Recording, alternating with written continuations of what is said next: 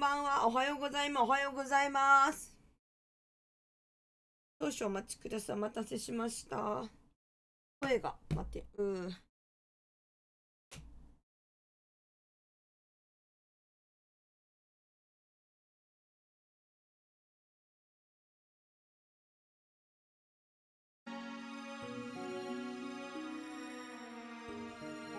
ん、音流れてなかったっすよね。すいません。無音配信だったかも。よいしょ。どんぐりさん、こんばんは。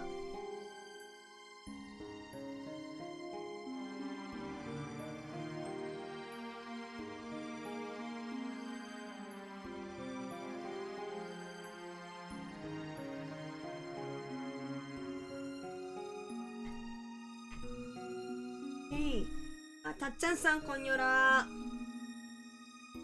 お待たせしてすいません。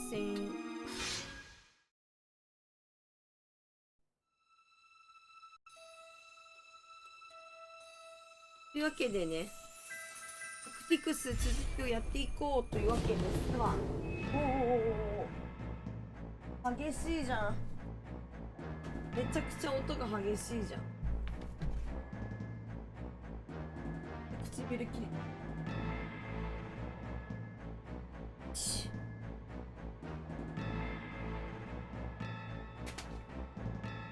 昨日の続きになってるんで、あれですね、サブストーリーみたいな、そこの途中になってますね。あれ、なんか画面暗い？大丈夫か？映ってる？これ映ってない？映ってる？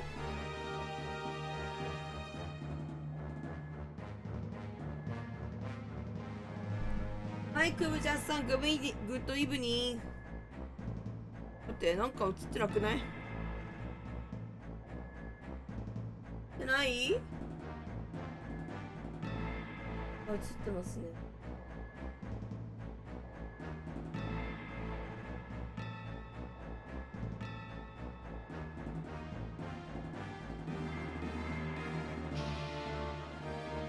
よいしょ。え？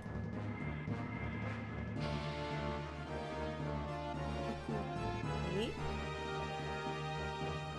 あ、野崎さん、こんばんは。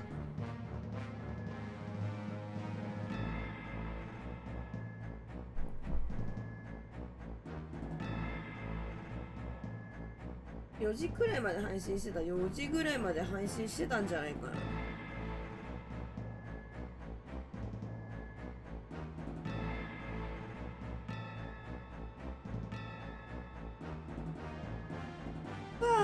よし。ちょっと遅れてしまって申し訳ございません。ちょっと X。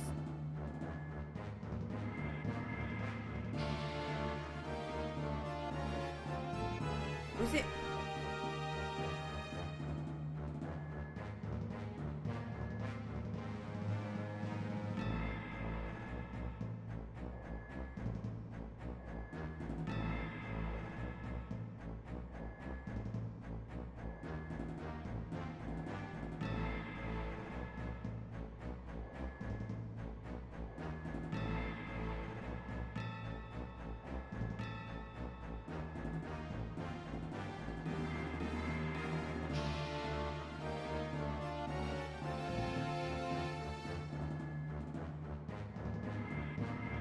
4時過ぎ。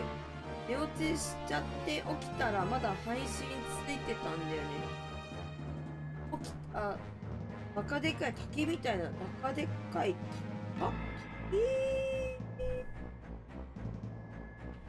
滝どこいたっけ？滝なんかあった？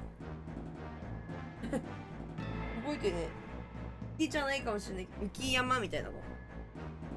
よし、じゃあ続きですね。やっていきます。早速。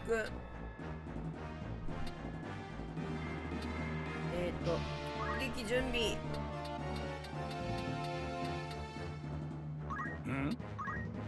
オルランド、これ溜まったんじゃないか。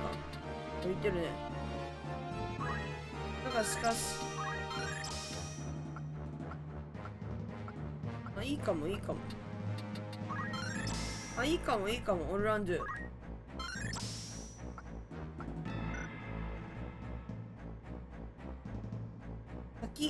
雪もあったっけな。なんかあんまり注視してなかったな。なんか雪山っぽいとこだよね。オルランドゥがなんかこのなんだっけ牽制みたいなあんまやる意味なくなっちゃったな。牽制。あ、デルタさんこんにゃら、いらっしゃいませ。あ、させハマってるね、こっちも。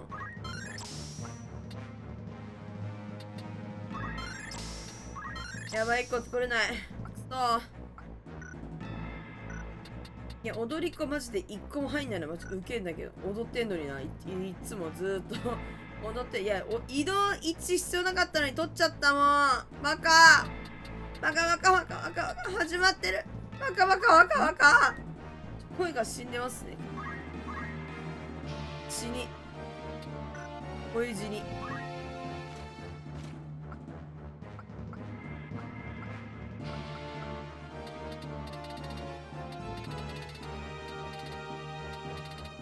このサブクエみたいなのを終わらせて、続きやっていけたりとかできるといいなっていうわけでやっていきたいと思いますね。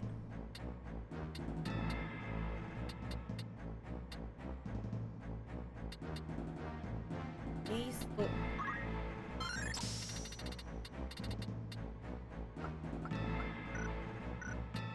これやりたかったんよ、召喚師。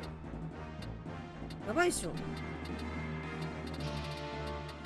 ゴーレム強いんだよな。ゴーレムカーバンクル取ってオブチェンして応援してよね。あ、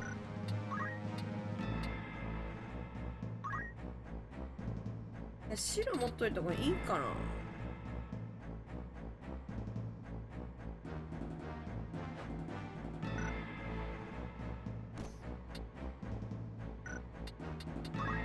レベル上げしようか迷うな。あ、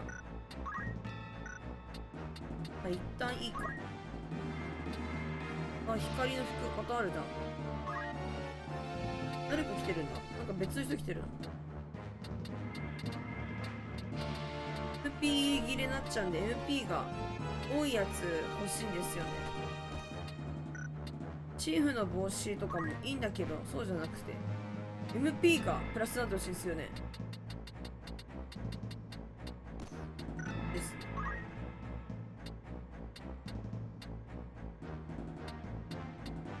召喚って魔法攻撃力なの？はい、どうなの？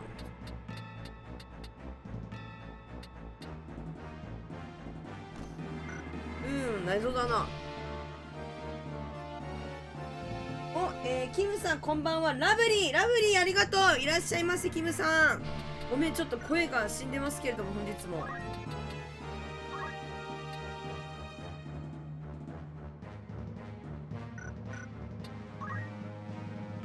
ラブリーだって。でもハッピーね、それ。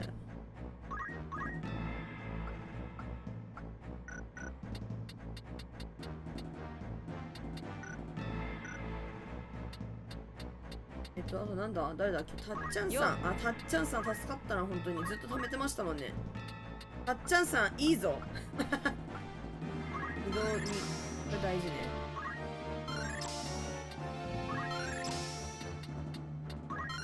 いけるか。あー、足りない。もうちょっとこれだな。くしゃみ出そう。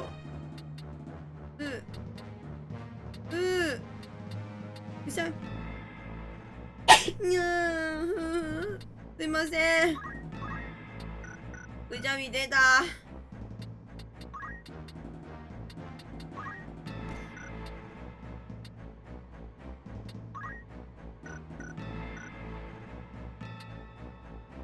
あと誰だ？ラムザベオルブ使ってたっけ？あ、使ってるわ、ラムザベオルブ。くしゃみしてて可愛いね、どんぐりさん。今日の調子はですね、どうだろう。なんかサブクエやろうと思ってるんで、ぼちぼちやっていこうかなと。ぼちぼちでんな。やっぱりぼちぼちでんな。伝わるんだろうか。ぼちぼちでんなですわ。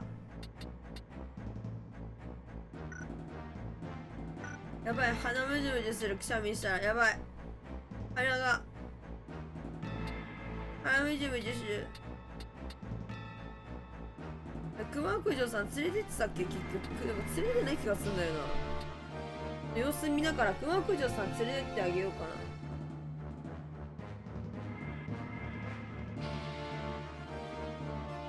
な。よし、ちょっとやっていきたいと思います。開始。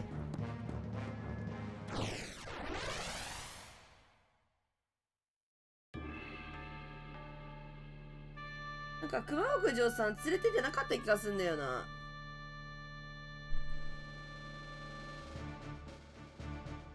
ラムザ、たっちゃんさん、ノウサギさん連れてってて、で、あとなんかこの2人連れてって気がするんだよ。オルランジュ強いんだけど、オルランジュさ、だってさ、剣技全部取っちゃうよね。だからさ、オルランジュ正直さ、ちょっと一旦さ、おとなしくしてもらっていいんだよな。熊九条さん連れて行きますね。全力で行く。みんなレベル上げをするとですね、今日一日をレベル上げで全部埋め尽くしちゃうんで、まあちょっとサクッとね、ここは進めていこうかな。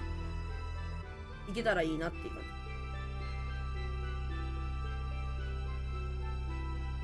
やっぱりマジでさ、みんな唇元気？あなたたちの唇は、皆さんの唇は元気ですか？私ほんともう終わってんだけど、言ってマジで。切れすぎる。切れすぎマジで。切れすぎ。痛い。くらえ。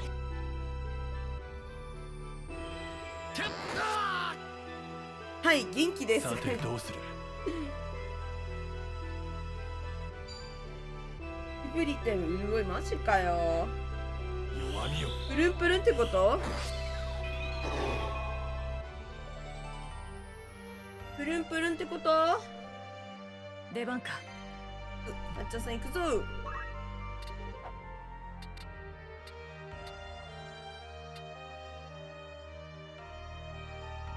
普通にずっとプルプル。あら羨ましいね。あらいいですわね。盗むって斜めなやつはダメなのか。でびっくりした。鍵な服いけ。ナイス。盗みました。なっちゃんさん激アツ。進むぞ。激アツっすわ。でも踊ります。踊ります。待機。あ、なんか普通になんかいる。アイサコスなんか下がっちゃった。あらら、どうしたの？下がったって無駄だけどね。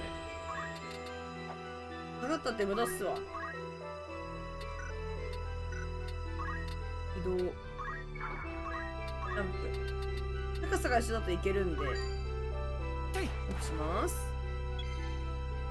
プルプルでなきゃ切れてないです。なんてこっちゃ。自分めっちゃ切れてるっすわ、マジで。切れてないっす。熊九条さん、黒持ってきてないやん。技覚えてないやんか。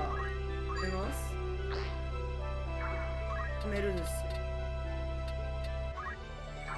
待機。どう動く？ノウサギさんは回復を持ってるんで、回復を入れちゃいます。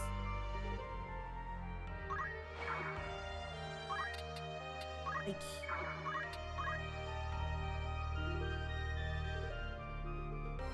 敵を撃つ。どんぐりさん、10連続視聴中だってありがとうございます。いつもありがとうございます。遅くまで。今だ。いつもありがとうございます。アブリキル効果ないと言われてなんで？カーバンクルかわいい。こんなのだ。カーバンクル知らんかった。報いてみせる。なんか回復入んなかった今。ありがとうございます。そんなもんか。こんなもんか。華麗に。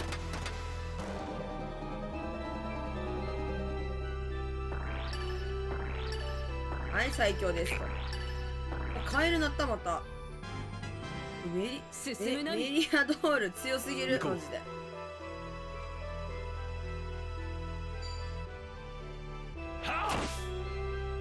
激強なんだけど。そしたらこのアクサリーとか見せればいいじゃんこれ。いや惜しい惜しいね。やってみせる。なんで回復入んなかったんだろう。踊りまくるから。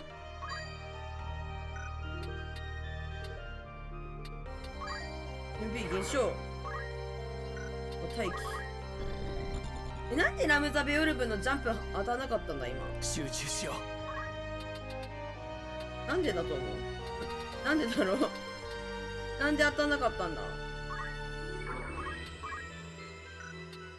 演技、波動撃、熾烈座、当たらないね。なんでやろうか。シャルさんいらっしゃい。いらっしゃいませ。今日も声が元気に死んでるぜ。へへへへ。へへへへ。なんでなん移動しちゃったからか。移動してないから。さて動くか。デフォでしょあれね。あんなことないんだけどな。あれね。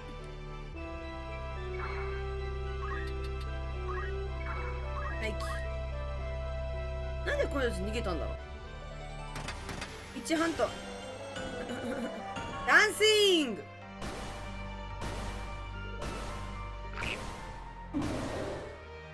NP 削ってます。これで最強すぎるガチで。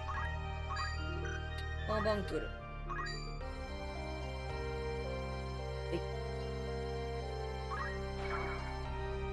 はい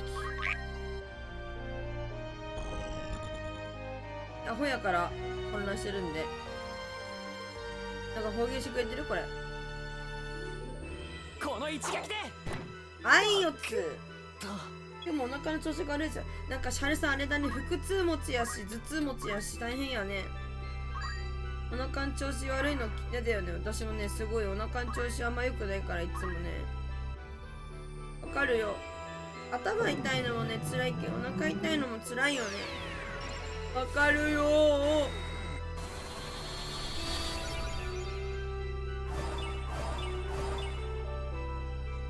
ダメだみんな当たんねえよこれ。でも家のトイレにいるの時が一番しい。わかる。大きい声ではわかる。それめっちゃわかる。マジ家のトイレ安心感やばいよな。わかりすぎて困るわそれは。あれはもうあの子にお願い差し上げて。スムってさ倒されてる人にはできないの。できないんだ。へえ。やめますと。こいつで幸せいや私はね幸せも感じつつ安心感も感じてるね。なんかやっぱりさ落ち着けるよね。なんかそのもちろんそのトイレのね用を足すということでもやっぱ一番自分家のトイレがなんつうんだろう。なんつうのなんて言えばいいなんて言えばいいんだろう。あずましいって言ってわかんないしな。いいよね。いい自分家のお手洗いがね一番。あれ受けられてるの。誰も気にしないでできるしねトイレが。それは大事だよ。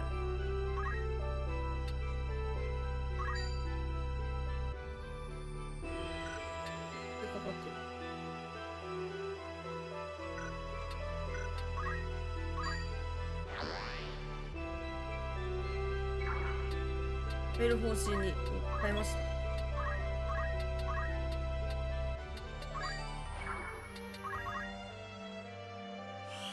やばいよな。全然なんかもう本当になんかもうゆっくり入ろうと思ったら一生ゆっくり入れるし。何何も気にしなくていいの。さてどうする。ベイオルーフじゃもうちょっと頑張ってほしいな。ベイオウーフ。なんかベイオルーフこっち帰ってきた。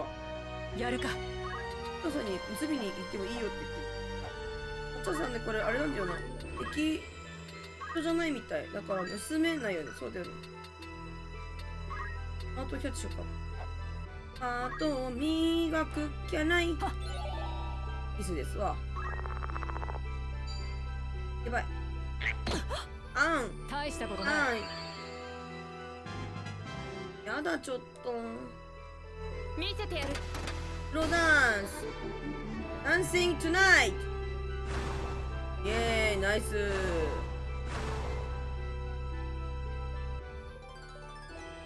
少しは一強く。生これでさ、もう一生踊ってておもろい。かわいいわ、こいつ。ほんと一生踊ってて。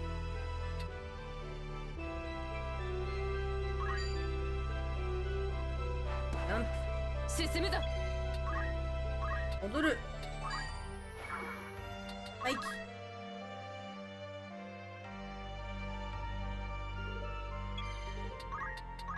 メル。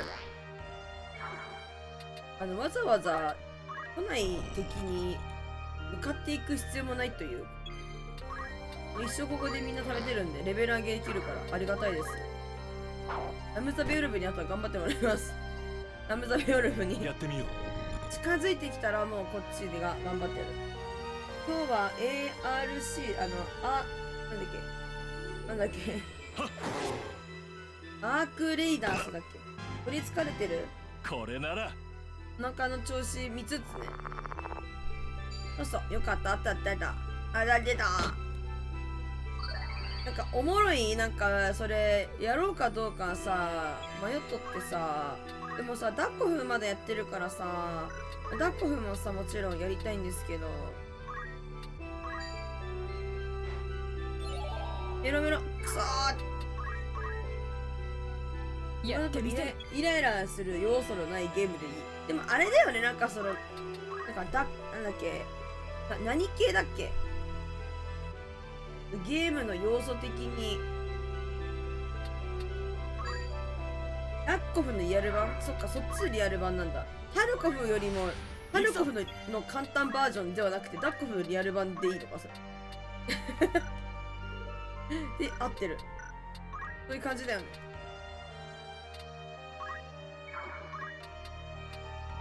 ジャンプ。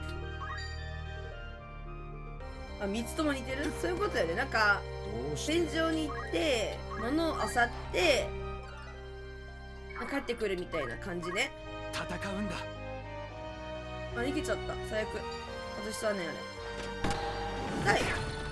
うわ、最悪。 MP 取られたってこの人。うわ、辛いね。切り替えられてる。おい茶があるのが特徴。あ、おい茶あるんだ。とかダッコフとかないのか。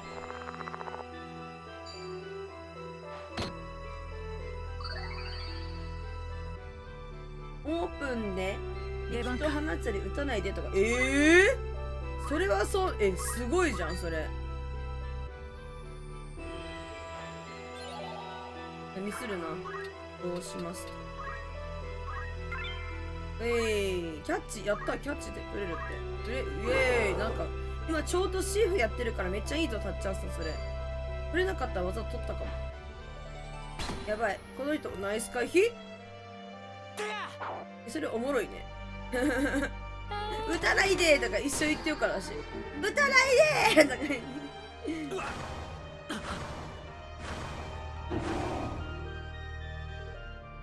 お腹の空かせた子がいるんです、撃たないでくださいってお腹の空かせた子がいる。ノックダウンされても命乞いさせて、そうなの。おもろいやん。そうなんだ。まだ倒れてないんだ。強い。はい。さて動くか。出る。はい。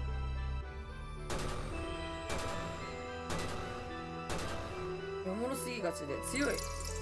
おギルムの心で、うわお金取ってやがるあいつ。集中しよ持ってたらどこでもあれ使うんやな。う。こいつだ。はいナイス。でこの人こんなに来なかったんだ。まあなんといっても高い。まあそうですね、6000円はするよね、値段がするよね。だからなんかちょっと気軽に抱っこみたいにちょさてとっとなんつうの話題になってるしやってみようかなって言って手出しやすい値段じゃないですよね。価値はある。ほんまかい。ナイスチャム。私は負けぬ。チャームって別に仲間になるやつじゃないのか。一時的に仲間になるだけか。あれ仲間になるんだったっけ。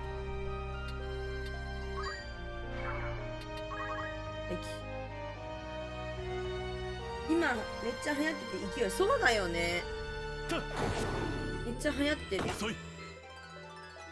まだまだ。どうする。移動しないのやば。避けろ。なんかみんなやってるもんね。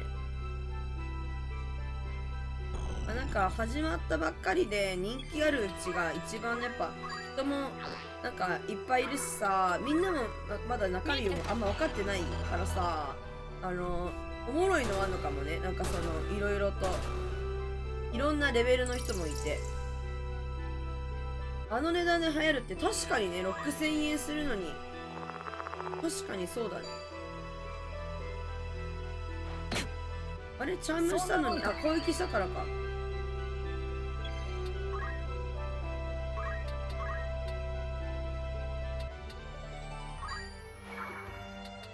行くぞ。行くぞ。なんであの人ずっと動かないんやろ。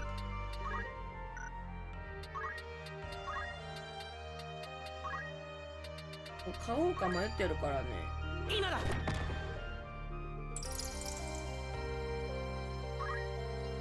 お金泥棒されてるのかな。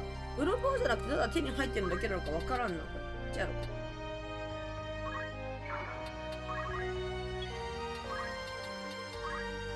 寝る。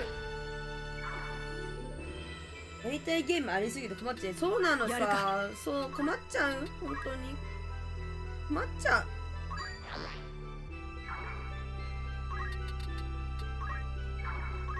さてどうする。戻ってきたのか。なんで戻ってきたんこいつ。なんでとどめ刺しに行かねえな。カレリメリアドルサが全体でここにいて攻撃できるからいいけど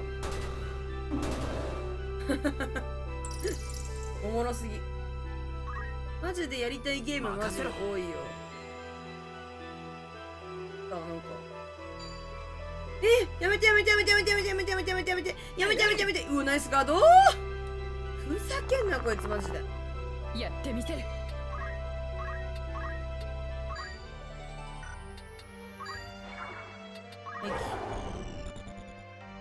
息が虫の息だ。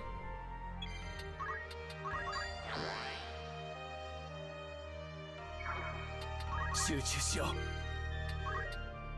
やりたいゲームマジで多いよな。時間が足りない本当に。う。やよいしょーす。当たるといいな。お倒しに行っちゃった。わざと生き直してたのにやるじゃん最後に。やりに行くか。あ、ニボさんこんばんは。いらっしゃい。昨日の続きからやってるよどうする。移動しちゃうかな。あ、移動しちゃった。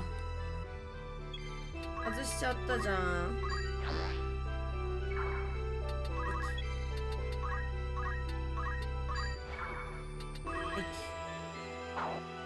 外したー。めっちゃ動くの早いね。やめてやめてやめてやめてやめてやめて。外さない。外してナイス。ウェーイ。本当に最悪あいつ。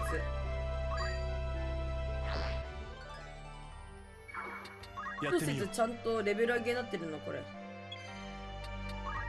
どうします。しくな。行くぞ。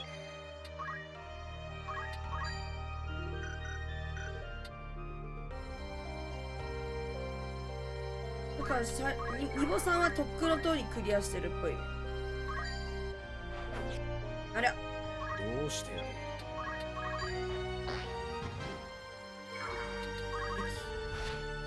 やばい、取られる。やばい、取られる。あれ、クリスタル取られる。せっかくあそこまでやってるのに最悪だ。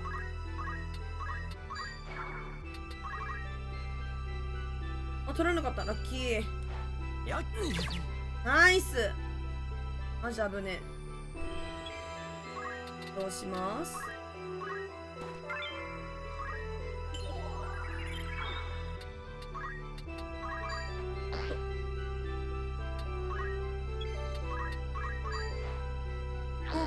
隠しダンジョンの99レベル。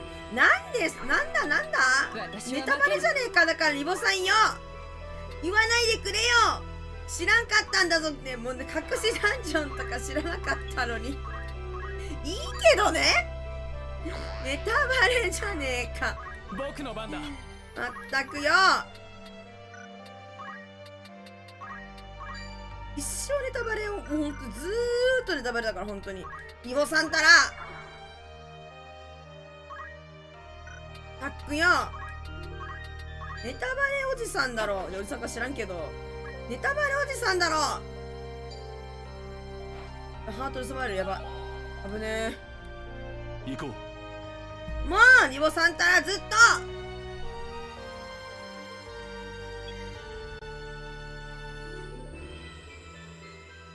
ともう私本当にね、ずっと思ってる。本当にリボさんはずっとやらかしてる、やってんなって思ってるからね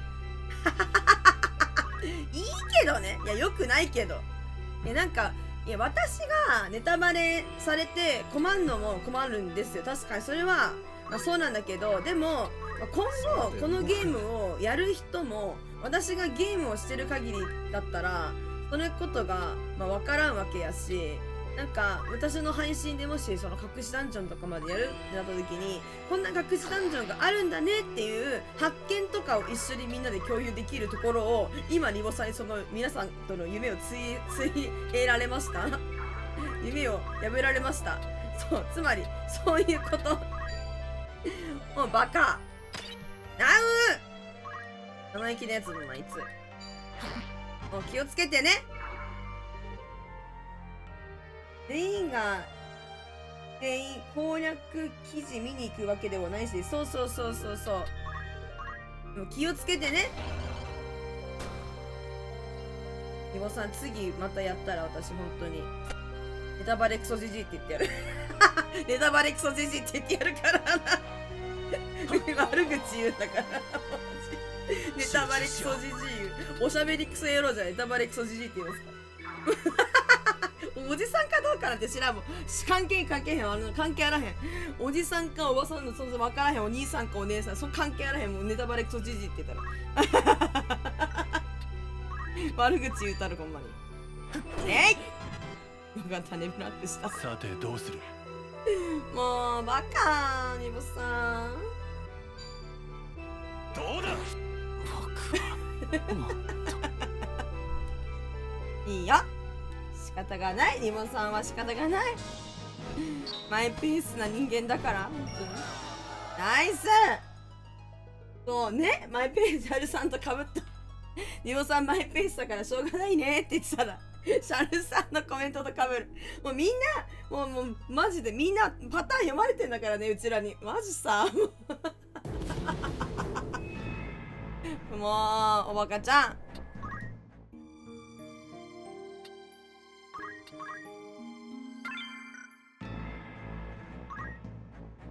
マジで。でも本当にわざとネタバレしてんなこいつって思ったら発言バンにしてやるからな発言バンだもんもう畜生とも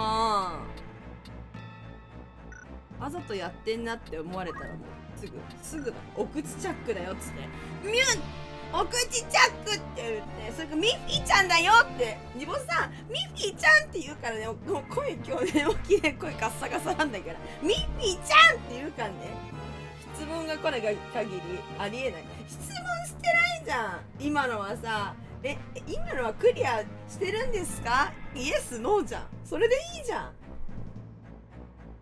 もうイエスノーじゃんね各自団長一部のことのコンテンツを残して他はもう終わってるよとかでいいのよ言いようはいくらでもあったはずむむむむいやでもしょうがないむずいよねわかる何がネタバレに当たるかなんていうのもいちいちみんなが考えなきゃいけないの大変だとは思うけどでもマジでさっき言った通りなんで私がネタバレ食らうことも困るが見てる人たちもわそれネタバレじゃんそんなものあるんだこれから配信で見れたかもしれないのにみたいなことがあったらかわいそうだからやめようねっていうことで気をつけてくださいませると嬉しいでございまする的な感じなのでマッスルなんでお互いに気をつけようっつうわけだねネタバレは罪と言われますかニューラコ法律上司さんうわーそうだねもう本当ならば罪に問われてほしいねなんか朝ごはん抜きよとか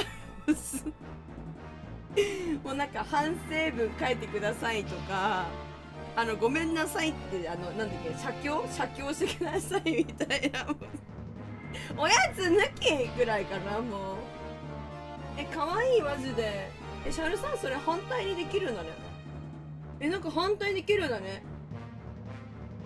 ハテナのやつね味受けんだけどほんとフレアとかあるこれ熊牧場さん技何が欲しかったんやろいないよな今日熊牧場さんなんか今日は飲みに行ってんのかなそれかねひょっこりねやってたんけって俺の画面だとスタンプ表示されてない嘘めっちゃ表示されてるよ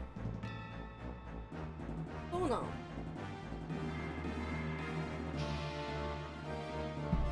左右反対になってるよね何やそれ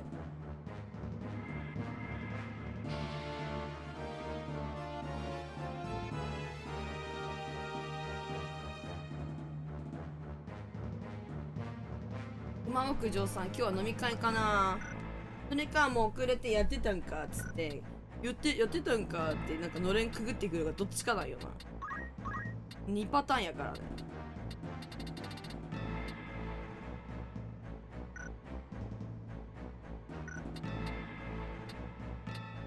このまま行こうか黒マ取らないあかんかペペもでもならないマジほんまやでもなんかシャルさんのスタンプ全部反対になってるそれなんかやってるななんやそりゃ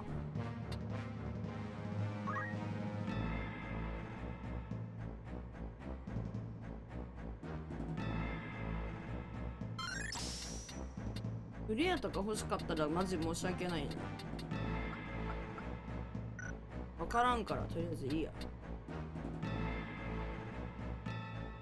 ドラコンだけ表示されてる感じがそうかそうなのかなそれだけは表示されてるいやでも別に全部やってるよなんかバグってんのかななんやろどうぞどうぞどうしたはっちゃんさん強くなったレベル50になったよはっちゃんさん一回お休みかなでもなんかもったいないよな何がもったいないかっつったらですねシーフがレベル8まであとちょっとじゃんっていう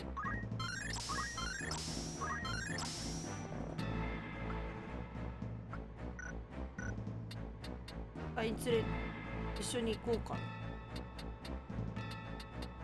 どうしようヨンさん踊り子できるじゃん風水師と竜騎士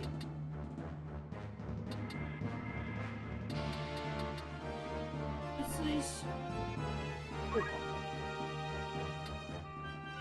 やる気十分チェンジ星持ってないのか着れる服あんま多くなくねこれなんだこりゃ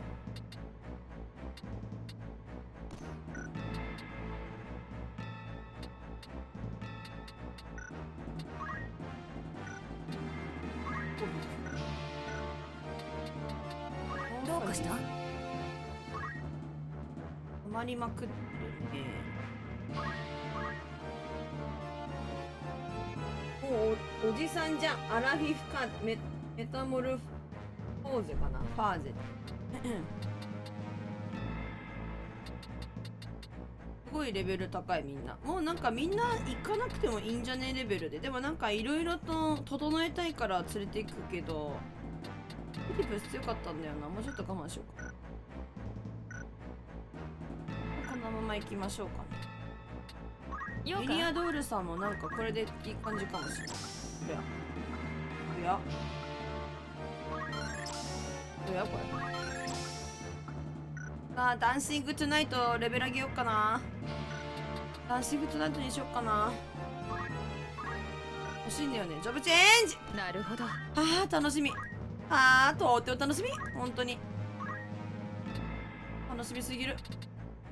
多分ね、これ持ってってもね、攻撃できないと思うんだよね。一応持っていこう。案件じゃ技使いませんけどって一応なんか言われないんだ。怒られないんだね。なんか変装備できるとかってやつつければ多分話は別だと思う。あてな、リボさん。あてにゃ。よ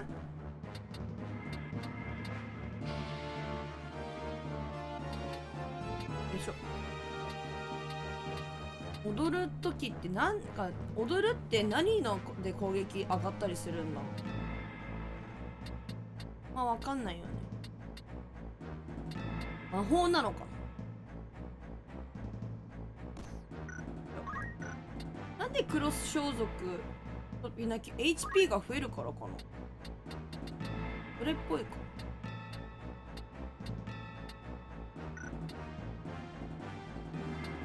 わかんないけどいいか。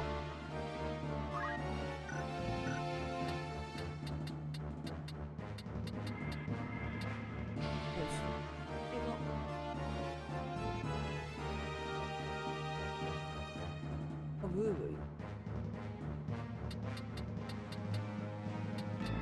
ー。よし、これで行ってみます。待って、ラムザベウルブ。ようかい？ラ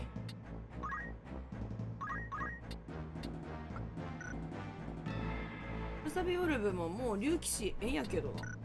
ラムザベウルブ目指すのはここなんだよね。ここずっと狙ってるでしょ。あと何か足りない。話術と召喚師だと。マジか。あ、召喚師いけるのか、ラムザベオルブも。あ、生きた。竜騎士のね、魂欲しかったんだよな。この力で。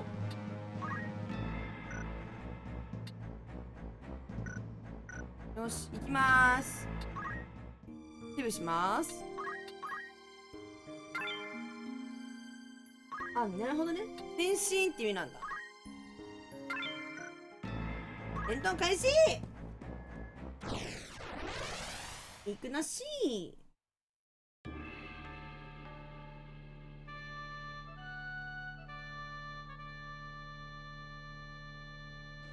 なし。よ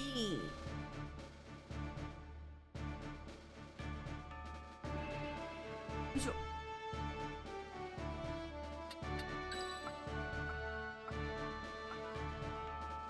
全力で行く。あ、もう50になったらな。ついいけるぜ。お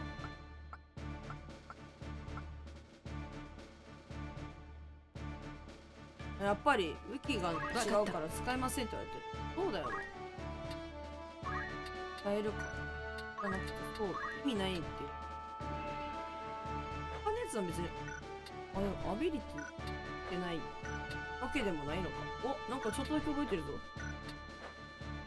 おお、ちょっとだけぐらい覚えてるぞ。覚えてますやん。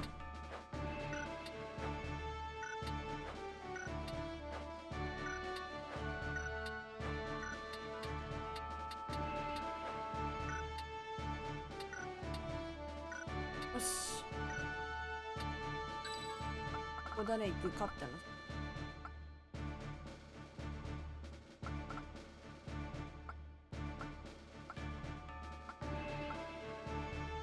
デルタさんのレベルも上げたいんよね。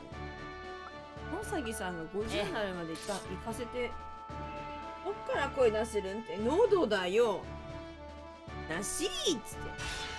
戦闘開始だ。なんかドラゴンみたいなのいるよ。もともとそうだったっけ。ドラゴンみたいなの倒せって言ったんだっけ。仲間にしたいんだけど、あいつ無理か。そういうクエストもしかして。仲間にしたらよかったんじゃね。なんか仲間にするやつ連れてきてないや。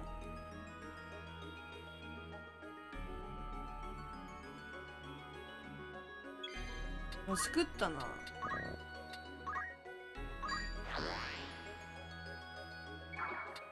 行こう。仲間にするやつ持ってこい。ユナコって口一つしかないんだ。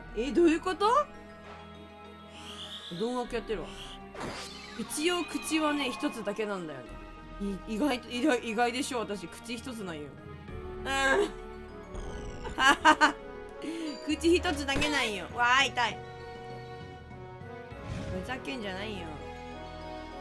ブルードラゴン仲間にできるタイミングって他にあんのかな。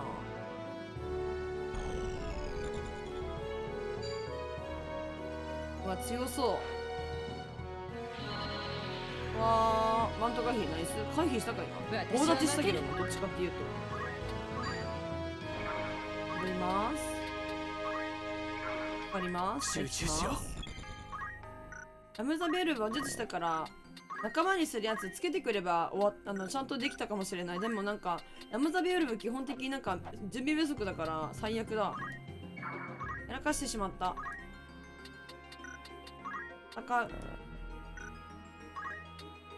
近くダメなの。うわ話術使いたいな。やり直そうかな。でもチュロスみたいな名前やなっていう。チュロスってお菓子だな。チュロス美味しいよね。あんま食べないけどチュロスうまい気が。渦巻く怒りが熱くする。これが方向の臨界。波動撃。波動拳。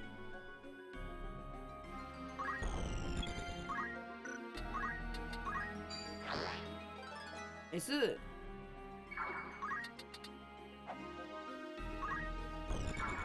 い野崎さんがゴーレムは召喚。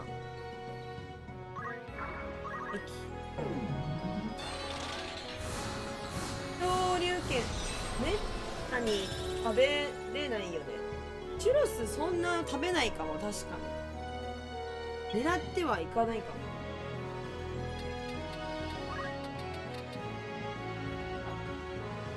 何やろお祭り映画どこで食べるチュロスって。よいしょ。遊園地とかそういうところに行かない。確かに遊園地か。ダンシングチュナイト。あれもうやつ使える6。強すぎ。はい強い。別のとこ行った。ドラゴン狙いに行くね。祭りとかにもそうだよね。祭りとかにもあるよね。これナイスガード。やっぱ大事やなゴーレムは。攻撃しなかった。なんでだろう。やばい。空白女さんが瀕死になっちゃう。やめてください。進むぞ。踊り散らかすぜ。踊り明かそう。サンバサンバビバサンバ行くぞ。パチュケンサンバチョレイ。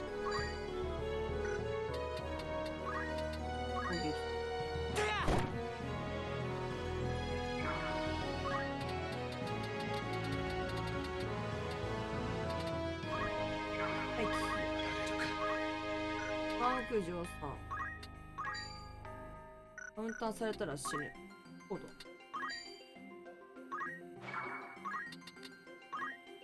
死ぬ。ドラゴンスレイヤーになりたいんじゃ、あ、そう、ドラゴンスレイヤーになりたいの。なるほど。それはあるかもしれない。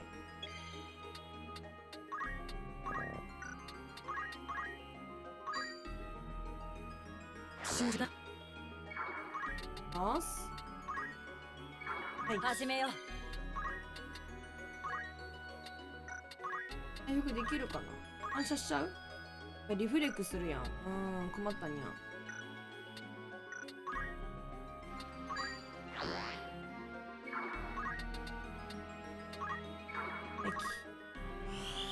入れ、糖度。ああ、ならないか。お、逃げた、カエル。お、逃げた。あ、毒めっちゃでかいじゃん。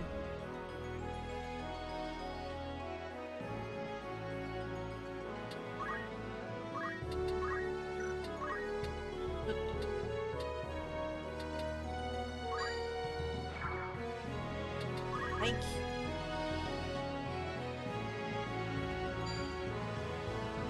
この不思議な踊りはね、踊り子なのよ。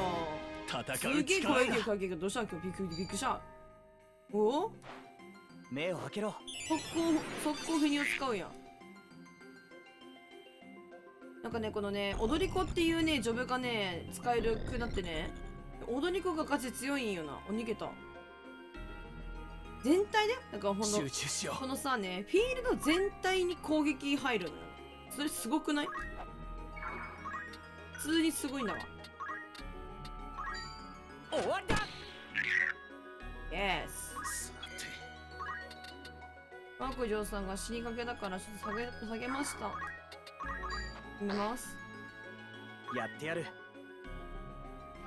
めっちゃ強いんだよこれが。だってフィールド全体ね、本当に範囲が全体のどこにいても全体に入んの。それすごない？狂ってるマジで狂ってる。このジョブは狂ってるジョブだから。本当にたっちゃんさん食べてるんから。斧があれなのか、重たいみたい。やってみせる。見てて、ここでね踊ってね、 MP 減少と今は全体攻撃、まあダメージはそんな強くないけど入るのと、スローダンスってやつと、まあこの回ってくる順番遅くするっていうやつと、足遅くしたらね、あとこの敵に何らかの状態以上付与する、これがガチで強い。マジでこれは強い。何らかのね、状態以上が毒だったり、ドンアクとかドンムブとか入るから、動かないようにすることもできるし、ガチで強い。寒いからちょっと上を着る、T シャツだったんよ。超寒い。負けない。寒い。いいや。そう、めっちゃ強いんだよね。で、なんかそれ他にもできるアビリティがあるから、アビリティ覚えたくてさ。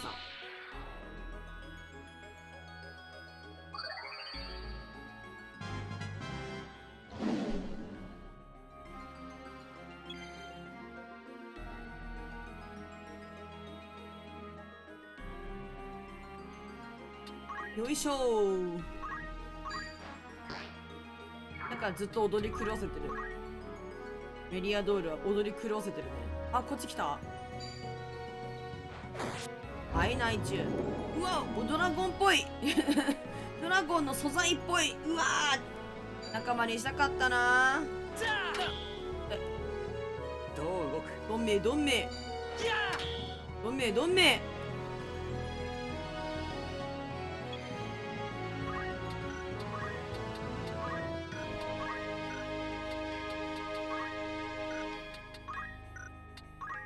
なんか使えない、なんか技覚えてなかったっけ？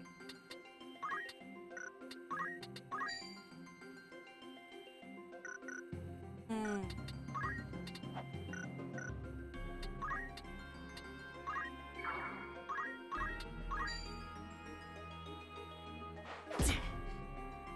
80入んないよ、ダメージの。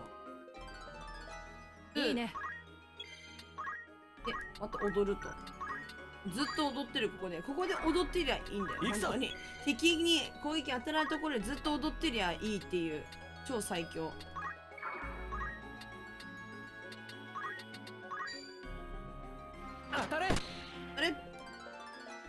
よしいいね。あれるかもうずっと止めるよこれここはみんなレベル上げゾーンすぎる。あ、こっち痛い。やられた。やばい。持ちこたえる。オートポーションマジでかすぎ。やるか。レベル上げの人たち。さすがメイオンウーフさんも汚いね。必ず後ろ取るもの。ナイス回避すぎるだろそれは。やばすぎ。やってやる。いけてるね。ナナザベルブ狙われてるね。わお。よし。オートポーション入んなかったらでかすぎるな。もうずっとこれね、ここで踊り狂わせるっていうタイプ。行くか。あははははおもろ。マジでやらせたいんだよね、踊り。踊り子。絶対強いもん。最強だと思ってる。正直一番好きかも。最強だと思ってる。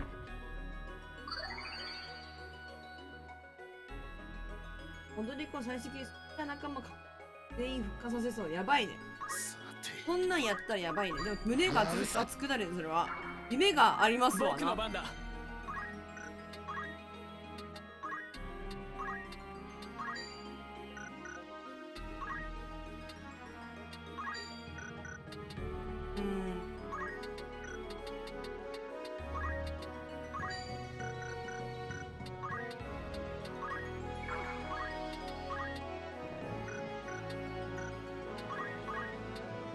またベウルブの技がね、アイテムが今遠距離攻撃なんだよ。今だ。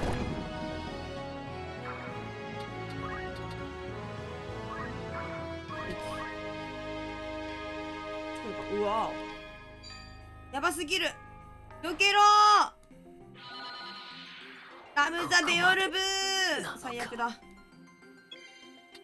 ノウサギさん助けに行っても、キさん助けに行ってもあれだ、できないんだ。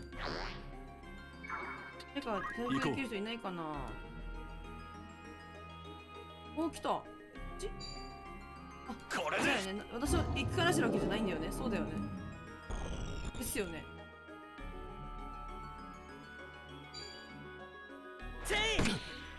MP3 回ガチででかいと思うんだけど。私は負け MP る。削られたらまずいやついるから。移動します。踊りながら移動します。ペニを持ってるんで移動します。ハッチャさんもオートポーションガチ入るから余裕。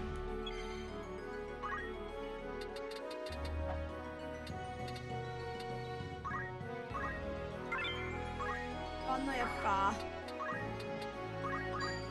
無駄にはしない。ナイス。経験値を無駄にしないか。みんな回復しない理由はね、リフレクがついててね。あ、第チームも帰ってる。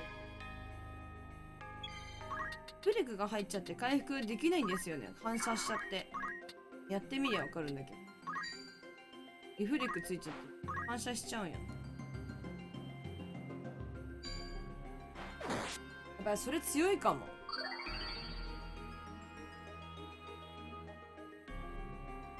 ここで終わりなんかな、このサブクエの話みたいな。雲駆除させる。うわ、最悪だ。おいやめろ。なんだこいつ、嫌なやつだな。神よ。なんか踊れば踊るほど、しかもなんか強くなるらしいんだよね。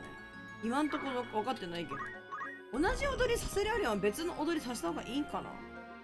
あんまりちゃんと分かってない、その辺は。そういうのあるかもしれない。強くなるの。分かる。なんかリフレクがね、反射させちゃうんだよね、魔法を。ほらほらほら。え、さて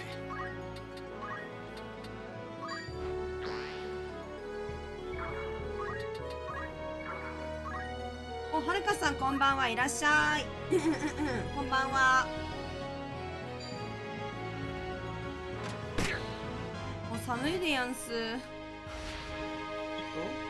リアドールさんがアイテムフェニをぶち込んで、このままではこのままではつっててチャクラ寝れるんで、大丈夫か。これ余裕っすよ。チャクラ寝れば大丈夫。ちゃんさんはやはりアイテム微妙だね。やってみよう。あとは頼んだ。僕ゲストメンバーなんですけど、ゲストメンバーにめっちゃ仕事させてるっていううちらマジで何もやってないわ。やばい、力らせられた。いるんじゃないっつって。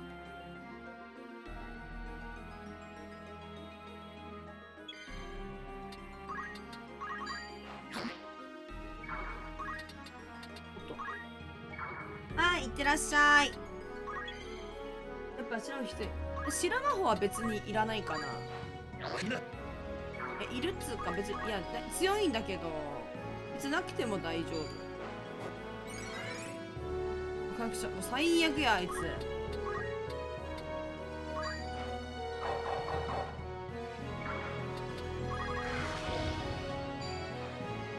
ばい、やばすぎ。あれあ、またやられた。最悪や。私は負けぬ。アークレイダースいってらっしゃい。シャルシャン大丈夫か。余ってるね。はるかさんはやらないんですか？アークレイダースなんか新しくみんななんか配信の人みんなやってるやつやらないんですか？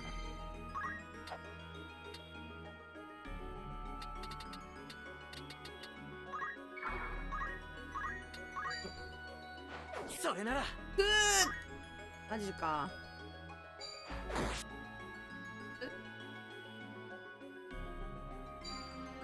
ラムザ一生狙われるやん。それブリザードだとここまで見える。やばすぎだろ。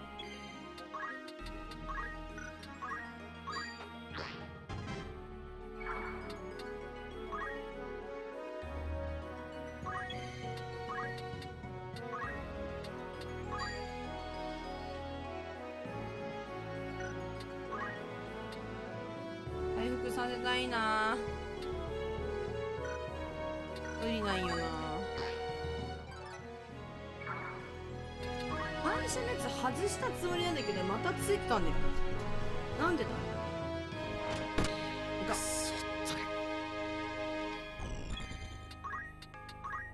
ミニオン神よ。倒れるわけには。死なせるものだ。で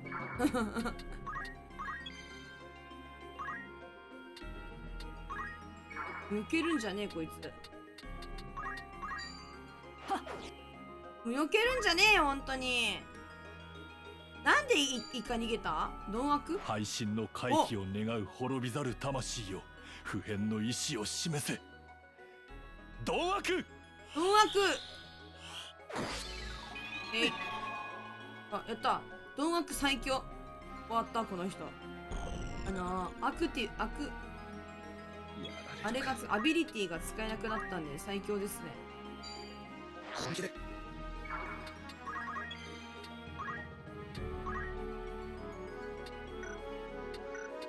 なみに移動して戦うってなったら攻撃力どれぐらい出るんだろう。必要はないんだけど。91いいね。死の聖国入ったぞ。おやマジかよ。武器が多分うわラムザあれーラムザーしっかりしろ。ラムザーめちゃくちゃ狙われるね。かわいそうだね。勝つに。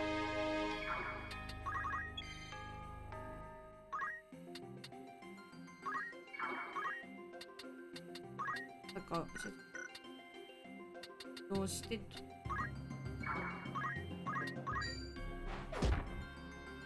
と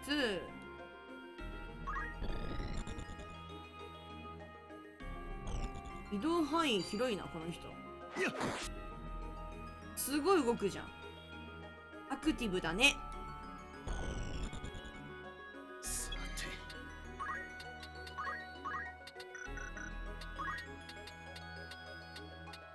ここに来たら入るかも。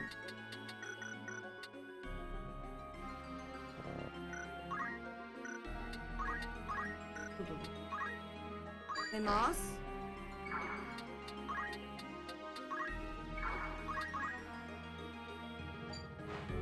エクスポーションだるーこいつ。だる。エクスポーションだる。メニューがあと6つしかない。まずい。明日かポジション入ったら結構強くなっちゃう。こうじゃない？ナイススロー。いいじゃん。なんかすごいなんかいろいろ入るんだけど、なんかそのなんだっけ、デバフめっちゃ入るんだけど、なんだ。もう行くから。野崎さん50歳になりました。このままでは。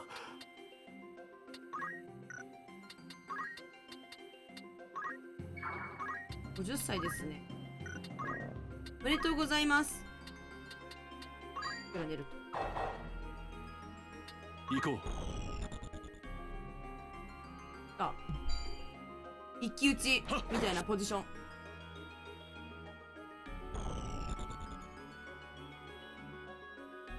来んのか？あんのか？めっちゃ年取ったんやわし。そう、レベル頑張ってあげてよ。やってみせる野崎さん。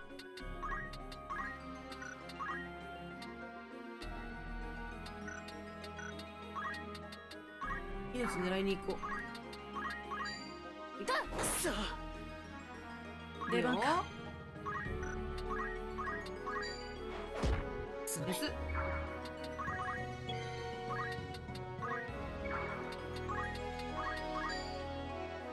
パンクショーはダメだ。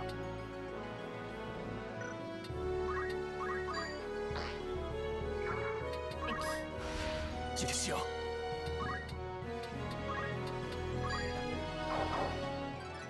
はい、ナイス。うわ、ええてる。物取りに行ったの、ちゃんと。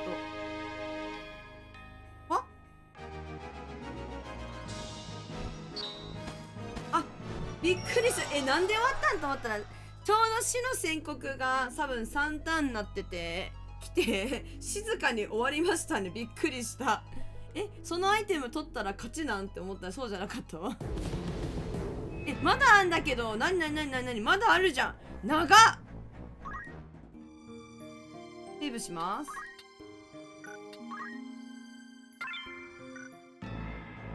仲間に入れるの必要かもしれないから、ちょっと準備しよう。ラムザをさ、勧誘するわ。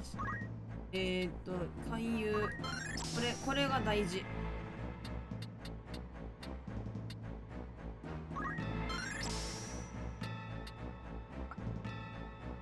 耳を塞ぐ。モンスターに対して話術を。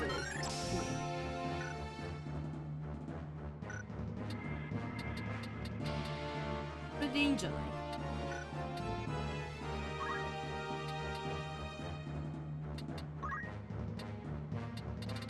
スター5。もう続けてたらいけるんだっけ？ラッキーラッキー。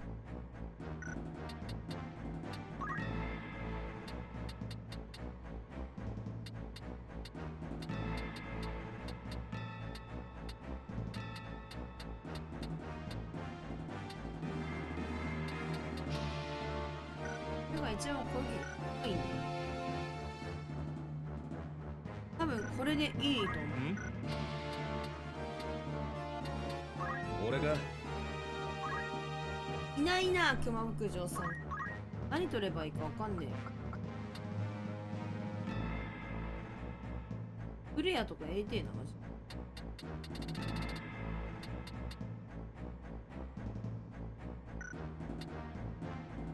はいか。まあまあ持ってって。うん。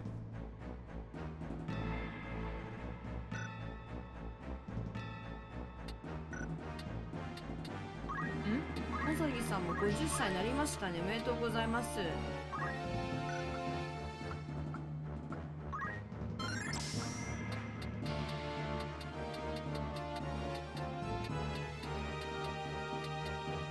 さあどうしよ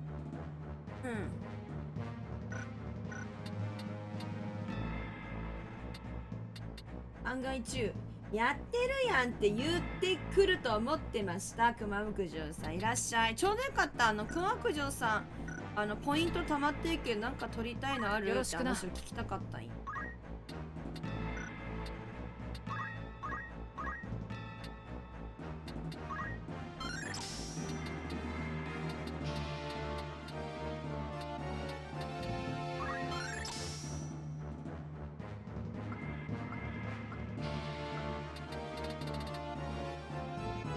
万にする？オッケー。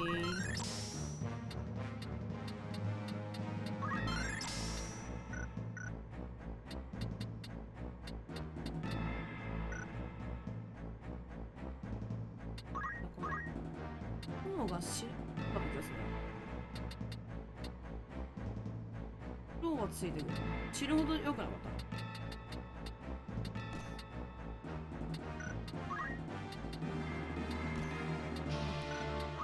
にあるわけ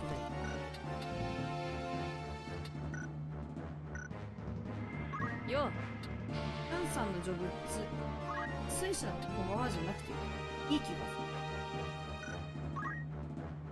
る。空気士になればいい。やる気十分。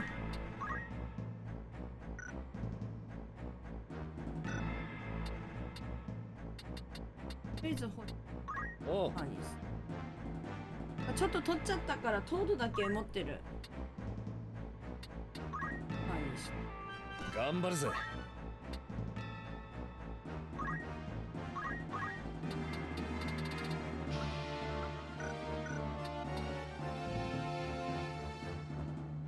結構楽しそうだよね。私も好き。銀融詩人、あ、ほんまや。男性は銀融詩人みたいな話これ。待って、銀融詩人ペイストル、銀融詩人とか出てるやん。あれなんだ、女性は踊り子で男性のジョブは銀融詩人なんだ。うわ、超おもろいやん。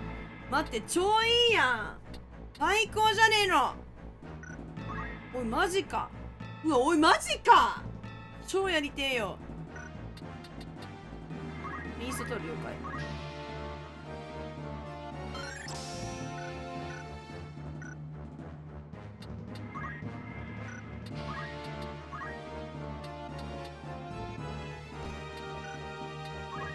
最高じゃねえのマジで。あ、やべ、ベイオウーフから服脱いじゃった。まあいいか、まあいいか。あ、えっか。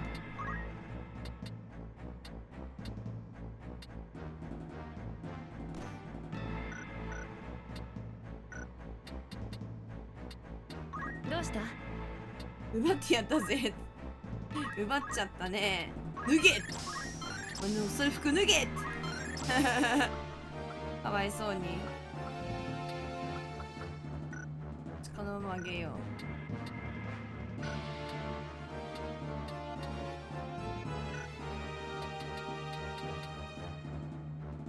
う。どうかした？野崎さん一回あれかな、お休みかな。50になったしな。もうちょっとで8なんよな。完走させてでもいいけど迷う。迷うな。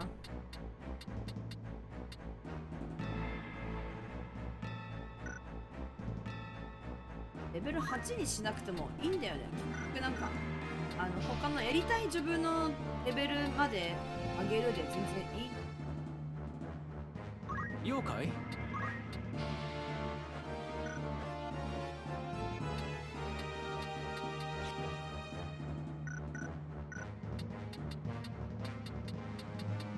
ヒルタさん呼んだ連れてってあげたい。ヒルタさん連れてってあげたい。ヒルタさんもでもなんか開けるたいのどれ？金融指示とか狙いたい。いけるかな。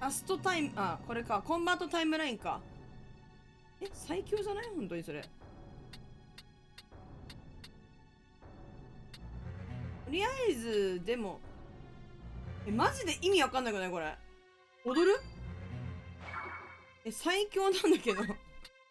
思ってたけど、やっぱり強いじゃん。安全なところで待機。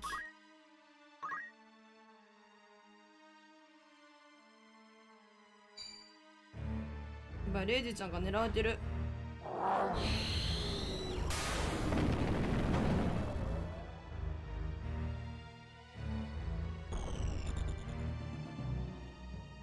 飛んできた。ピュピュピュピュピュ。やばい、死の宣告やめてね。外せ。うわー、キモすぎー。アンティゴネ。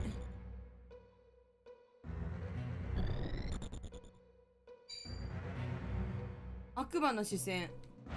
やばい、視線そらせか、悪女さん。いやー、ミスナイス。飛んでくるじゃん。オッケー、55%。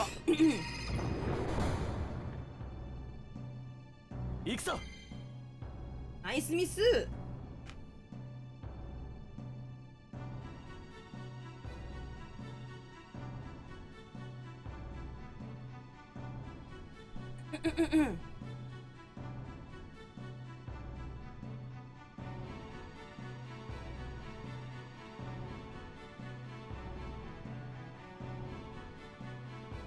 待ってね。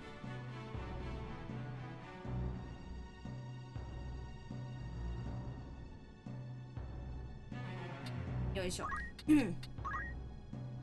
勧誘とかしてな。死の宣告マジしんどいんだけど。なんなの？どうしたらいいのほんと。悪口も言えないよな。これな、別にね、死の宣告は直せないんですよ。高いところ登れないから、地べた這いつくばっていくしかねえ。どうしたらいいんだ。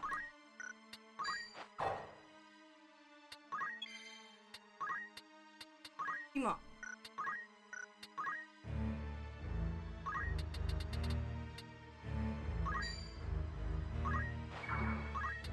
どうします？待機します。逃げたい。当たる当たる当たる当たる。ナイス。足速くなった。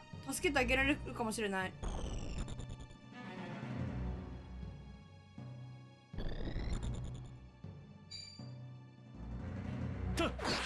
よっ。痛い。待って。どこに行く？お、どっちだ？おお。アイスブレイクみたいな。わお、強すぎー、強すぎる。こういうこっちゃ。わけわからねえ。最強かよ。対応できるかも。悪魔のささやき。ミスー。私は負けぬ。あれ食ったのかな、ラストダンス。25ターン後って全然回ってこないね。あれおかしいな。ちょっと別のことするか。ちょっと。はい。当たればめっちゃ強いね。気が降りゃまた食らうな。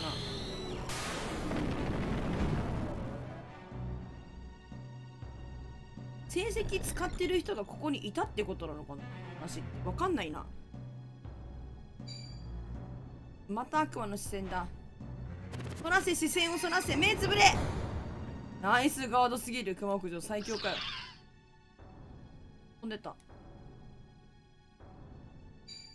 やばい。そらせ、目つぶれ。ナイスミス。集中しよもうラムザが死ぬ。ラムザ死ぬんだけど。どうしたらいいの本当に。かわいそう。マジかわいそう。生き返らせられるかな。大丈夫かな。心配なんだけど。いけ。う。聞いてくれ。今あなた幸せですか？ダメだ。くそー。さて動くか。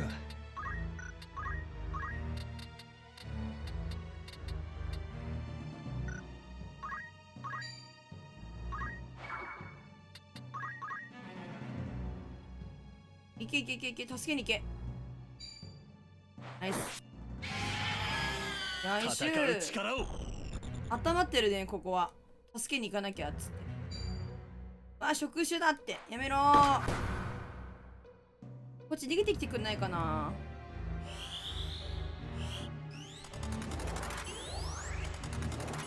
入りませんと。逃げてきたか。あ、一撃じゃないね。惜しい。やるぞ。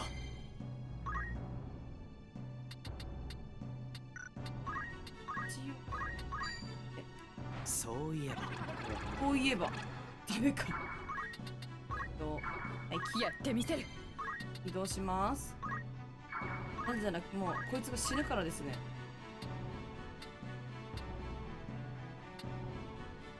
状態上つかないのかな。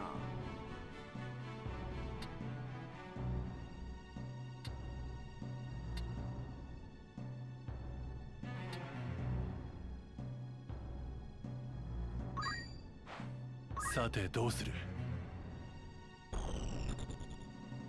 どうだ。ナイス。なんか攻撃力上がってるくない？これなんでだろう。なんか攻撃力上がってる感がするんだけど、なんだ気のせいかな。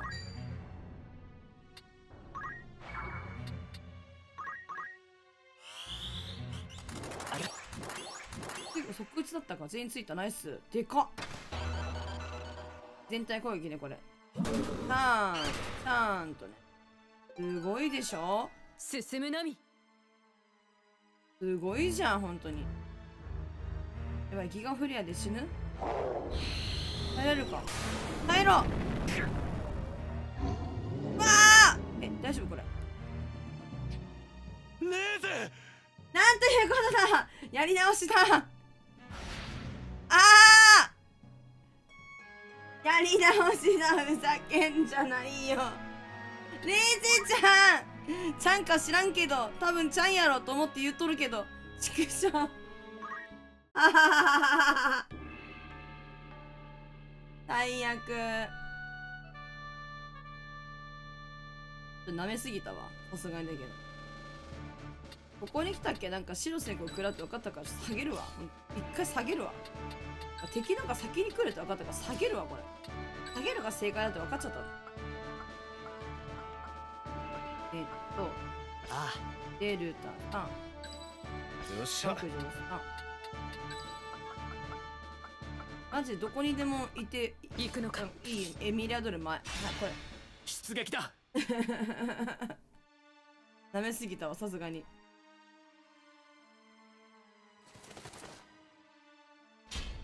レイジ救出。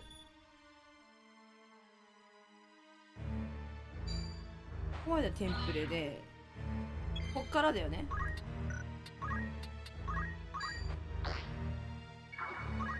ます。やってみよレッツゴー。で踊るね。これ強いんだけど24ターン後まで踊り続けなきゃいけないから、一旦別の踊りやっちゃうもんこれ。待って待って。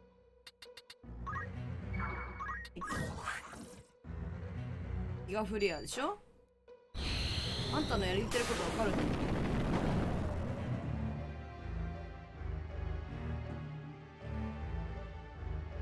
これ袋叩きにされたら終わりなんだけど、メリアドールが足りないのかな。なんか話変わったなこれ。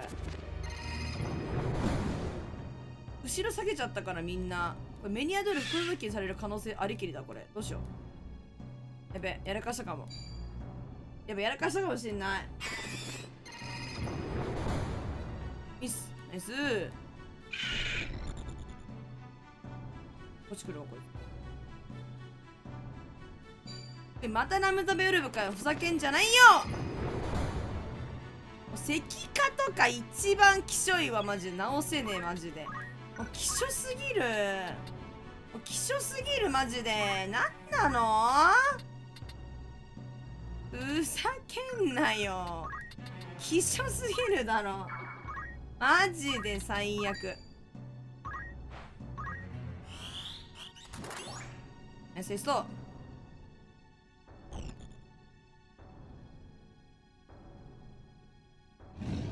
なんで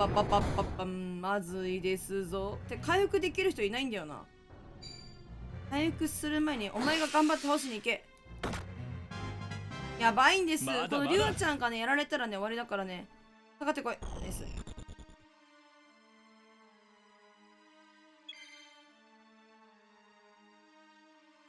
あったにゃー。回復できないんだよにゃー。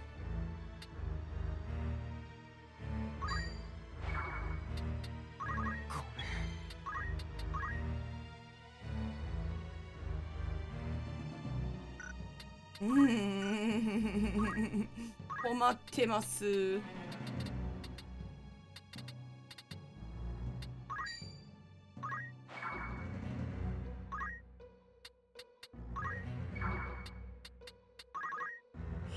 とはベイオなんちゃらに頼むしかない。マジでお前が頑張るしかない。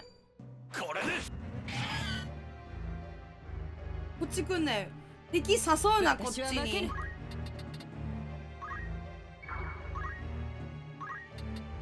踊ってるけどこれ踊りよりも先にあれかな。全部やりたいんだけどさ、助けなきゃいけなくなっちゃうな。きっとふざけてるなマジで。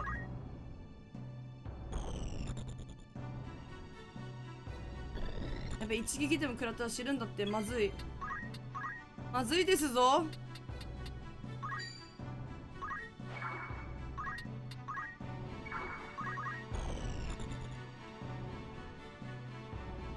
勝つぜ。まずい。いや、舐めなければ勝てるんだけど。待って待って。いやー、マジでアフロンさんありがとう。今月もありがとうございます。ラブありがとうございます。パブスクありがとうございます。ありがとう。マジ助かる。助かる。ビッグラブ。サブスクの儀を行おう。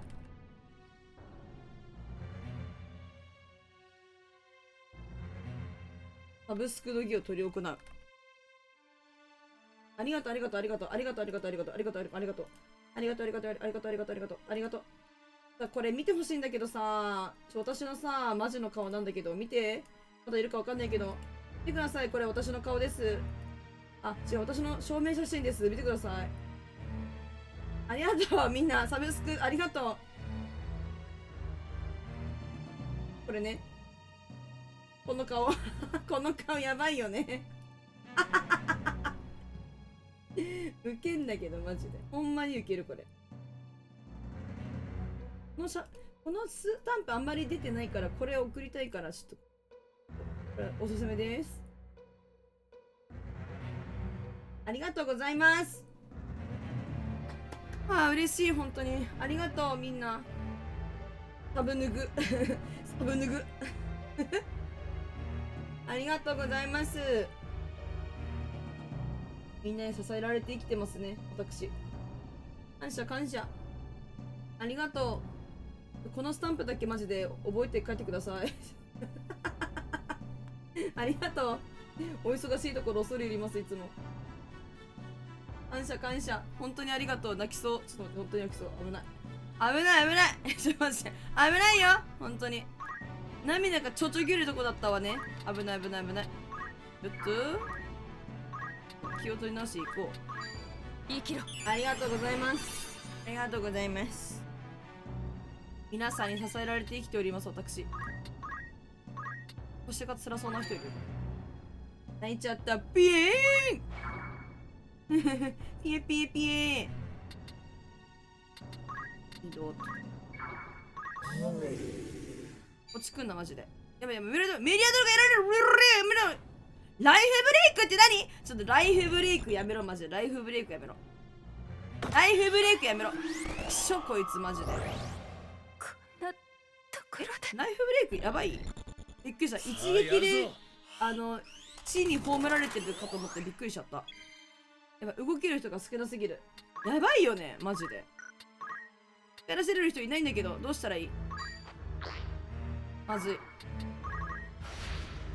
やばい。あんなにクイズになってるのに誰も助けてあげられない。取りに行けない。お前が頑張らないとうちのパーティー死んじゃう。ベイオールーフ本気出せ。いた。知能宮ちゃん死にました。さようなら。どう動く。やばいマジでやばい。ギリギリでいつも生きてるこれ。KATTUN のガチでこれ KATTUN ワンチャン勧誘当たったっけ。終わるんだけど頼む。そういえば今あなた幸せですか。くそー。ワンチャン狙ったんだけど無理か。さすがにだけど攻撃しろよふざけんなよ。あとでドーワークしてくれたわ。ナイスガチナイスドーワーク。それは勝ったわ。どうしてやろう。勝ったわマジで。勝ったけどギリだね本当に。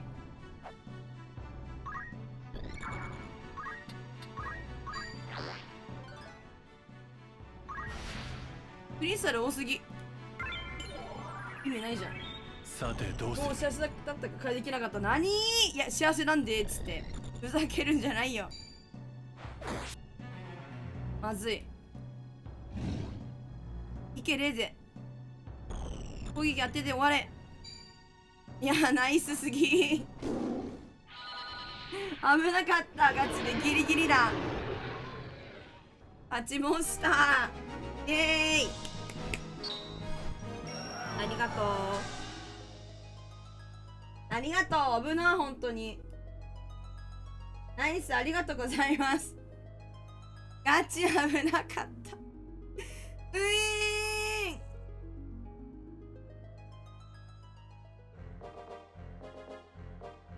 ありがとう。感謝するよ。先だからラムザ君いたりいなかったりする。了解了解君。のお気をかげでつけてね。レーゼを救出することができた。レイゼってこのリュウちゃんだっていうの。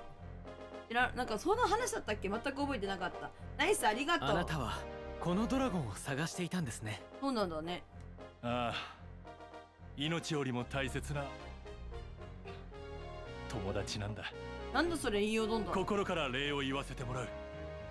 本当にありがとう。本当にありがとう。君はこれを探していたんだろう。はい。どうしてそれを？なんで持ってたのこの人が成績。なんか足りねえなとは思ってたんよな。あの連中には借りがあるんだ。君と同様にね。ああなたは一体？あなたは一体。俺は君の敵じゃない。このレーゼに誓って信じてほしい。マジレーゼ強すぎただろマジで。どうだ、君と一緒に戦わせてもらえないか。このベイオウーフ、君の盾となり剣となろう。ベイオウーフよりもレーゼちゃん仲間に入れたいんだけど。仲間は多い方がいい。わかりました。僕はあなたを信用します。でかすぎ。さあ、ここを出て地上へ戻りましょう。出ましょう出ましょう。あんたこれで2時間かけてんだからね。やったやったー。もう今日最強じゃねえか。君の力になろう。やったー。鎧にはなってくれないようです。確かになれよな。やったー。レーゼも仲間になったぞ。ホーリードラゴンだからね。レイオウーフがレーゼの付属なんだけど、そうだよ、レーゼちゃんがメインで、あいつはもう飾りよマジで。アクセサリーだねアクセサリーよあの人は。なんかまださ続きあるんだけど、あれかな、なんか会話ラスト終わらせに行けみたいな感じかな。いらっしゃい。そうこなく誰が行くんだい？やばいやばいやばい、まだ勝ってないのか。そっか。他には何か？ああ、ウケんだけどマジで。いや頑張ったマジで。終わらないかと思っちゃった。最後ちょっと舐めすぎた。なんか仲間に入る人いるのかなとか思ってさ、ドラゴンさっきみたいにだっけ、ドラゴンとかなんか仲間に入れた方が嬉しいなとか思ってやってたんだけど、マジでお疲れありがとうマジで。一瞬さラムザ石になってて終わったしな。魔術師レベル上げたかったのにさ、もうずっとこいつ石になっててさ、こいつだけ剣術持ってて、剣術だったら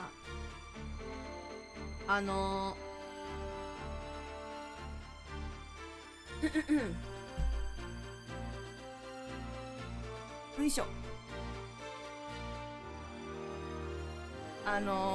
剣術だったら石化は直せたんだけど、でも剣術持ってラムザだけだったからマジ終わったっていう。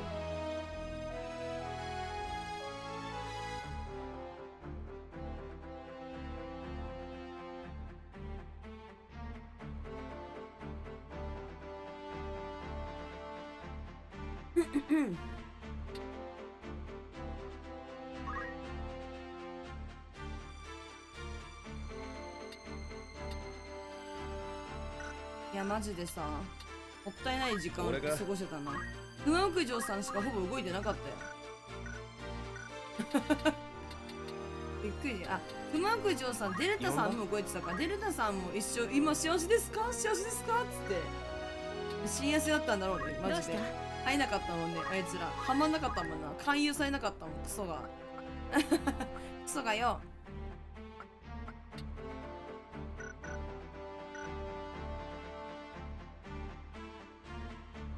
手が痛い。ドラゴンの付属品。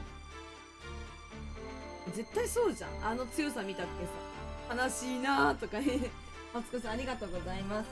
持つべきものは熊牧場。ほんまやで、熊牧場さん。先らしいけど、よろしくな気をつけるんやで、熊牧場さん。なんか卵割れそうな。ベイヨウ夫婦まず上に上げちゃって。よ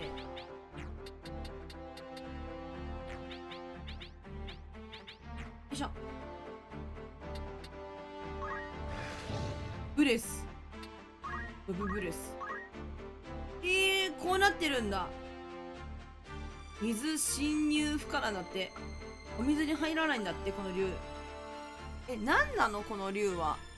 もともと人間だったとかそういう、ほとんどにそうなのよ。名前つけさせていただいてね、やってるんだけど。マジ強かったな、ホーリードラゴン。ホーリーナイト、私この音しか出てこないんだよ。ホーリーって聞いたら。聖なる夜と呼んでくれた。野菜様の口もすべて詰め込んで、呼んでくれた。声が出ない。バンプね。バンプオブチキンね。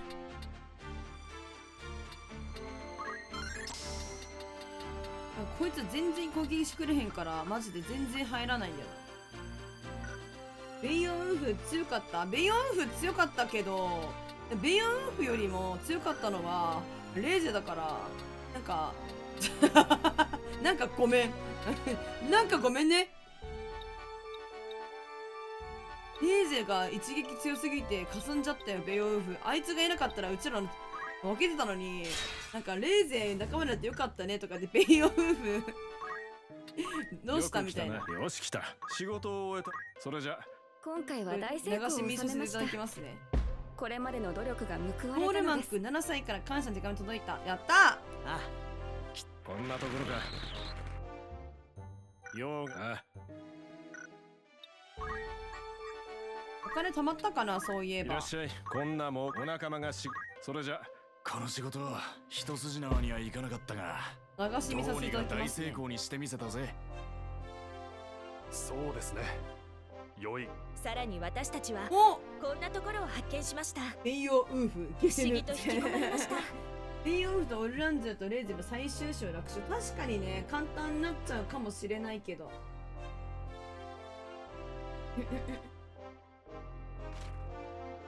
お、蜃気楼の塔だって。古代のロンカ王女と地上との連絡塔なんだって。秘密保持のために外壁に施された魔法障壁が塔の姿を消してるが、その巨大さに障壁を保てず、時折蜃気楼で見える時がある。へえ。まさか秘境。こんなところ見か。つけちゃいました。これで仕事は完了。遺仕事を産行くと終えた仲間が行けるかどうかわからない。今回の仕事はなんかしっかり行けるやり遂げた。とかそういう話なんじゃないかおかげで。大そういう成功だぜ話じゃないなとは思う。しっかりとやり遂げましたよ。こんなところか。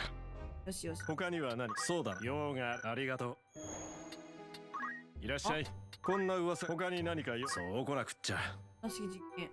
助けてください。私の帰りがモンスターで出てしまいました。顔してくから退治してください。私に代わって退治してください。おい、召喚師アディや。お前さ、誰が行くんだい？本当にさ、ちゃんと責任を持って帰りなさいよ。本当に。責任持って帰れないんだったらやめなさい。本当に。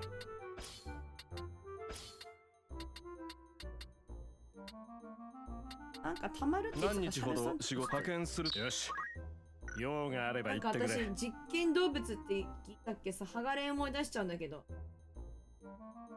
ナイスかっこいい。ボスが脅すとか勧誘しなさい。噂他にはありが。いや本当にいらっしゃいませ。お任せください。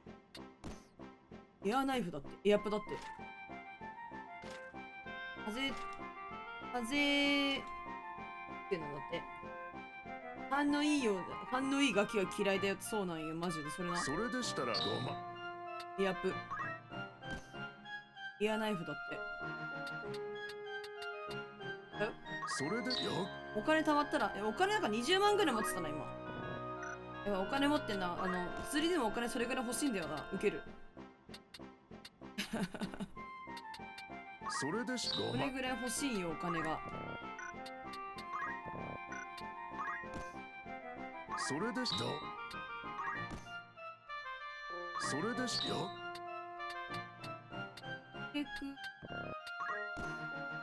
メール。他にご用まとめて購入ですね。いらないんだけどな。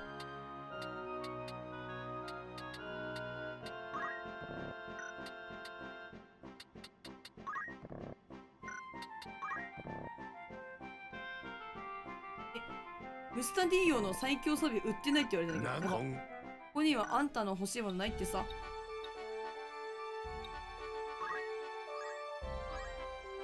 ニーナとアレキサンダーをどこにやったって。みんなのトラウマ、みんなのトラウマ。いらっしゃいませ。確かにね、あれを何なんかかあんまり知らないけど、あれは衝撃だよな、マジで。みんなうわーっていやーってなるよ。それでしよどんどん買っちゃう、マジで。お金使っちゃう、あるだけ使っちゃうんだから。ゴールドスタンプ、シンフの帽子。いや、これさ、結局さ、MP がガンガン減るじゃん。これじゃあ意味がないのよな。何か MP 保持できるもの。光のローブとか絶対なんかレアだったと思うわけよ。なんか聞いてたやつ。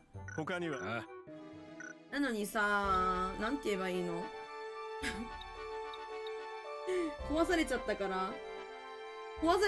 らさ、最悪だよ、もうズタボロにされて。こんなことあると思わんやん。いらっしゃい。欲しいものはありますか？売っててもいいと思ってるんだけど、売ってないんだよな。ほらね、なんでだよ。売っててくれよ。なんなりとどうぞ。いつでいらっしゃい。よし来た。儲け話たまりすぎてるんで。家庭教師募集中。次の魔法試験までの10日間程度。息子の成績に応じて報酬の誰を向かわせる？だって熊九条さんとかさ、魔法行きそうな人いかん？野崎さんと何日ほど仕事に派遣する。この仕事に派遣するとよし。やばい、恋人への手紙。法事率に住む恋人に手紙を届けてほしい。内密の、書面であるため特設手渡しを望む。うまくいった特別に私の宝物もつけよう。詩人ギルバード。誰を向かわせる？なんかちょっと詩人ギルバードさん、なんかいる、よくあるあるの名前じゃない？仕事に派遣すると帰ってくるまで戦闘に参加できないが、この条件で仕事を受けていいかね？ダメだ、ほんまにそれな。ドルトアークとアバタケダブラを教えるから。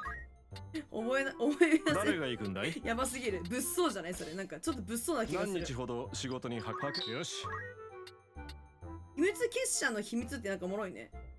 我が結社に日程がいることを発覚で疑わしい者は3人。奴ら尾行して裏を取ってほしい。誰を向かわせる？何日ほど仕事に派遣。よし。他にぐるぐるしていらっしゃい。終わらせますね。そうしたんで卵がもう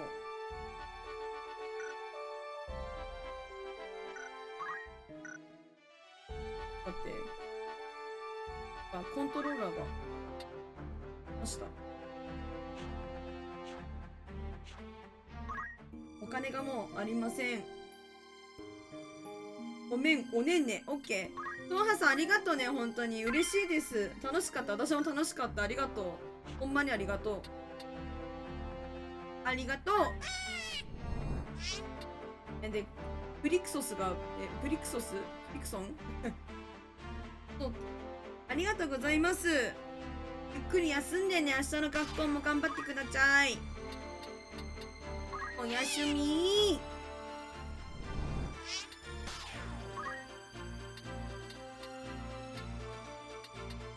プールも飛んでんな、こんなんな。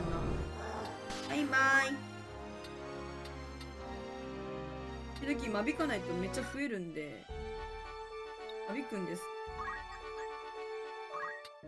いらっしゃい。朝話、そうこなくっちゃ。抜け話か。やばい。明るい仕事場で楽しくお仕事怖いんだけど。ヤードサルベージギルド。潜水士募集のお知らせ。初心者大歓迎。明るい職場で楽しくお仕事。簡単作業で高収入。ちょっとやめろよ。本当にそういうの言うの。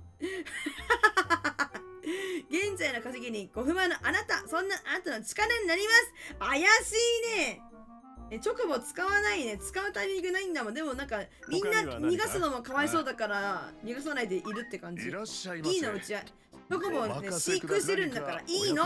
どなたが何チなりとョコボは飼育してるの。チョコボは仲間なの。いいの。あ、やった、光のローブ売ってるぞ。ここ売ってる光のローブ。また発見。いらっしゃいませ。欲しいものはあります。何かお任せください。激アツ展開きた。やべえ。でも待ってみんな。そうじゃないだろみんな。チーフの帽子じゃないだろ。ローブ着てた誰だっけ？ベイオウフ。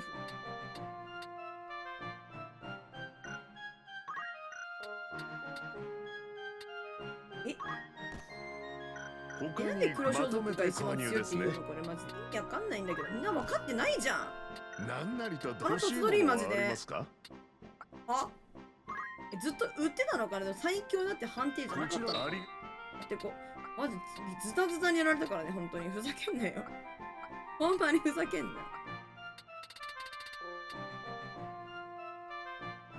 第一の衣も一枚なんかズタズタにされた気がするんだよ。何かベイオルフにやられた気がするんだよ。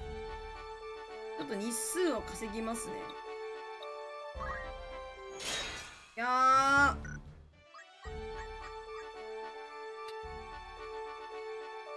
ゲーム中に腹痛くるね。見てほしい。いや、わかるよ、めっちゃ。わかる。私もね、ある。そういうのある。なんか特に、バロやってる時お腹痛くなるの、本当に困る。よく来たね。マジで無理。お仲間が仕事からそれじゃ。聞いて驚け。今回は大成功だ。自慢して回りたいくらいだぜ。もういいんじゃない？自慢して回っても。我々が臨時の家庭教師を務めたカッパー公爵夫人のご子息であるミッキーくんだって。魔法試験満点だって。最強じゃん。ミッキーくんの満点の笑顔に何十万ギルモンの価値を見出したのだった。宝飾夫人から診察受け取った我々は成果に対して報酬が安すぎるのではないかと疑問に感じたけど、は？あれ？おかしくない？最初の話と違うじゃん。なんか成績が良かったらなんだっけ、めっちゃ報酬なんちゃらって高くするって言ってたのに、あるは普通にトイレ行くわ。だからいやもうウケんだけど目が回るくらい忙しかったけれど、こんなところか。おだんちんふざけんじゃない。嘘つきじゃん。嘘つきじゃねえか。あんたの仲間がそれじゃ今回の仕事はしっかりやり遂げた。アバタケダブラ思い出したのにさ。うわ、いいねこれ。小人の手紙。イールシズのギルバード氏が送った手紙の相手は貿易都市オージリスを探せる歌姫のアンナだった。二人はお互いの仕事のためにめったに会えず手紙やり取りによる良い交渉を続けた模様。今回ギルバード氏の恋文に届ける大役を成し遂げた我々は漁師から感謝のことを言ったことができた。なんとも微笑ましい仕事だった。いいじゃん。いいね、そういうの素敵。こんな貴重品も手に入った。見れば見るほど。行ってこいマジで。アバタケダブラかけてこい。今日で終了かどうかは分かんない。もう終わるかどうか分からない。だってどれぐらいの長さか分からないから。そいつは財宝じゃないか。やった。すごいな。こんなところか。仕事を終えた仲間が、それじゃ今回の仕事は大成功と言っていいぜ。大満足の結果さ。ハイカラチョコボの見て、なんだそりゃ。ハイカラチョコボなんていたの？こんなところか。あんたの仲間がお待ちかねだ。終わらせられるんだったら終わらせるけど、終わんなかったらまたやるって感じ。記録に残る大成功を収めました。偉業と言ってもこれで僕らの実力が分かっただろう。やればできるのさ。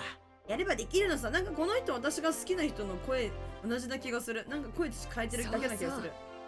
この仕事で私たちはタマムシ守り、なんだこりゃ。品も手に入れました。ある地域ではスカラベと呼ばれている玉押し子金をかたどった装飾品、幸運のお守りとして庶民の間で愛好されてきた。クリア全然クリアまだだと思う。もうちょっとあると思う。本当にあとちょっとだけだと思うけど、虹色の掛け気持ち悪い色してるよね。びっくりしちゃった。そいつは財宝じゃないか。おめで財とう。宝らしい。トレジャーハンターとしての格が上がったな。愛好されてるとか嘘やろとか言っていや好きな人がいるんじゃない？こういうのも好きだよみたいな。こんなところか。玉虫守りゲットした。誰が行くんだい？だからジョブポが入るからジョブポが必要な人がちょっと行きたいんだけどね。仕事に派遣する。一応これ終わらせたいからみんなこれ誰を向か噂わせる？話ちょっと流すね。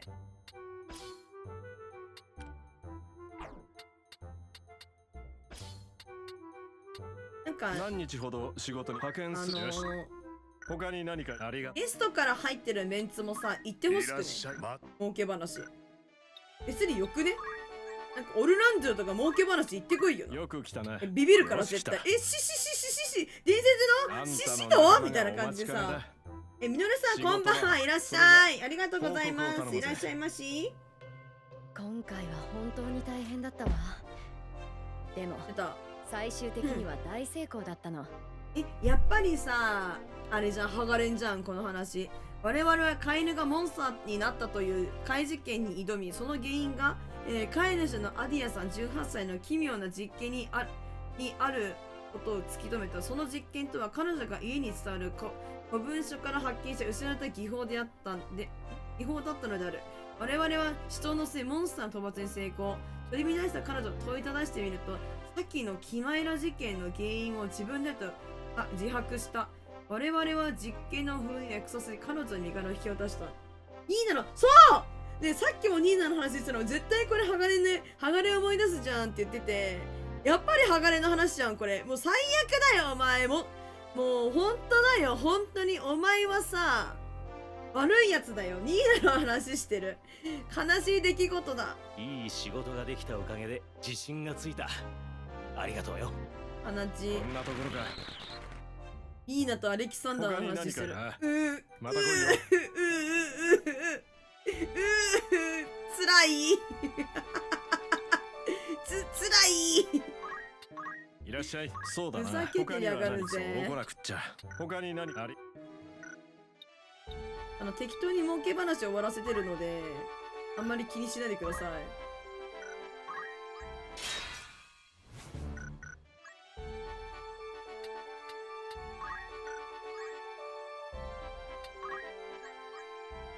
ここにみんながいるから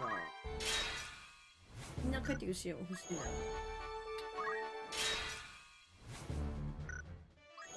マジです。もうほんとみんなトラウマって言うよね。あんたの仲間がそれじゃ一番最初に見た時は正直そこまでなんか気がついてなかった。驚いたかしら。気がついてなかったけど、よくよく考えたら確かにやばいなみたいな感じだった気がする。ほらな、本気を出せばこんなほらな、何がやねん。606円しかもらえなかった最悪や。それじゃ今回の結果は完全なる大成功だ。おい、熱意を持って取り組んだかい。どんな問題？そんな問題。しかし今回の仕事で一番驚いたのはジャンさんかっこいいな。このお宝を見つけたことだろうね。声がかっこいい。タロット・オブ・ベン。タロット・オブ・ベン。かのベンスタッド画伯の手掛けた世界に一つしか存在しないというタロットカード、ルザリア国立美術館に収められていたが、数年前に盗難に遭っていた。へえ。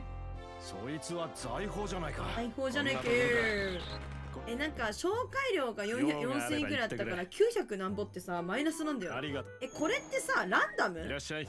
儲け話ってランダムがあるぜ。誰を派遣するんだ？何日ほど仕事に派遣する。この仕事に派遣する。他に何かありがとう。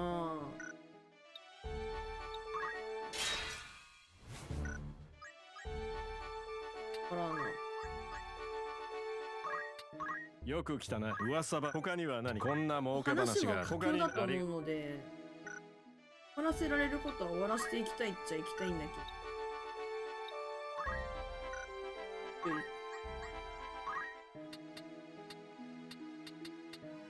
よく来たな。よし来た。誰が行くんだい？ミニマム伯爵の憂鬱。我が家の大金庫が明るくなってしまった泥棒の心配はないが自分でも取り出せん。誰か助けてほしい。誰を向かわせる？長がこの仕事に何人派遣？分かった。他にはありがと600円がいくらになるかだよね。あとは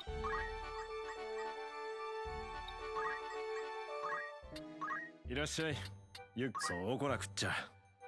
ハガレン2週目の時ガチで辛かった。そうだよね。きっとそういうことだよね。誰を派遣するんだ？なんかそう話をしている人の話を見たらなんか何日ほど仕事に派遣する？確かになみたいな感じだったり誰が行くんだい？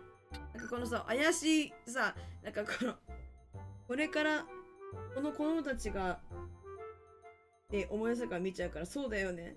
いや本当にそうだよね。このさお仕事さマジでさバニラすぎてさ高収入がさほんとやめてほしいのよね。誰を向かわせる？ブラック企業っぽいなんか何日派遣する？派遣する。で明るい職場でとかさもう最悪だよこれ書き方が。誰を派遣するんだ？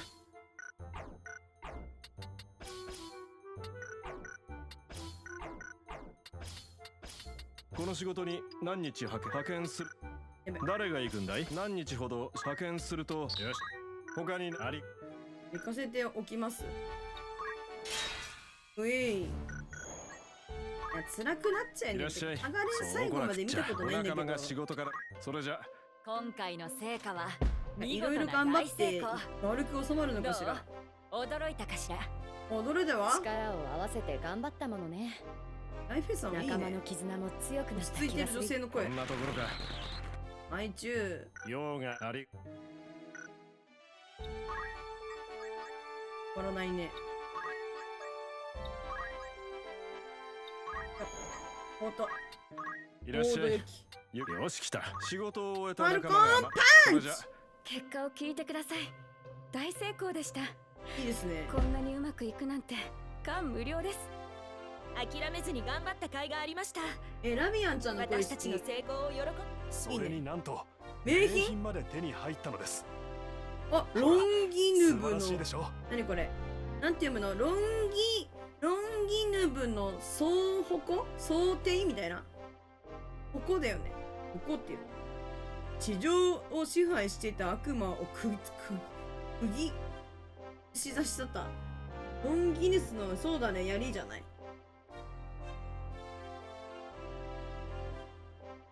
地上を支配していた悪魔を串刺し封じ込めていた伝説の槍全てを貫くと言われている。なんていうのそうなんていうの、ね、読めない。なんか見たことあるけど読めない。手に入れるために我々数々の冒険者が命を落とす。そいつは財宝じゃないか。これすごくね。武器使えないのかな。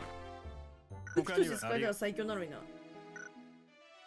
こ伝説の武器使っていこうぜ。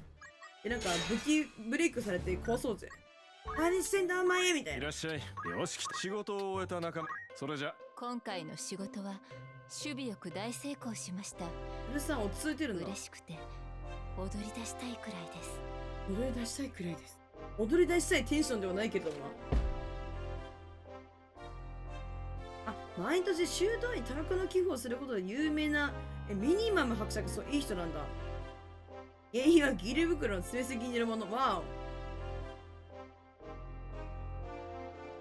お。いい人なんだって。俺がミニマム実力ってやつさ。それと今回はなんだか珍しいものを入手したぞ。ハンヤペルソナ。あまりの驚きで目が釘付けさ。なんかハンヤのペルソナじゃないの。ハンヤってちょっと濁してるのかな。異国の地を支配してた鬼と呼ばれる巨人服をかたどった仮面。鬼は人間の悪しき心が生むと言われたほど凶暴な種族だったようだ。そハンヤじゃん。いつは財宝。こんなところか。高2万だって。用がいいね。いい儲け話だった。よく来たな。よし来た。また明るくなったって言ってるよ。他にありがとう。後ほどにするわ。ちょっとやっぱ時間かかっちゃうんでこれやるだけで。やっておこうかしら。よく来たな。そう来なくこれだけ仕事を終え聞いてそれじゃ終わります。今回の依頼は文句なしの大成功だ。満足いく結果になって何よりだぜ。私たちのことを信じて。こんなところか。ナイス。あんたの仲間が仕事をそれじゃ依頼の件なら大成功だったぜ。これしっかりとやり遂げましたよ。こんなところか。よようがーし。鉱山売ったのに安かったな。いらっしゃい。今よし来た。ようがあり。アゲインだ、アゲイン。ちゅうわけでね、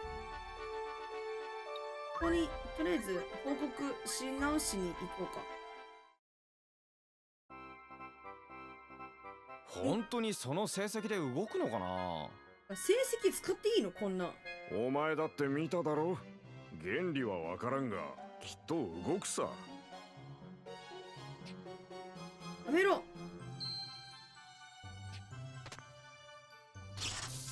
お、来た。あ、本当だ。成績に反応したじゃん。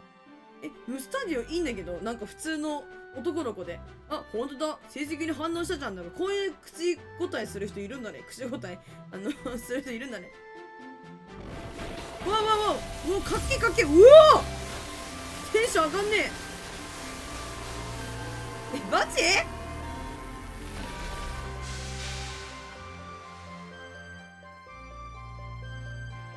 あれ、これはやっぱりダメってこと？ムスタディオいいな、なんかすごい。おお、いいね。システムが正常に更新されました。各物理動作部をチェック。異常なし。かわいい。システムが正常に更新されました。各物理動作部をチェック。異常なし。かわいい。優勝ありがとう鉄巨人ちゃん。楽しい。やばい、最強。ご主人様、ご命令は何ですか？かわいい。ご主人様、ご命令は何ですか？結婚しよう。うわ、こいつ喋った。いや、ムスタジオめっちゃいいな、お前。なんか好きかも。ご主人様、ご命令をどうぞ。かわいい。ご主人様、ご命令をどうぞ。かわいい。かわいい。ラムザ、ほら、何か命令しろよ。行け鉄巨人。僕が命令するの？嫌だよ、怖いもん。かわいいよね。ラムさんもかわいい。やだ、僕が命令するの？やだよ、怖いもん。なんか普通の男の子でいいな、ここ。なんかムスタディオとラムザ。すごいほっこりしてる、私今。すごいほっこりしてるし、鉄巨人ちゃんめっちゃ可愛いし、なんかいいね。なんかロールで言ったらさ、あれだね、なんだっけ、あいつ、人間の時代もそろそろ終わりだ。人間の時代もそろそろ終わりだってやつ、なんだっけ名前忘れちゃった。なんだっけ名前、あいつの名前忘れちまった。忘れした。なんだっけ名前。ブリッツクランクか。ブリッツクランクみたいな感じで可愛い。ブリッツクランクかな。ブリックランク、ブリッツクランクかな。で合ってるかな。つうか命令しろって言ったらまず行け鉄巨人ムスタディオに殴れってね。何言ってんだよ。成績の持ち主はお前。つまりご主人様はお前だろ。ムスタディオ。じゃあ踊れ。なかなかきつけなとこ行ったら踊れとか言って。あのなおいラムザなんかもっと他にあんだろラムザデュクス。だって可愛いなラムザ。ちくしょう。踊ってるよこいつ。待ってなんでこんなほっこりするイベントな。まず超最高なんだけど踊ってるよこいつとか。待ってちょっと尊い空間かこれは。こいつ強そうだけど戦えるのかな。私はとても強いです。好きかも好きかも。私はとても強いです。かわいすぎるよ。かわいすぎるよ。いいよ。いいコンビいいよね。かわいいよ。私はとても強いです。かわいすぎんこね。オニオン軍団なら鉄巨人くんだよ。似てるね、似てるそれ私鉄巨人。鉄巨人も似てる、もしかしてだけど。ドラゴンの無限みたい。どれドラゴンの無限。じゃあムスタディオをやっつけろ。やばすぎる。ラムザ、そのそのハートをやめて。じゃあムスタディオやっつけろ、ハートキュン。やめてくれ本当に。ラムザ、お前そうやってさ可愛い子ぶんのやめろ、マジで。そうやってそういう枠狙ってくんのやめろ。お前鉄巨人だけで十分だから、お前は引っ込め、マジで。そのハートやめろ、チュンクやめろ。あのな IQ 多分一緒だわって、マジ？え？ルルピル。うわうわフェニックスのはどこ？待って、これ超最高じゃん。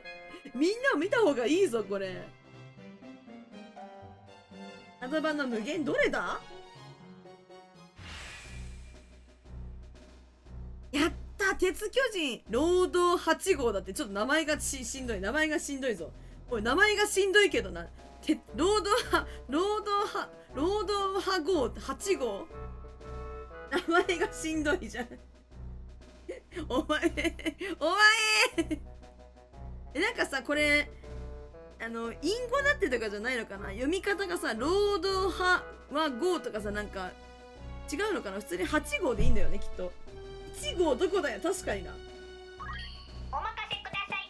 いや、かわいい。お任せください。かわゆすぎる。お任せくださいって。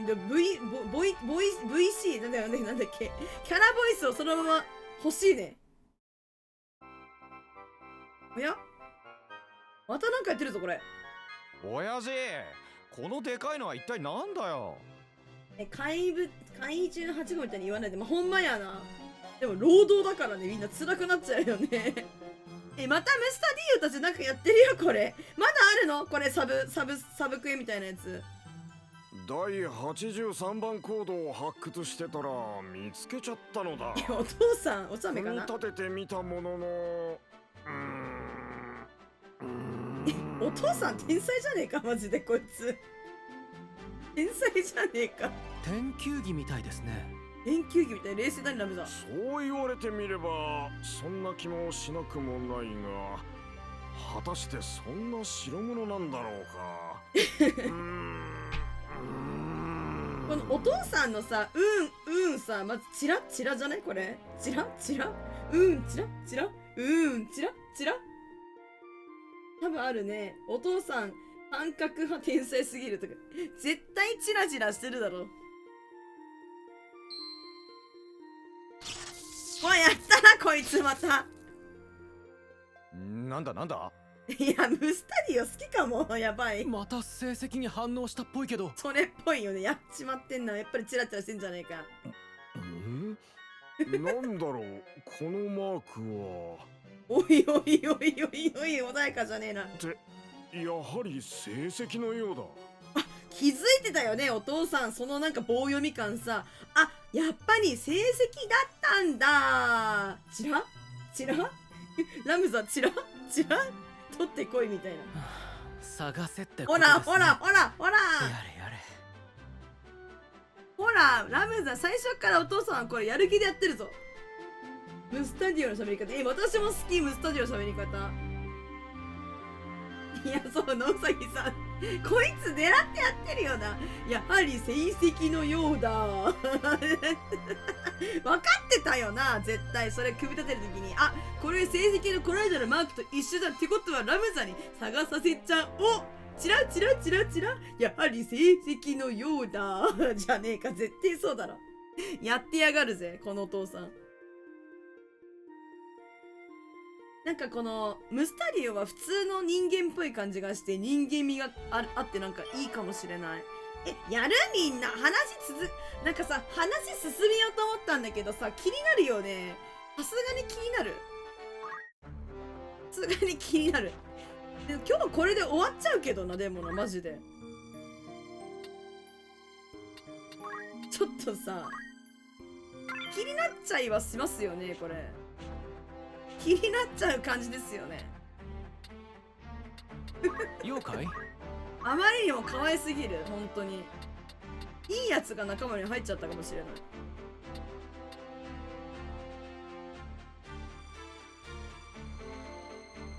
耳が。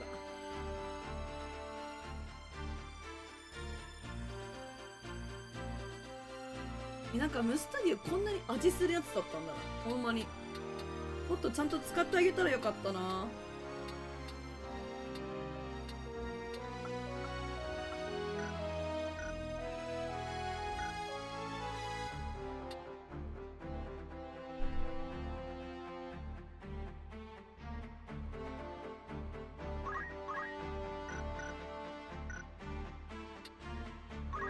何も考えていないよ。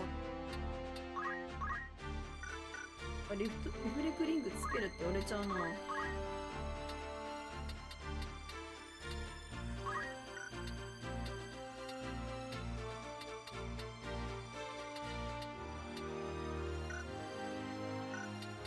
やむな。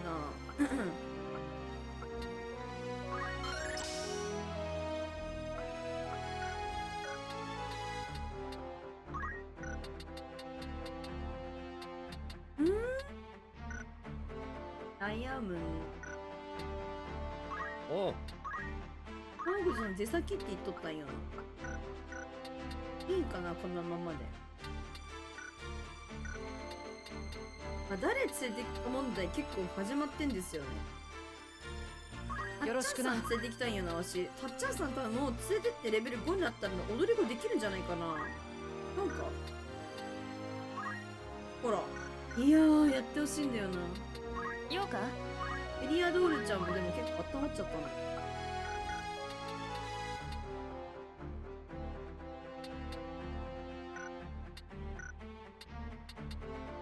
待って。あー、労働8号ちょっと使いたいよね。めっちゃ可愛いんだもん。可愛い。待って、この掴まれてる時のさ、労働8号あまりにも可愛すぎないか。つうかなんか羽生えてるか、これなんかブワーって飛んでるんか。びっくりした。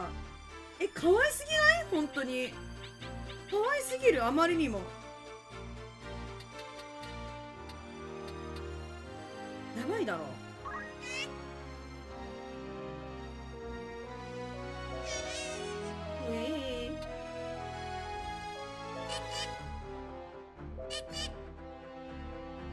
可愛いんだけど。出すけど。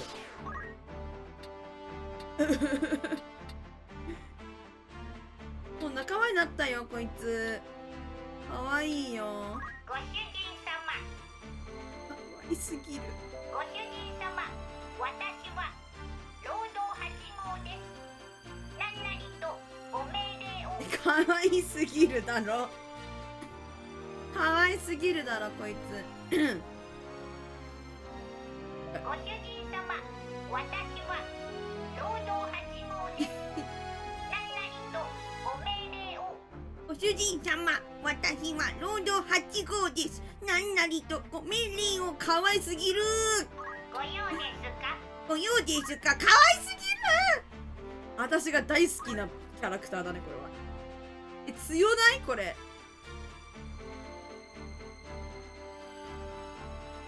なんか似てる似てる。やったー、嬉しい。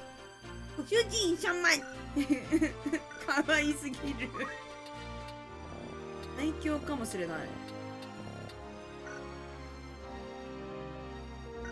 かわいすぎるよ。まあ使ってあげたいから次の話行こうかな。ちょっとこのサブクエが気になりすぎるからやるわ。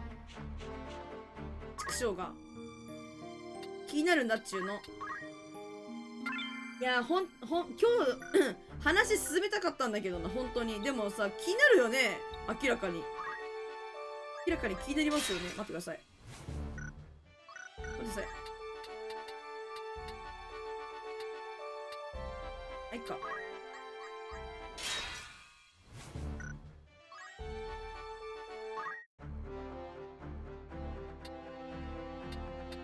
生まれてるので食べきます。もうさ、翼を広げて得意げにしてるとかチョコボ可愛いんだけど逃がしちゃうんだ。ごめんね。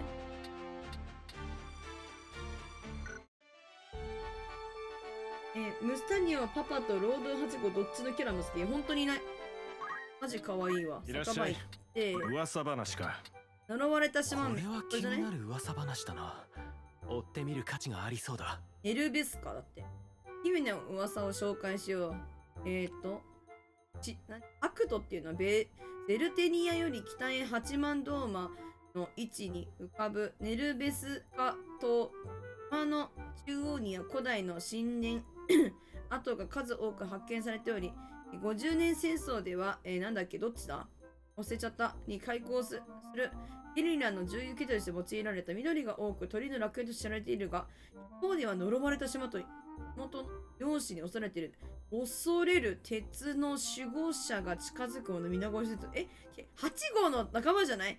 この恐れる鉄の守護者とは一体何であろうか。興味を持った命知らずはぜひともネルベスカ島を目指してほしい。絶対これロード8号の仲間じゃね？違うかな？他には何か？噂他に何かこんな儲け話があるぜ。誰を派遣するんだ？ありが。めっちゃおそ話あるわ。おお新しいとこ行けるようになっちゃいました。これ強いんかな？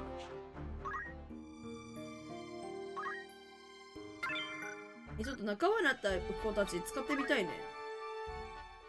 じゃあメルベスカ神殿。なんか何連戦とかするわけじゃないのかな？ありそうだけど。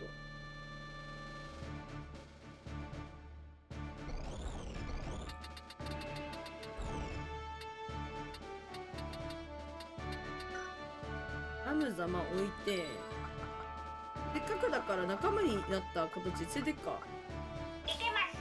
いけますかわいすぎる。あまりにもかわいすぎる。戦いか。最強主人だ。ごめん、みんな仲間なんかみんな連れてきたいんだけど、ちょっと待って、これはね、どうしよう。どうしよう。ムスタリアも連れてきたいな。ここまで来たら連れてっちゃおうかな。ムスタリアを連れてっちゃおうからいいんじゃない？たまにはこういう時があってもいいんじゃないか。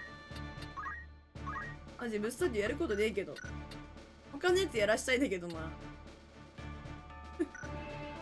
ムスタリオ装備が全然整ってないと思う。カイパラさんいらっしゃいまし。カイパラさんだいらっしゃいせさい。いらっしゃいシャインだよ。いらっしゃいシャイン。早くなってる。めっちゃこの人しい。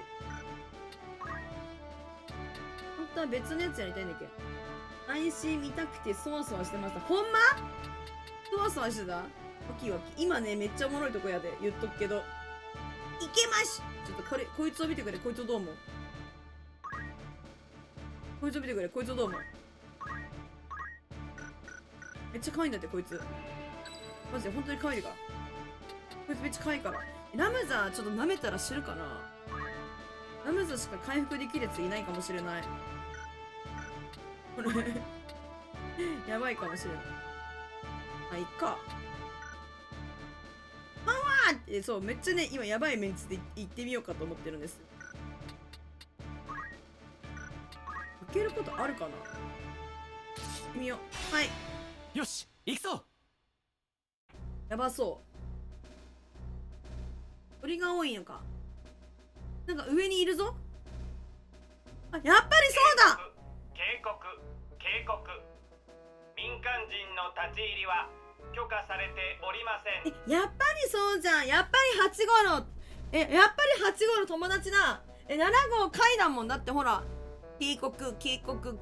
民間人の立ち入りは許可されておりません。パワー！30秒以内にここから退去することを命じます。なお、これは予行練習ではありません。さ、ドーラーでもさ、40秒で作詞なんて言ってるのに30秒経つされっていうのは結構やばいね。労働辛いよね。そうだよね。それはね、一緒なんですよ。私もまずね、このね、仲間の方のね、ロボットちゃんがね、労働8号っていう名前なんだけどね、労働ってなってみんな、ってなってて、ダメージ食らってたのに、マインド、なんで、メンタルのダメージ食らってたのに、7号来ちゃったんだよな。30、29、28、カウントされてる。27。この時はね、別の数字で言うと狂うから、16、25、35、22、数、適当なこと言ったら、あれ何ぼだったっけじゃありますかこれ。システムエラー発生。繰り返す。システムエラー発生。なんや。3、2、1。ジェノサイドモード発動します。お前ちゃんと30秒数えやがれてんね。研究員は速やかにシェルターへ避難してください。繰り返す。速やかにシェルターへ避難してください。なんてこっちゃ。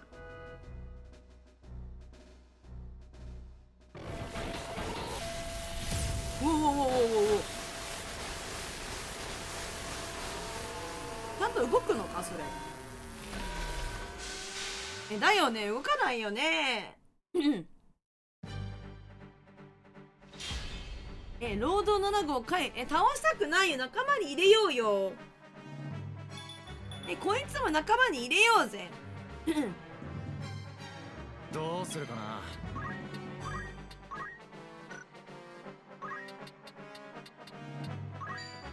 ロークいけ。惜しいよムスタディオ、マジで惜しい。こいつ足速いからマジめっちゃ来るかも。回ってくるかもしれない。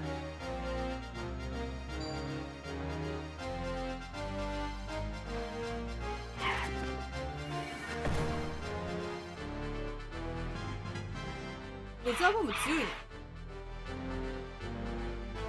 鳥めっちゃ飛んでくるやん。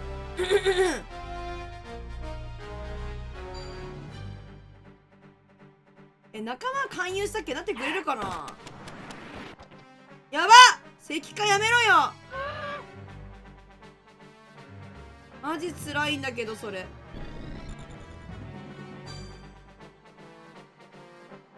レザーボム MP すり替え。あ、ダメージを MP にすり替えてるってことだ。なるほどね、強いじゃん。トリスルやばすぎる。うわー、待って、ほんまに何強すぎるって強すぎるってトリプルアタック。やばい、これあれじゃん、よく見たらブルーアイスアルティメットドラゴンじゃん。うわ、ふざけんなよマジで。胸熱じゃねえか、仲間にして。トリプルアタックやばすぎる。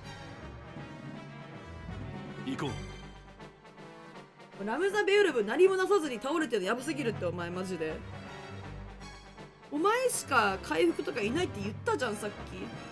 ふざけんなよ。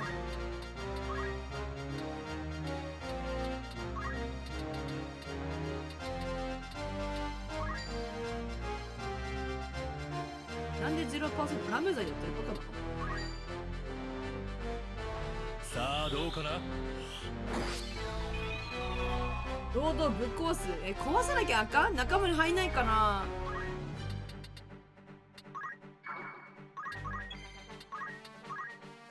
破壊する。バンドで大ダメージを受ける。お、ダメージ受けるって感じだ。やばいぞ。戦う。どんだけパワー出んだろう。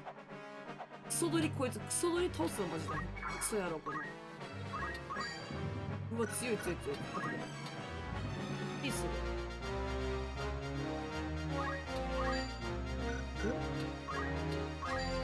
ダメージでもビビたるものだね。なんかほんとちょっとだけなんかダメージ食らってるわ。粉砕大なんだっけ、大喝采じゃなくて粉砕。いいぞ、出番だな。出番だな。あ、よかった、蘇生あるわ。待って、蘇生ある。やった。やるじゃねえかムスタディオマジで。頑張れ。助けて、お願いありがとう。この鳥やばい、本当に。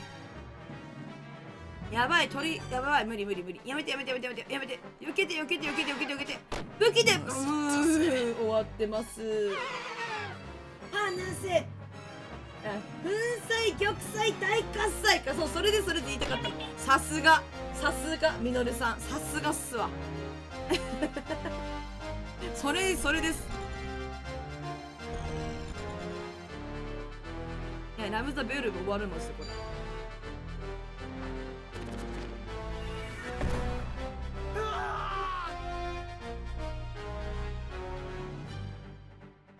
マジでやばい。やばすぎ。排除。かわいい。レベルアップ。かわいすぎる。一生かわいい。マジで無理かも。一生かわいい。やばい。意味ないよ、それやっても。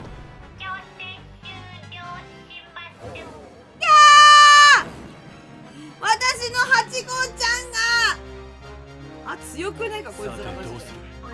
舐めてくるとこじゃないぞこれ。誰では舐めたの？なんで聞かせるの？本当に仲間に入れたかったのに。本当に何？ MP いないから魔法剣使えねえじゃねえか。ふざけんな本当。もう仲間にこれ倒したら仲間になるパターンか。それともなんかちゃんと仲間にする手順追わなかったら仲間にならないのかな。反撃やるな。いや強すぎーマジで。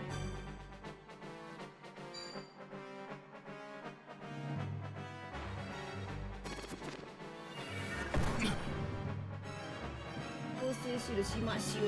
そういえば昨日のリフォーム現場宗教の施設だ。そうだったの？今あなた幸せですか？私今幸せじゃないです。あ、終わった。うえー診断後。いやつうかさ、これは鳥が悪いっしょ。鳥が待って、カパラさん受けんだけど100ビッツありがとうありがとう。ありがとうワンちゃんが。ありがとう。もうありがとう。もうムスタリーヨとか連れてってみようぜ。わらわらとか言ってるのが間違いだったガチで。でも連れてけどな。もう一回やってみよう。任せとけ。鐘が聞こえてきました。ほんまや。あと14分か。もうそんな時間だ。いや早いですねはるかさん。時間が経つのは。力を貸そう。いけますかわいすぎ。早いね。早いっすよね本当に。戦闘開始だ。早いでやんす。本日もありがとうございます。警告30秒30システムへ3研究員。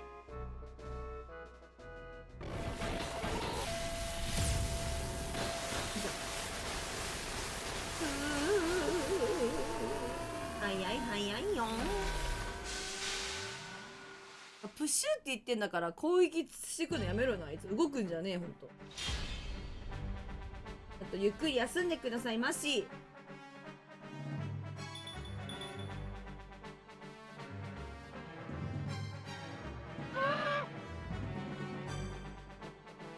このクソ鳥マジどこまで飛んでいくんねん。せっかく後ろ下げたのに。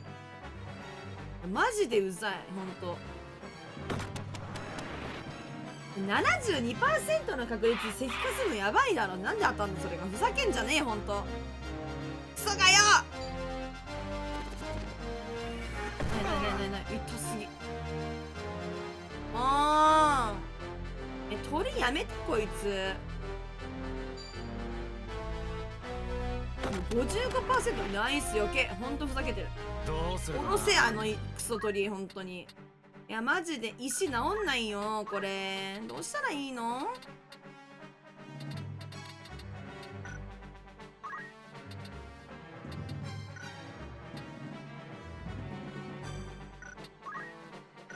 あれもしかしてこいつ武器弱いまま来ちゃったかもしんない。やべやらかしたかも。こいつやばいかも。クソドリーとか言ってマジでムカついてるから本当に。やばいやらかしたこれ。やらかしマンボウですわこれは。もう当てろよ。ムサディが処理されちゃう。やばすぎ。ムサディが処理されちゃう。わあ強すぎんごね。強すぎるのよ。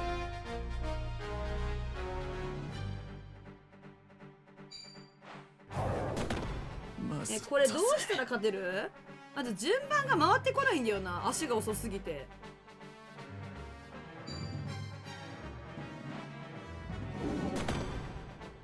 速攻で7号やるしかねえかマジで。やるっきゃねえか。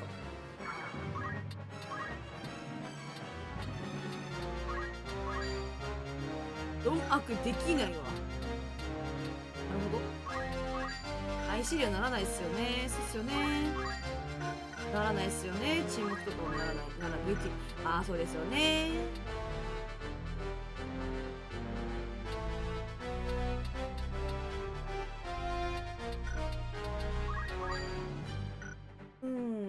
7号を倒すしかない。ほんまに。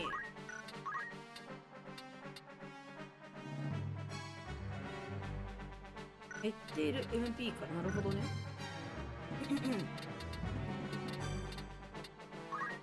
カウンターでかすぎんだよ。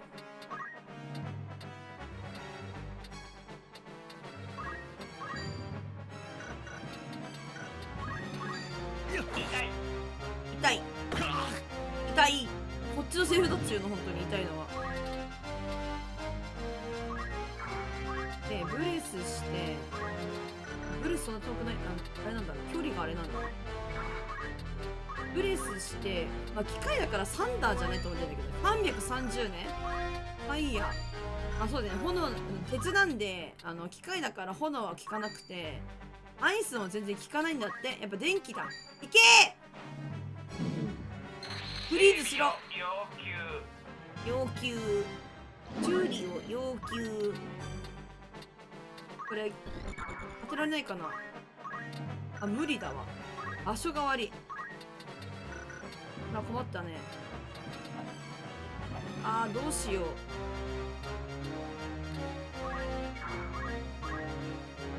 粉砕。最極彩大喝采。処理って言ったらもう焼き鳥にする処理だろこれ。不詳がよ。粉砕。粉砕する。かわいすぎ。おいおいおいおいおいってする。受けろ。迷惑です。そう、下処理でこれ。標準無敵最強。それわかんないんだよな。やべ、石化した。やばすぎる。あ、石化やめない？本当に無理。あ、ふざけんね。いや 30% だったんじゃん。お前3割で石化やばすぎるって。それはさすがにだけどふざけんなよ。石化やばいだろ。避けないと無理これ。このままでは成功します。可愛すぎる。もう一生可愛い。一生可愛い。一生いい。それはマジで。いや、和む。カイバーマンってやつのセリフ数で、カイバーマンはね、ちょっと存じ上げず痛いです。もうさ、石化やめられんこれ。ほんまに石化やめない？さすがにさ、やりすぎだよ。3割で石化されてたら終わるって。本当にこっちがじゃあ3割で石化やったらなるんですか？ならないですよね。あります多分。いや、持ってたらあると思う。なかったらもう終わり。マジで希少すぎだろ。もっとブチ切れてほしい。もうブチ切れだよ。もうブチ切れだよ本当に。クソがよ。本当クソ鳥がよ。クソだっちゅうの。ないわ。あるわ。1個しかないわ。もうリリースがつけるかマジで。クマさんからちょっと取ったわ。ごめん。もう死んでも蘇るわ。もうふざけんじゃねえ、ほんと。ありがとうとか言って。ブチヒリボンバーだから、ほんとに。もう腹立ちすぎる。もうね、理不尽すぎるのよ。声が出ない。理不尽ダメダメダメってなってるけど、理不尽すぎるのよ、あんたたち、ほんとに。あんたたちほんとに理不尽すぎるのよ。で、ムスタディーヨは裸なんで、裸っつうか、武器がほぼほぼ着てないんで、着させるね。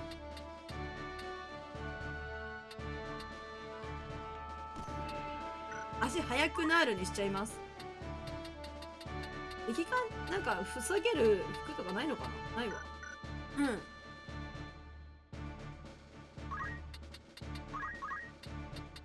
や、この気候術ってやつ欲しいな。うん。いや、オルランドゥは入れないでやるっていう決めてるから入れないんだけど。了解。で、この子たちは服とかでも着させられないから、もう、運で、エルフのマントじゃなくて、これ、こいつつければいいんじゃない？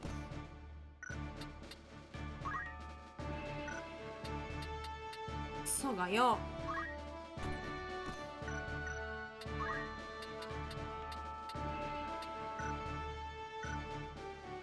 よし、これでいくぞ。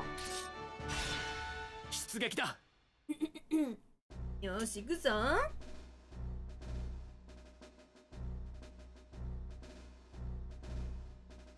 ちくしょう。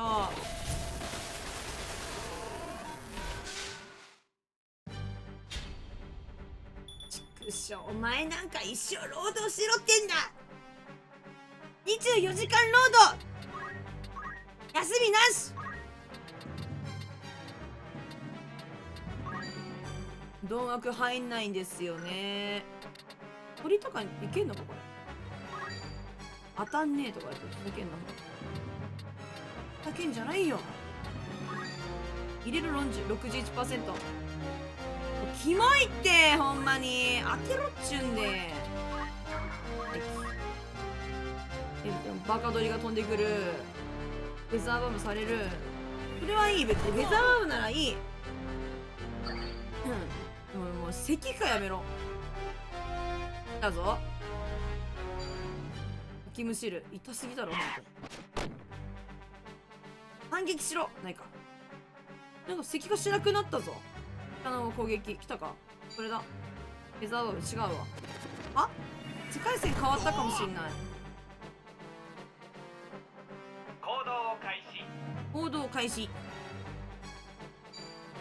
痛すぎる。お前処理されるの無差でやばすぎ。てかこいつのなんか範囲広くね。ビームだからか。あ、なんか技によって攻撃範囲があんのかな。無理無理無理無理。倒れるわけには。法廷安定。ローキいっちゃう。ローキに。やばい、終わった。ムスタディオバイバイ。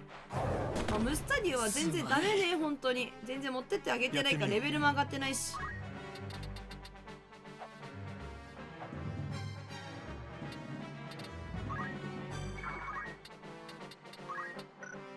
これでショックやったらどうなるの。あ、まあまあ。えいおやめください。おやめください。いいね。7号もおやめください。私もやめてほしいぞ。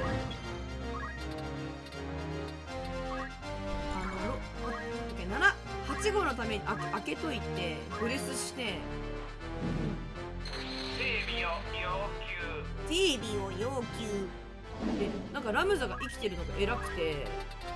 てかさ、ここに来たらさ、中身できねえかな。待って、魔術が使え。今幸せですか。できねえか。さすがに無理か。魔術使えないかな。27。入ったらウケんな。いいな。聞いてくれ、頼む。ふざけんなよお前ら。散々うちらにいろいろやってんだから仲間にぐらいなれや。ガチでふざけんなよ。はい、よいしょ。はい、どうぞ。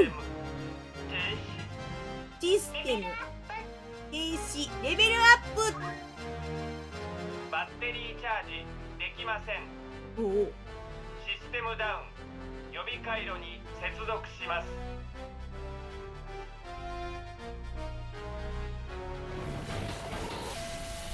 おや、様子がおかしいぞ。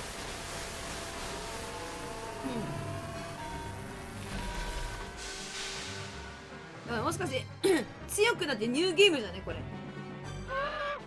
おい、強くなってニューゲームじゃねえか。やばい、敵が来た。終わった。ラムザさよなら。キモすぎる。生きろみんな。くちばしやめてそれ。いやマジで終わってるってこのゲーム。本当にもうほんま無理。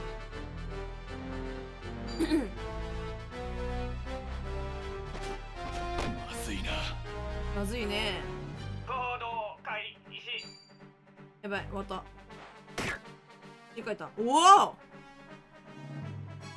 けど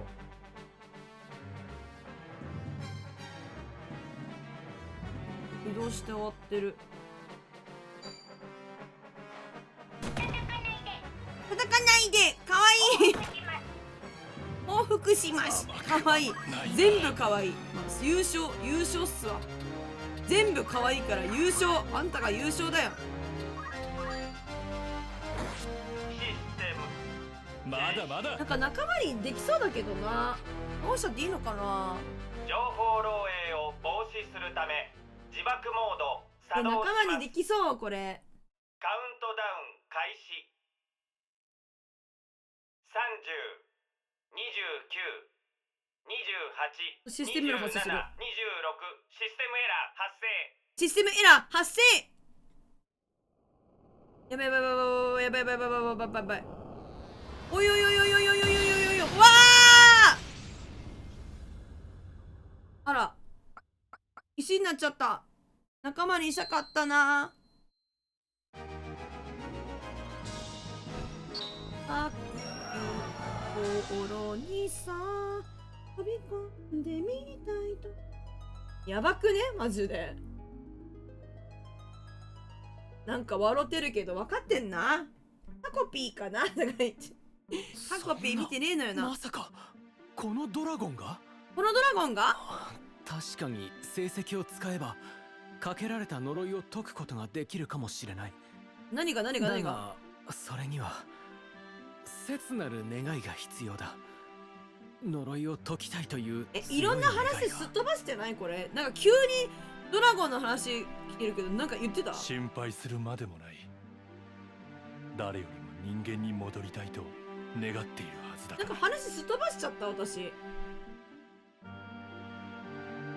さあ、怖がらずに試すんだ。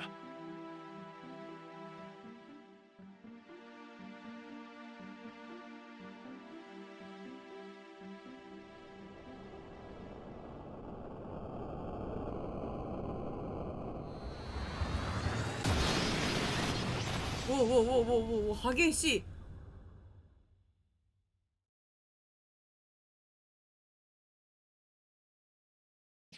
あ、美しい女性が。レーゼ、君なのかい。この時を何年待ったことか。これレーゼとベイオンウーフここに連れてこなかったらこの話ってならなかったんかな。それとも別にこれ持ってこなくてもこうなったんかな。持ってきたからこうなっちゃった気がするんだけど私。だってさね、成績取りにさここに来たわけじゃんか。でもその成績はさお父さんがさ欲しがってたっしょ。使っちゃったっけ？なくなったりしないのかなって話じゃん。だからあっちの話を取るのかこっちの竜を女性に戻すのかみたいな話はこれ二択だったんじゃねえかって思うんだけど、そうじゃないのかな。あと私すごいめたいやつだからさね、あれドラゴンで言ってくれた方が強かったんだけど人間に戻したっけ弱くなっちゃうのかなとか思ってるんだけど、いやあかんこれごめん。ベイオンウーフには悪いんだけど、リュウだった時の方がレーゼさん強かったんだったらレーゼさんリュウなままが良かったんだけど、ごめんごめんごめん、それは許して。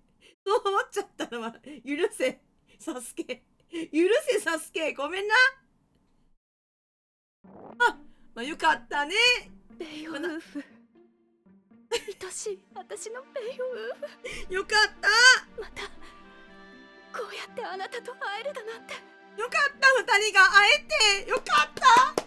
よかったです。私もそれが嬉しいです。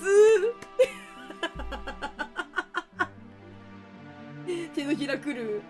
手のひらくるですわ。レーゼ。だったね。レーゼよ。嬉しいよ。本当に。僕のレーゼ。あとなんかベイオウフなんか用は済んだんでこのパーティーから抜けてレーゼと幸せになりますとか言ってパーティー抜けねえよなお前。もう絶対に話さない。話すものか。未来永劫君と共に。よかったね。やばい、パーティー抜けそうじゃねこいつら。大丈夫か。あ、ドラグナーって名前だ。今日ねメタ言ってた人ですね。仲間にはするけど、どうぞよろしく。これで仲間にしなかったらウケるよな。未来英語話さねえとか言ってたのに。幸せになりたい、なりたいよね。待って、ドラゴンだったままの方が嬉しかったんだけど、レーゼちゃん。まあいいか。幸せになりたいよね。なりたいよな、みんなな、わかるで。ドラゴンっていうジョブだって、ドラグナー。すごいじゃん。すごいじゃん。なんかブレスとか使えるんだって。絶対強いよこの人。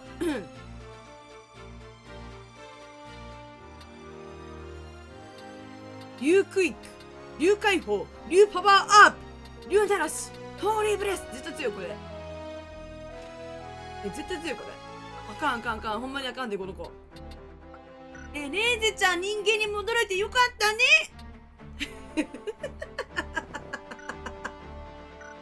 よかったじゃん。素手なんだドラグナー。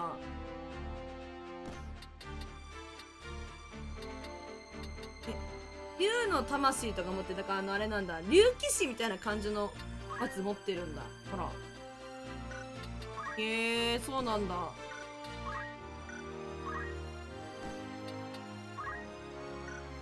ねって言われてる。ドラグナーは何が切れるのか見ようかな。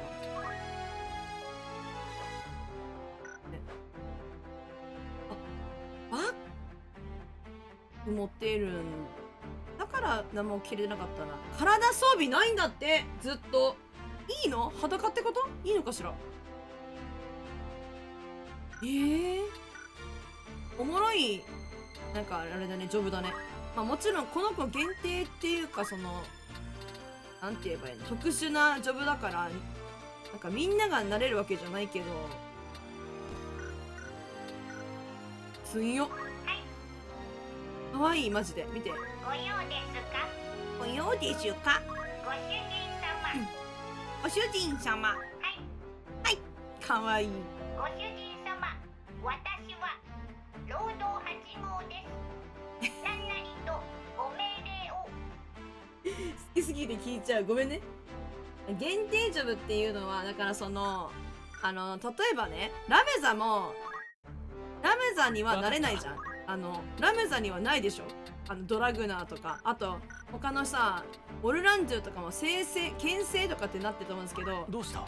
そういうジョブって選べないじゃないですか。それってそのキャラクターそれぞれのに限定されてるなんか特殊なジョブみたいな感じだと思うの。だからメリアドルちゃんの踊り子はそうじゃなくて、ディバインナイトとかディバインズゲートでディバインズゲートみたいなやつとか、バラークとこのラファちゃんの天道師とか天命師とかもこの子たちしかできないジョブじゃない。ドラグナーとかもテンプルナイトもそうだけど限定されてるってこと。全員がなれるわけじゃないよってこと。いやーやばすぎる。労働8号名前がちょっとかわいそうだけどマジで名前変えられなかったっけ。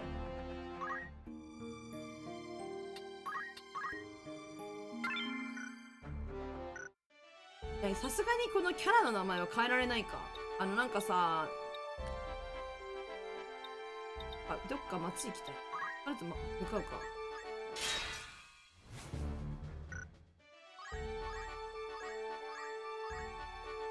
ちなみに幸せになろうよって言ったっけ、私頭の中で長渕剛が流れるっていう仕様なんで。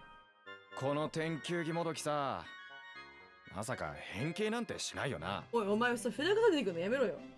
だから出会った頃の二人って歌がねすごい流れる。なんかすごい会社のなんかおじさんがなんか酔っ払って二次会でカラオケ行ったら必ず一番最初にその曲歌うんすよ。でも本当なんかそこだけわかるんですよね。なんか長渕剛の福山にしとけ、違うんだって。私は別に自分が知ってたわけじゃなくて、そのおじさんのせいなのよ。必ず歌うんだから。出会った頃の二人にって歌うんだからわかるの。福山の幸せになろうよってどれ？そしてたーちゃんチャラチャラチャラチャラみたいなやつ。あれなんか泣いちゃうんだよな、聞いたら。試してみればわかるんじゃない？いや、ラムさんもなんかもう諦めてるもんな。あっち？お、マジで？来た来た！やばい、ムスタリオ好きすぎる。お、マジで？来た来た！いや、好きすぎだろ、これ。家族になろうよから、家族になりたい。なりたいよな！なるか。もう呆れてるのか。もうムスタリオ好きすぎる。やばい。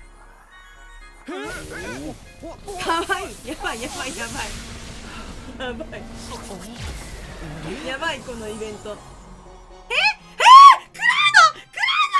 ラウドここは俺は一体。ちょっと待ってそれはクラウドだったうわー天上げ爆天上げクラウドだと流れに、とても大きな流れに飲み込まれて、それから思い出せない。頭が見たことある人ですね。ほんまや。クラウド出てくるんですね。やばすぎる。そういえば以前読んだ書物にあったな。おそらくこの機械こそ次元転送機ではなかろうか。お父さんうすうす感づいてたろ、そのなんか棒読み感。そういえばとかなんか今なんか思い出しましたみたいな空気出してるけど、絶対分かってただろ。次元転送機？だからちょっと待ってムスタリオ好きすぎる。なんかドラえもんみたいな感じ、なんかのさ道具を見たさ、なんかのび太みたいな感じ、次元転送機みたいな。次元転送機じゃん。次元を超えて異世界を旅するための機械、それが次元転送機だ。畜生、全部分かってやがんなこのお父さん。絶対わざとだろ。クラウドだー。でも彼は次元を超えてかわいこの世界に。そうこいつ。よらえもん似てる？ニョナコの信代さん。そう、なんか新しい方のドラえもんわかんないんだよな。わからん。どっち？わからん。おそらくそうだろう。その証拠にあんな服見たことあるか？まあ、返してあげて。クラウド忙しいんだから。俺の名はクラウド。言っちまった。そうだ、俺はクラウドだ。俺はクラウド。イケボで。もうイケボよなクラウドってマジで。イケボすぎるマジ。俺の名前はクラウドだ。かっちょいい。僕はラムザ。そっちは仲間のムスタリオとパパです。あんたたちの名前なんて興味ないね。俺に必要なのは戦場だ。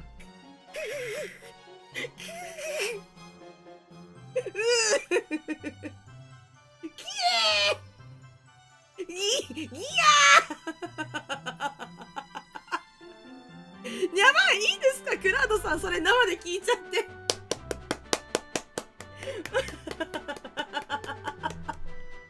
もう好き。ほんと結婚しよう。好きおもろすぎる。いやなんかって言うてもね、私言うてますけど、別にFF7 やったことないんで、クラウドをあんま知らないっすよ。知らないんだけど、まあなんかごめん、なんかいろんな有名なキャラクターいるけどね、もちろんそれは知ってるけど、やっぱ FF って言ったらクラウドじゃねっていう、なんか私の中であんのよな。水柱、だって水柱の人の名前なんだっけ、富岡義勇の声って誰だったっけ。桜井さん。自律神経が悪そうではあるとかで違うじゃん。君はそういうキャラなのか。家庭に連れてからクラウドマジ、クラウドどん兵衛食べるんだ。クラウドどん兵衛食べてよくわかんないね、それね。大体、そのクラウドの声の人、桜井さんがクール系の、まずイケメン的なキャラクターやることが多いから、被るんじゃない？縁柱、水柱、霞柱でしょ。それしかわかんねえ。順番わかんねえし。やばい、あんたたちの名前なんて興味ないねって。俺の名前、人ならば戦場だ、草。中二病こじらせて、かわいいね、クラウド。そうなんだ。そうなんだ。俺は戦士、ソルジャーだ。やばすぎる。語ってきてる一人で。おそ松の人かもしんない。おそ松にも出てるかも。やばい、こいつ血求めてるわ、マジで。中二だ。絶対中二だ。わかんない、それ。なんだよ、いけすかないやつだな。そこがいいとこなんじゃん。そこがかっこいいんじゃん。なんかツンケンしててさ、そこがいいんじゃん。なんだこの感じは。指先がチリチリする。どうした熱い。目の奥が熱い。やめろ、やめてくれ、セフィル。迫真すぎる。やめてくれ、セフィル。迫真すぎんか。なんだよ、危ないやつだな。自律神経が、それはマジでそう。なんで危ないやつなの。ムスタディオ好き。行かなければ。そうだ、あの場所へ行かなければ。どこ？思い出のうち？君の名はっつって行かなきゃいけない。おいおいおいおいおいおい、なんだよ、あいつはさ。おい、仲間になるわけじゃねえのか、セフィロじゃなくてクラウド。おい、あいつ異世界なのに勝手に出てっちゃって大丈夫なんか。マジあいつやばいな。なんか異世界に転生させられた俺はこの世界でも世界最強になるみたいなさ、ナロ系じゃねえかあいつマジで。いや、でも本当にさ、クラウドってさ、どこにどう来てもさ、なんか主人公をかさらっていく感がさ、なんかすごいよな、クラウドって。結構簡単に生きるね。確かにそれな。いや、よくできてるわ、本当によくできてる。すごいわ。あいつあそこまで行って足速くね。あいつ足速くね。ちょ待って、マジであまりにもおもろすぎるあまりにも面白すぎるって。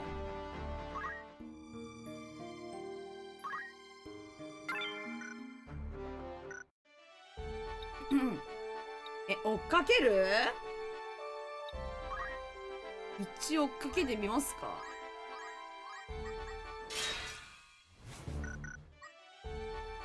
ランベリージュ止まないで。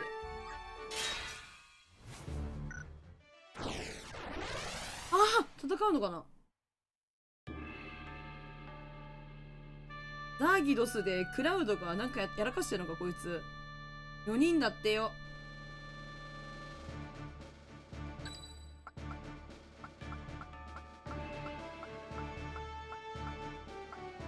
責任持ってムスタディオ行きやってマジ言いたいけどな。よし。せっかくなので、ね、分かったわ。この子たち入れていきましょう。いけましよし、行くぞ。マジおもろいんだけど、本当に。おいおいおいおい、あ、花売りだ。ねえ、お花いらない？たったの1ギルよ。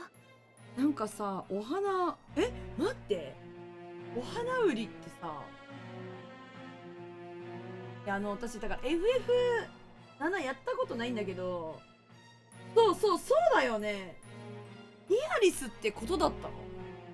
言われてみたらさ、雰囲気エアリスか？ついてなかった、本当に。あん時のフラグってさ、ここのことだったの？あら、どうかした？私誰かに似てたりする？マジやばいんだけどこのゲーム。いや、なんでもない。好きなくせに。 FF7 はラージュ・オブ・ケルベロスしか俺もない。わかんない、うちやったことないんだよね。何よもう。これあん時うち花売りさんにから花買ってなかったらクラウド来なかったりしたのかな？あるかもしんない。何この話。探したぜエアリス。エアリスじゃん。今日もおふくろさんのために花売りかい？ご苦労なこった。お願い、あと10日でいいの。1週間でいいから待ってくれない？ふざけるな。返済期限はとうの昔に過ぎてんだよ。お前汚ねってて触んじゃねえぞボケナス。貸した3万ギル、耳を揃えて返してもらおうか。お前汚ねって話せクソ野郎。話して。お前何してんだボケナス。よく見たら結構いい女じゃねえか。こりゃ花を売るより春を売ってた方がいいかもな。キモくない？こいつ何ちょびり場なんだけど。何こいつマジあわんじゃねえ、喋んな。こいつ山本マーニャーさん声良すぎるな。そうなの？もうキモこいつら。その手を離せ。やばい、来たクラウド。やっぱり好きだったんじゃん。気になってたんじゃん。誰だてめえは。聞こえなかったのか。その汚い手を離せと言ったんだ。ハゲド同じこと言って、その汚い手離せって私言ったよね。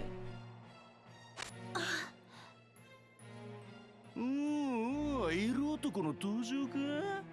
ざっけんじゃねえぞ。おかしな格好しやがって。そうだおかしな格好しやがってよ。クソ野郎、このイケメンがちくしょうかっこいいじゃねえか。強い。今のうちだ。さっさと逃げるんだ。なめたまねしやがって。ただじゃおかねえぞ。俺とやるのか。頭が痛い。気圧が関係してて偏頭痛持ちだから頭痛くなっちゃうんだよクラウド。かわいそうに。誰かロキソニン持ってない？開けて。頭痛薬。低気圧きたー。絶対そうだよね。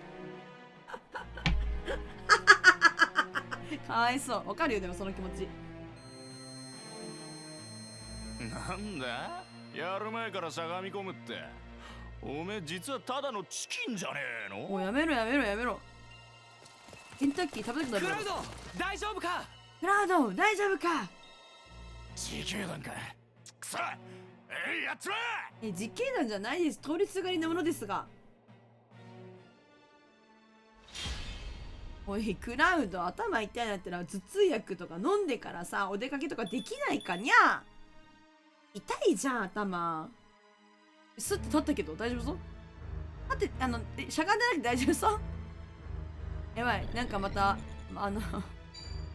ストレイカーとかさネリカルダロハのさなんか名前みたいなさタイトルみたいな名前やめて本当に。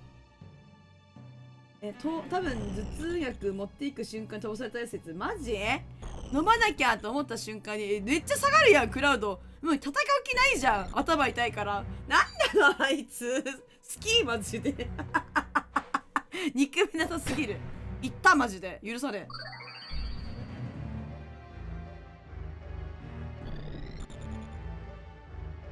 みんなクラウドのこと見向きしないの何なのこれ。行けばいいのにクラウドの方。来たレイジさん殺しに行こうぜマジで。ドラゴンのからさね、ここまで来たっけさ、2人に入るんじゃね？ほら、あれ入ってんのかなこれ。燃やすこいつら。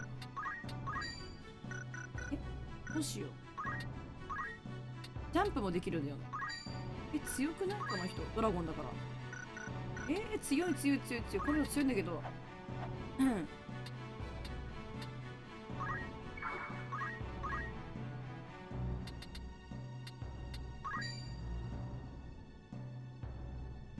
どうしようか。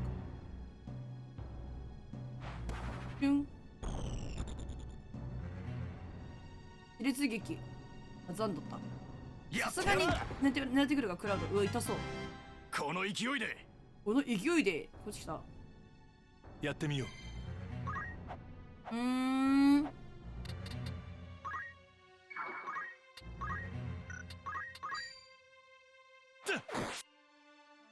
これでジャンプ決まったらこの人は倒されると思う。行くぞ。ラムザベオルブか。でもなんかいけるんじゃないか。ラムザベオルブ何ができるあんた。悪口言う悪口言う。勧誘なかなかねやっぱ確率低いんだよね。まあしょうがないけど。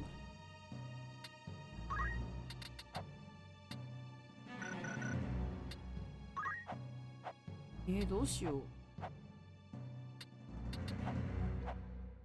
見えないんだよねこれ。ここに来たらこれが1人しか入んないね。全然攻撃力が低いね。聞いてくれ。聞いてくれ。そう入んないか。どうします？ご命令をどうぞ。ご命令をどうぞ。かわいい。かわいすぎ。ほんまにかわいい。もうずーっと言う。なぜならかわいいからです。これあれじゃない？ビームじゃない？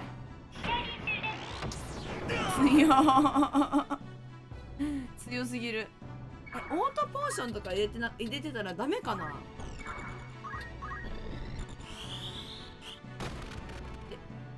倒れるわけには。なんかオートポーション、あ、でも入れられないのか。機械だから。おしまいよ。はい、ナイス。までか。役に立ちたい。俺の番だな。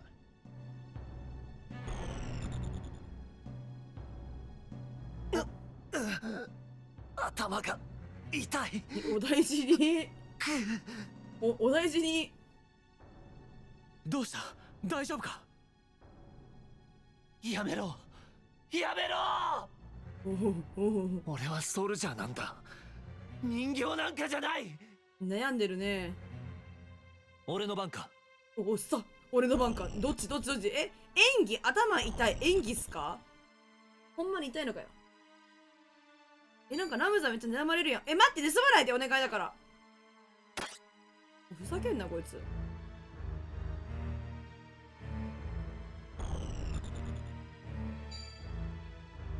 めっちゃ石だ。ラムザかわいそう。ずっと狙われてる。またこいつベイトじゃね？ベイトになってるのでは。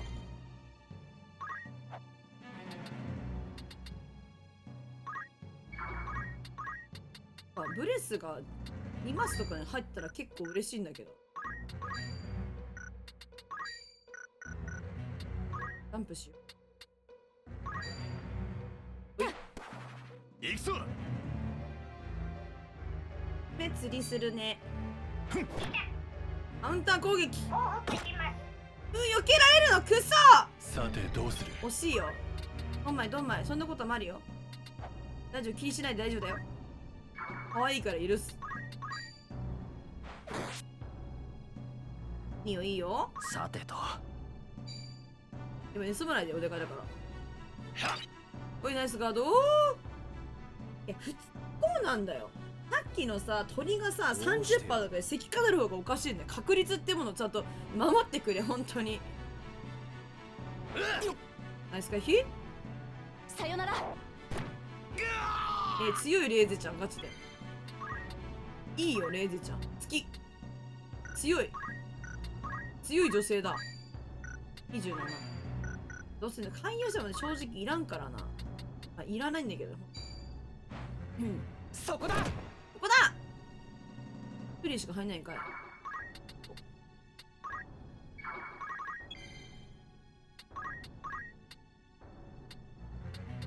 いいダメージ処理する。40% とかでしょ。ここまでです。ここまでです。ダメなのか。かわいいね。可愛くて強いが一番正義じゃんね。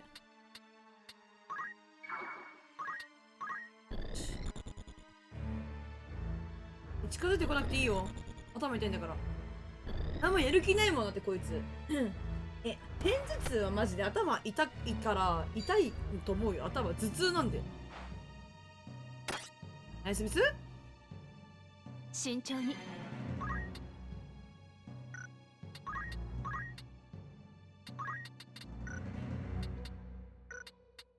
ャンプ逃げるなこの人。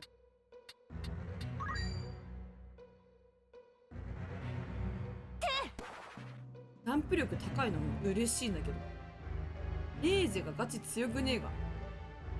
レーゼとかもなんか別の作品なのかな。いやそんなことないんだよ。なんか聞いたことないんだけど痛すぎだろこいつ。クラウド死んじゃうやめてほんと。回復できないんだから。おいいけ。75% 枠ナイス。任せろ。こうじゃなきゃね。近づいてこなくていいってば。だからお前命狙われるのお前なんだから、近づいてくんなよ。頭痛いのに。なんで頭痛いの近づいてくんの。助けてほしいのかな。痛いんだけどってアピールか。やめろ。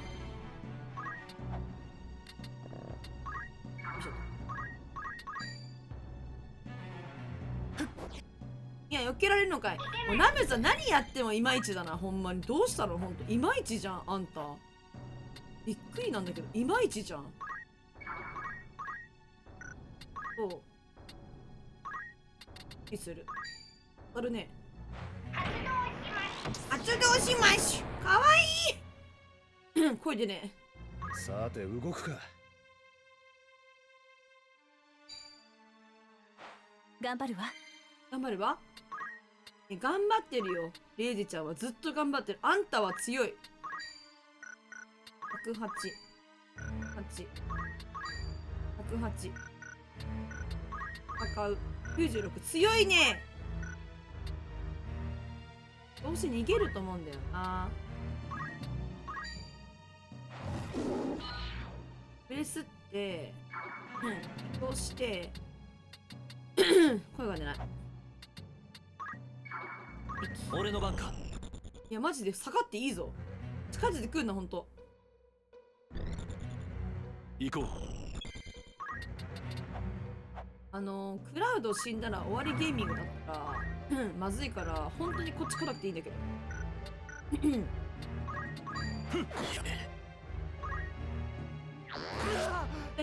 負けない。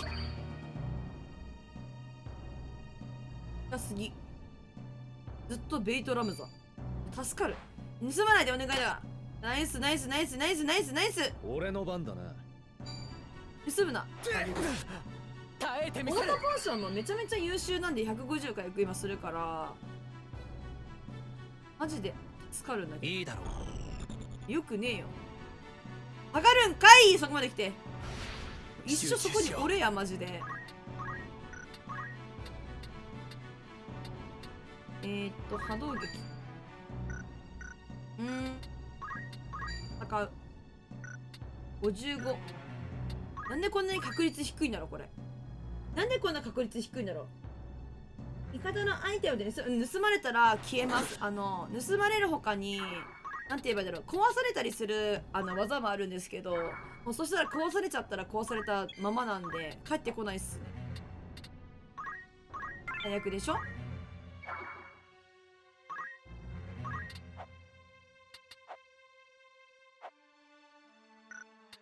そうなんすよ。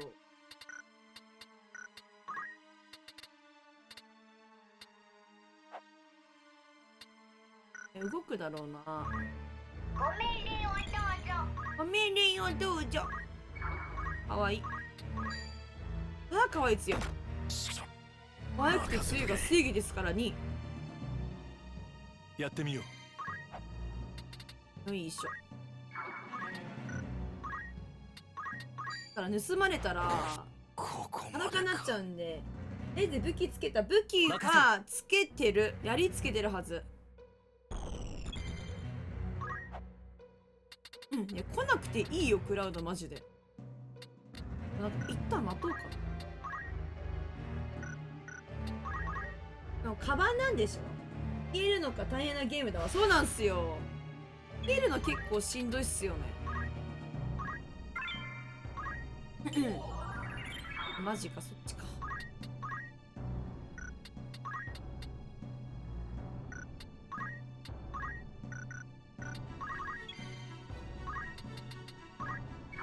クリスタル回収したいに一回待機。さて動くか。ここ行く？行こうろうろしてんなマジで。頭痛いんだ。うろうろすんなし。安静にしてなさいあんたたち。あんたか。僕の番だ。あ、宝箱か。雨飾りいいね。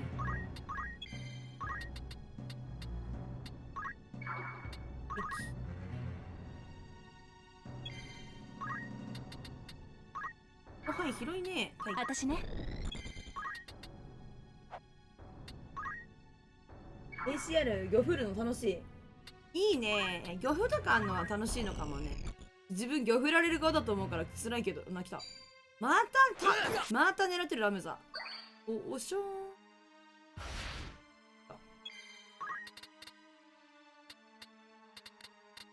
ラムザで欲しいけど。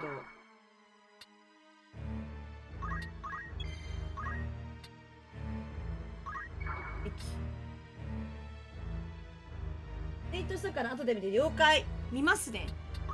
慎重に。さてどうする？専用ウーフで取ってもいいけど、次順番逆誰が回ってくるんだろう。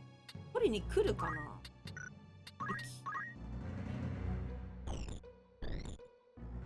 誰か。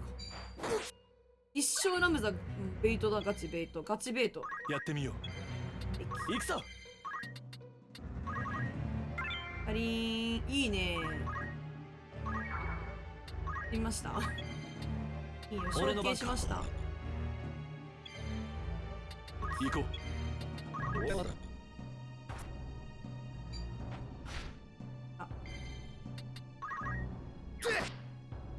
大丈夫。何するか分かんないと思うんだけど、このね、アイテムになったりとかするやつをね、取りたくてちょっと待ってました。集中しよやることがないんですよ。もうラムザー、なんでそんな命中率低いんだろう。どうだ。はい、終わりですと。ありがとう。失ってしまったんだ。大切な、とても大切な人を。急に語るやん。クラウド？クラウドどうした？あの時から俺は俺でなくなった。今の俺は一体誰なんだ？しっかりしろ。俺はどうしたらいい？この痛みをどうしたらいいんだ？マジでほんと中だよね。いいんだけど。クラウド、君の世界には君の帰りを待っている人がいるんだね。いるんだよ。これでロキソニンの CM 採用来たら笑う。ウケんだけど。他の成績を使えば君を元の世界へ戻すことができるかもしれない。行こう、ラムさん。ここにはいられない。そうだよね。行かなければ、ここじゃない場所。約束の地へ。そりゃそう。クラウドはさ、完全にさ巻き込まれちゃったから、ロキソニン治ります。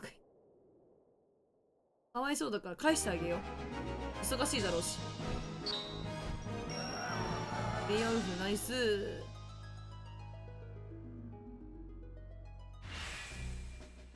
やったー、フルじゃ。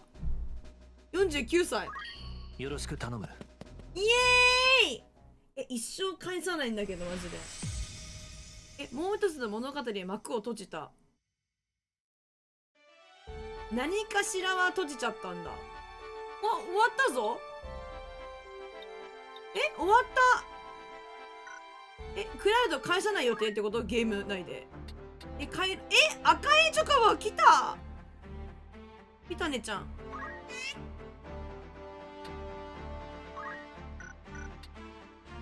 赤チョコボ生まれてる。びっくり。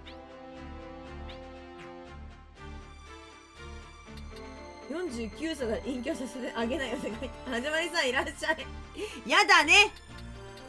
ソルジャー49歳男性クラウドさん。私は絶対に隠居はさせません。やばすぎる。胸が熱くなるじゃないかこれは。待って、全てが謎に包まれた違法の住人ソルジャーのリミットは極限まで高めた力で強力な一撃を放つことができるアクションアビリティセット。やば。熱マジで熱これ有名な技だよね。なんか読めないけど強ギリって合ってんのか。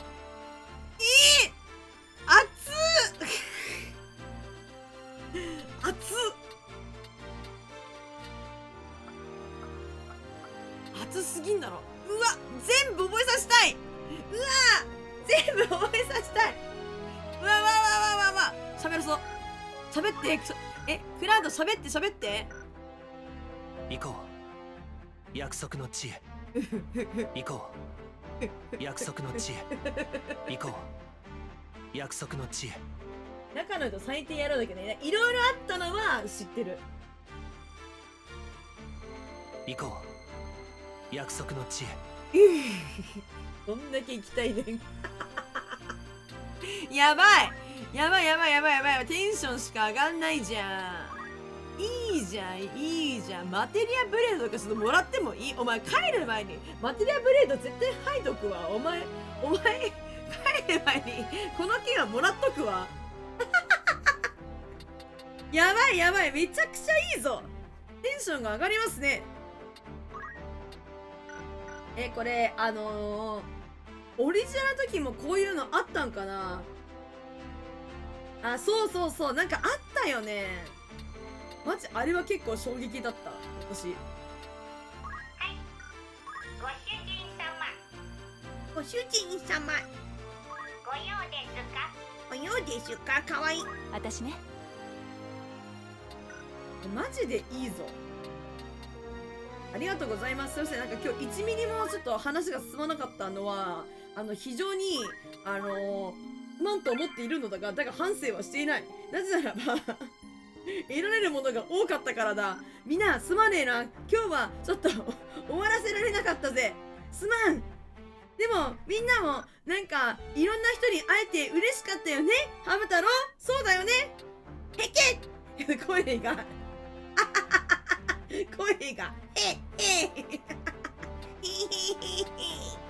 声がやばいんよ。いやマジ楽しかったな今日。やばいな。いやもうさ良すぎなかった？ちょっとだけど。かわいい。なんだ俺かなんだ喋ってクラウド。なんだヘイシリクラウド喋って。まず携帯電話がマジで話したのヘイシリっつったら。ヘイクラウド喋って。俺かなんだユナとの声カスカスやめてねマジで。やったー。いやでもマジおもろいんだけど。ほんとマジおもろいんやけど。しっかり学んで備えましょう。いやあんたの喋り方もいいね。しっかり学んで励みましょう。なんやねんほんまにこいつも。おもろすぎんだろ。香水とかあんだけど。モノマネ師見ちゃったじゃん。モノマネ師じゃん絶対最後。あれバカ野郎。本当に見ちまったよ。応援していますよ。応援しています。飛行に関する記録はこの通りだ。また話そう。おもろかったな。あらゆる視点から良いみ旅を。んなは誰が好き？成績に関する記て録はか成績本当に集めたんだ今ので。話か。どれ？うわー、ちゃんとこれやらなかったら成績全部集められなかったんだ。ムーミーで見ていいか？ムーミー見てどうするの？いや、その新しい話があるっつうのは知ってんだけど。また話そう。どれムービーって？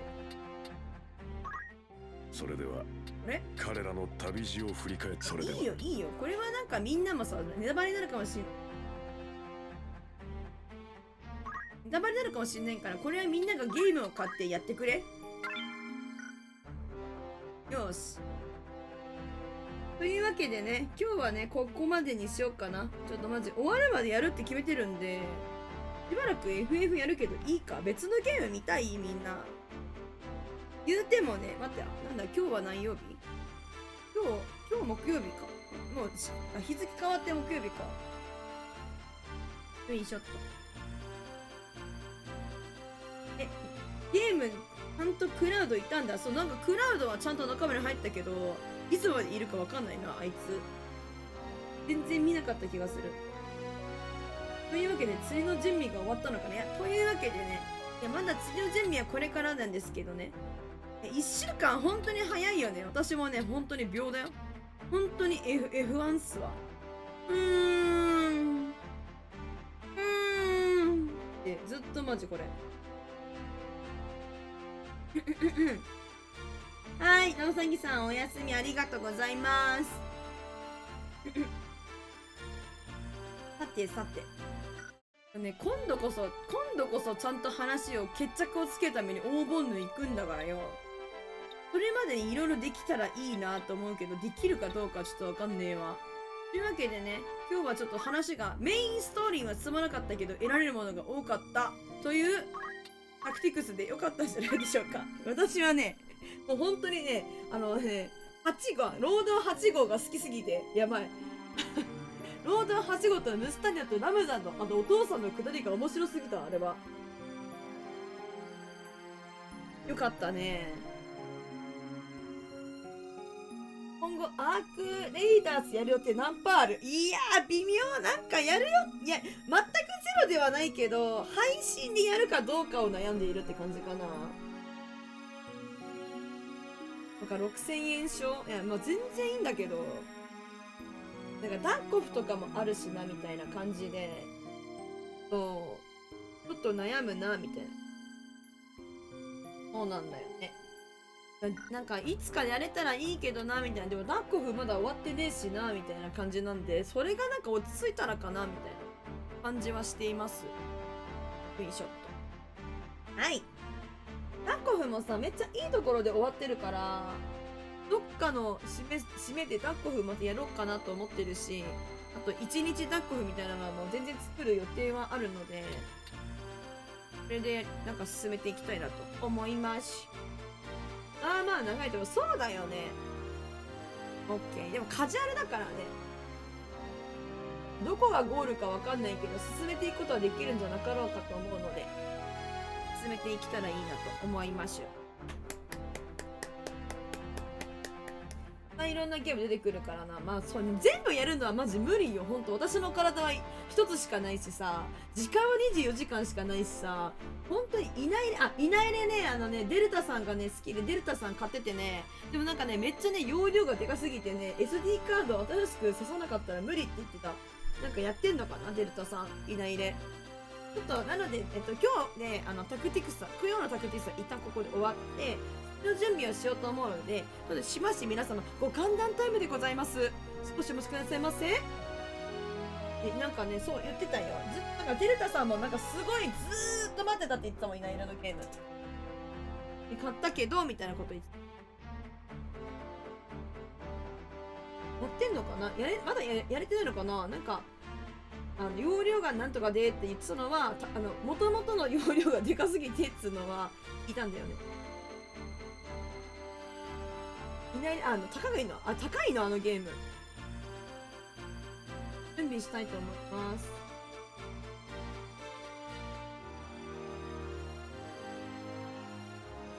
まあ、普通に買おうと思ったら高いよ。なんかそのさ、セールとかじゃなかったらさ、まあまあするよ。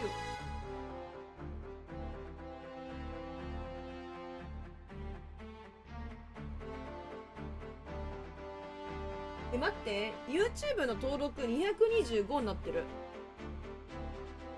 なんかね、222は見たのにゃんにゃんにゃんだなと思ってたんだけど、225になってるわ、今。あららららら。ありがとうございます、皆さん。ありがとうございます。い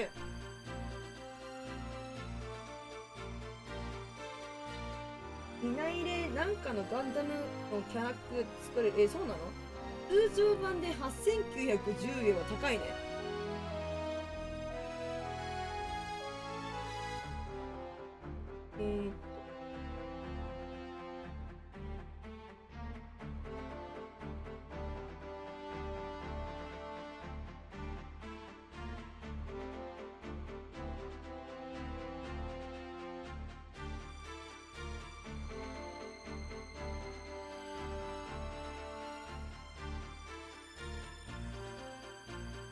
ゲームをまず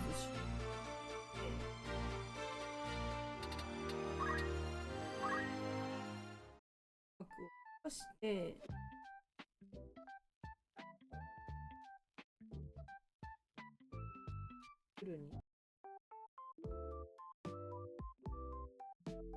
任天堂だと9210円高っ。子供がかかるね。子供にやらせるなんか予定ないだろ多分だけど、なんか大きいお友達に絶対やらせるつもりでゲームやってるだろそれ。だっていないれってさ、なんか私わかんないんだけどさ、いないれのさ世代ってさ大人じゃない？なんか今の子じゃなくない？なんかちょっと上じゃない？わかる？なんか言いたいことわかる？なんか今の子たちの世代じゃなくないかね、いないれって。いや今の子たちを見てる子はいると思うけど、よりももっと大きいお友達向けじゃないの世代じゃない？あたいはねちょっとねマジでいないれ通ってないからね、なんか全くちょっとわかんないんだけど、でもそうだと思うんだよな。あたいだよ、ちょっとわかんないんだよな。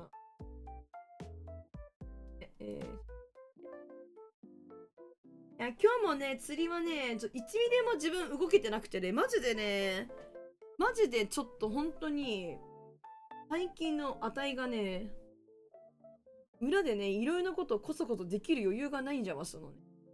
やんなきゃ時間を作ればいいんだけどね、気がついたら気絶してるのよな。ほんまに気絶しちゃってさ、寝る時間をもうちょっとちゃんと確保するように寝れば多分いけるんだけどこれがねむずいんだよ。気がついたらね寝てるんだよな、椅子でなっちゃうんよ。重たくなりますのでピルルンとか寝ない、ちゃんとねダメっすよ。ミドルさん、はいありがとうございます。でもね寝れなくて寝てはいる、本当に寝てはいるんだよ。寝てはいるんだけど気絶してるって感じ気絶してる時間の方が長いっていう。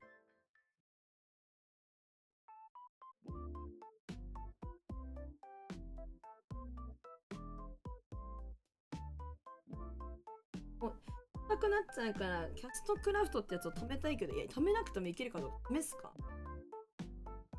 多分だ。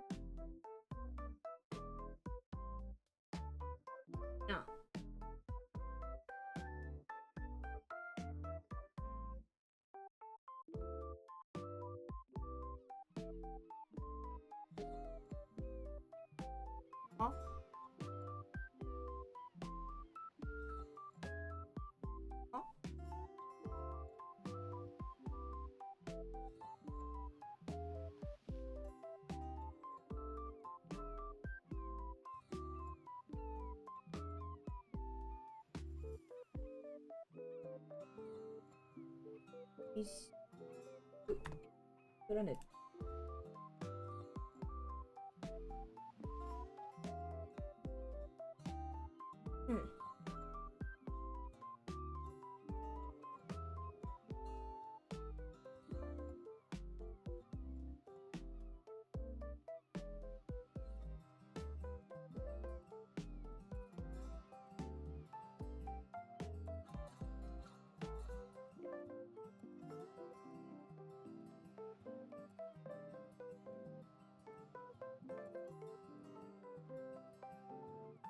え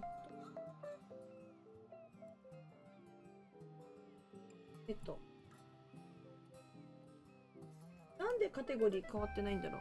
なんかさ、更新してもさ、カテゴリーが変わんないときあるんだけど、なんじゃますのこれ。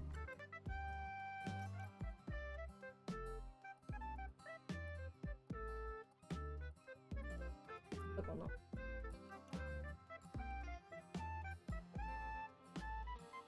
椅子で寝るの気持ちいいけど、体痛くね。体はね、マジでね、縮こまっててか、っていうかなんかね、足かな、足が冷たくなる。なんか、足伸ばしてるけど、足を床で壁に、なんかこう、ビタンって、なんか固定して寝てて、時々。それで足がなんか冷たくなってる時がある。よし。以前って早く起きるがたまに、なるほどね。早く起きる対策的な感じでね。戦略だね、戦略。よいしょっと。というわけでね、釣りをしていきたいと思います、本日も。皆様、お休みにならない方、お休みになられて、そしてお休みにならない方はね、しばし私とですね、ご歓談というかね、お付き合いいただければなと思いますけれども、上に足乗っけて寝る。なるほどね。乗っけるんや、こっちに。ルーレットタイム。どこまでやってるかっていうと、やりたいことがあって、鮭をまず釣りたいのと、なんかもう一個お魚釣りたいから、そこをちょっとまた粘りたいなと思っております。まだ1時まであるんだな、ライセンス。ギリ。てか、やりますな。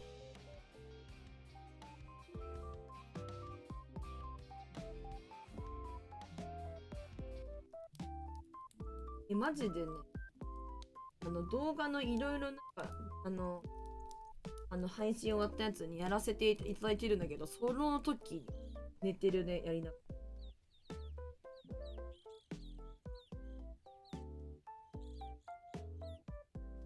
よいしょっと。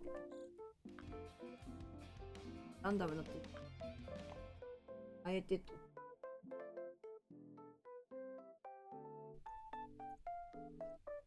サメでまた釣り道具壊した。大変だ。まだ釣れてない。そうなのよ。釣れてないんですよ。ですね、釣れてないんですよ。ミッションやってて、ホワイトムース、スプレイクが釣れてなくて、スプレイクと、ノートを召喚する。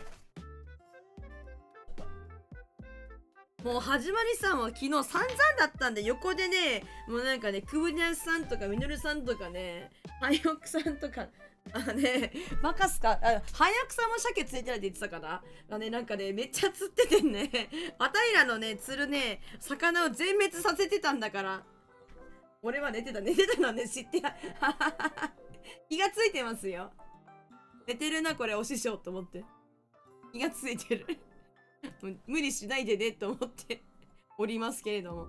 この、大西洋鮭7キロと、あとこれですね。4キロのスプレイクってやつを釣りたいんです。で、今それを、ジグベイトで持ってやれっつってんで、これをやります。ジグベイトっつうのが、これですね。この虫みたいなのついてるやつ。で、釣れっつってんです。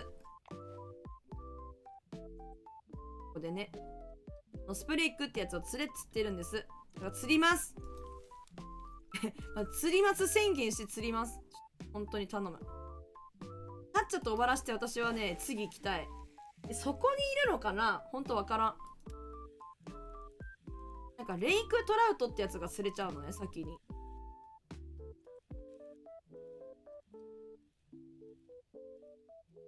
これ仕掛けていきたい。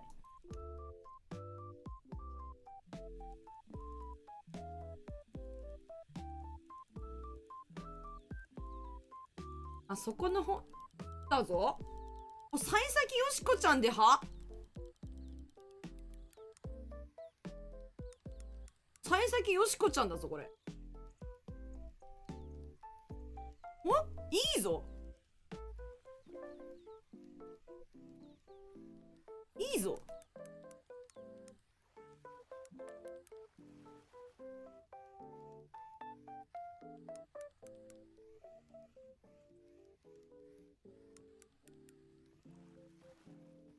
なんだろう。で、鮭だったら泣くんよ。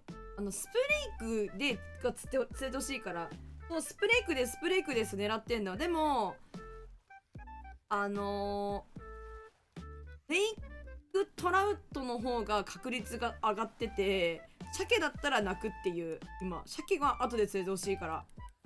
おっとどうした私の顔見てビビったんか。めっちゃ走るやん。どうしたん急に。おっと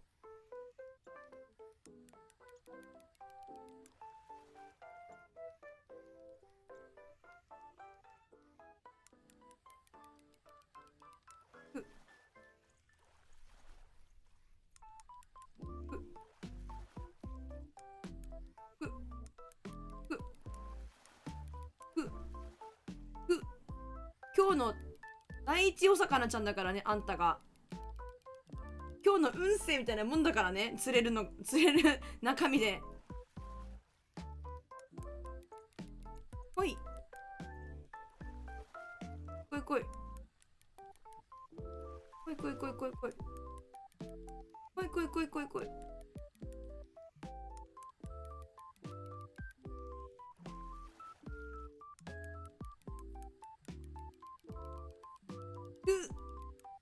頑張るじゃん。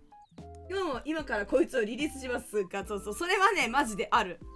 本当にある。あれね、マジでさ、いやスカリってやつをね大きくすればいいだけなんですよ。それはそうなんですけど。おっと来たぞ。だからこっちじゃないのよ。今日も釣りしてて可愛いね。そう、今日も釣りするんだから。こいつじゃないのよ。でもね、おっきい魚ね釣れちゃう時がねあるので、1匹が20キロ以上だったら逃がすから、私が投げキのマートルみたいな感じになって投げキながら魚を逃がすっていうシリーズになってるからね、マジ1日1回のペースぐらいでこいつを今から逃がしますって言ってわ、来た。来て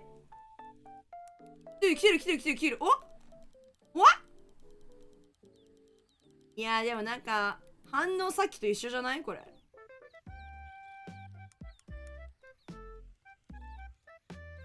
師匠とレベルどっちかな。師匠の方が多分レベル高い。ニボさんの方が多分やってるから、私が今39でニボさんも40いってるんじゃないかな。40以上追いつきたいけどね。お、来てるでみんな。はじまりさんと大奥さんだ。一瞬追いつきそうだったんだけどね。追いつけなかったわ、さすがに。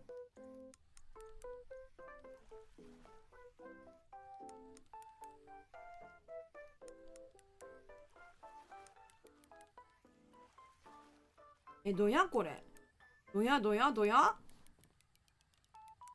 んか逃げ方がさっきと一緒なんだよな。今俺マオスゼロやってるから今38抜かしてるじゃん。そうなの ?40 いってなかったんや。なんかサメでさぶっ壊しまくってるからもういってるもんだと思っと。マオスゼロガチでむずいから。あれね、シャドバな。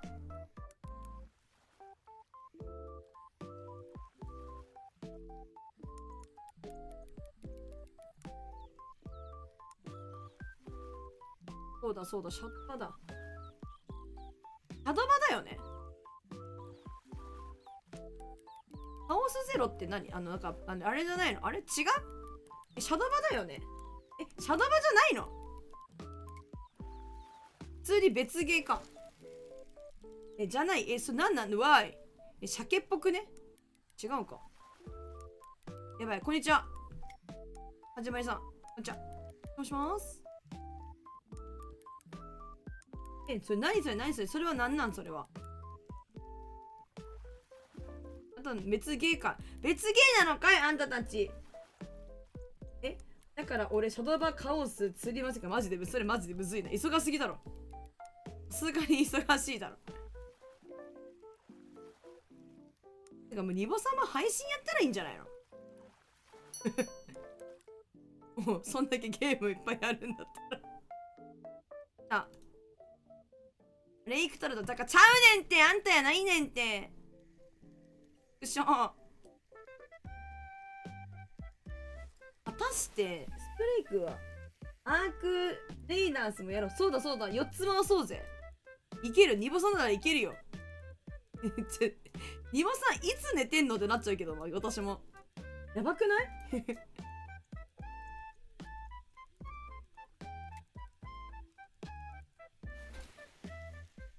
じゃない、今なんか青い反応があった気がする。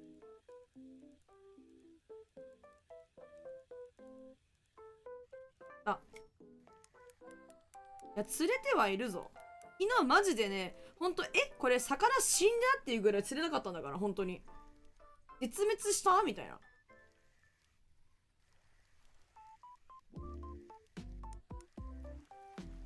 お、これ違う魚かも。あ、いや、一緒かも。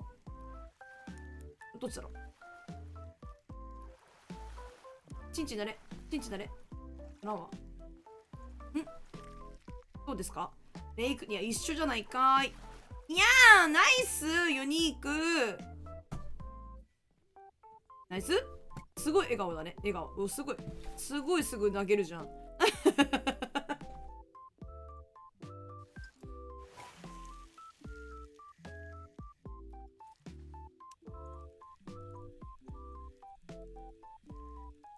最近はシャドーバーモチベない。やっぱ難しいからなんかやられまくってるんだ。おもんないって言ってたもんね。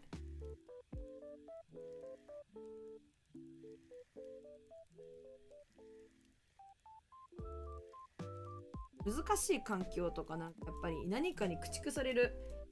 タクティクスよりむずいだと。でしょうよ。タクティクスはさ、だってちゃんとレベル上げたりとかしてやればガチガチにしたら、あ、そっちね、カオスゼロ。なんだよ、そっちかい。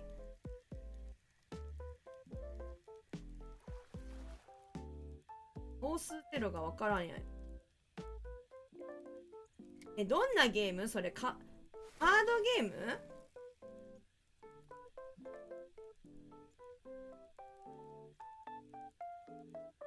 カードゲーム、そうなんだ。思んないし、別ゲーム、そうだね。シャルサンデーマンダッコフみたいなゲーム、そうだから。アークレイダースも。そうだからな。いいので、G マシンが出ないのが一番だと思うから。ハードゲームなんだ。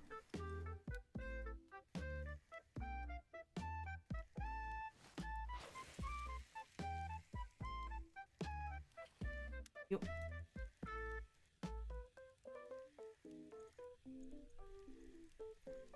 ピンチよりも流しときゃいいんじゃねえか説なの。入れるクソって感じ。クソいいね。なんかもうクソ悔しいからもう一回やるぞっていう気持ちになれるぐらいがやっぱいいもんね。なんかマジでもうなんかイライラしちゃったらさ、もう精神衛生上良くないっていう。本当にイライラしてまでゲームやりたくないもんね。楽しくさやりたいもんな、ゲームだから。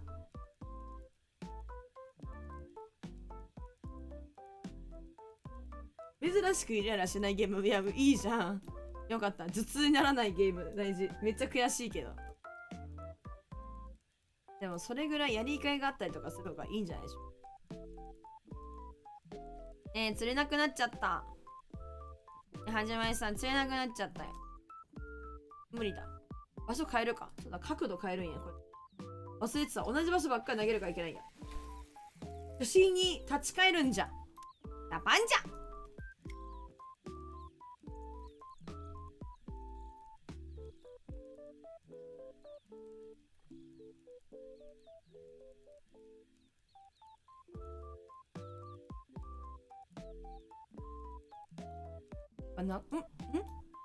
いたぞ。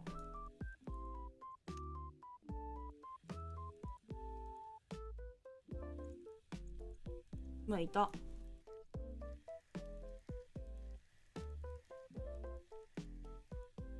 アークは配信の動画見るのがめっちゃそうなんだ。見るのも面白いんだ。なんか結構なんか絶叫してんのかな、みんな畜生みたいな。こういう感じなのかな。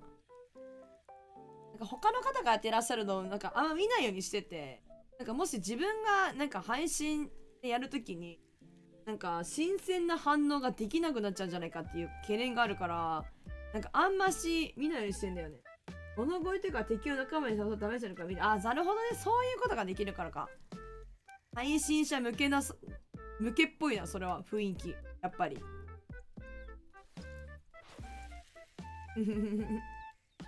面白そう。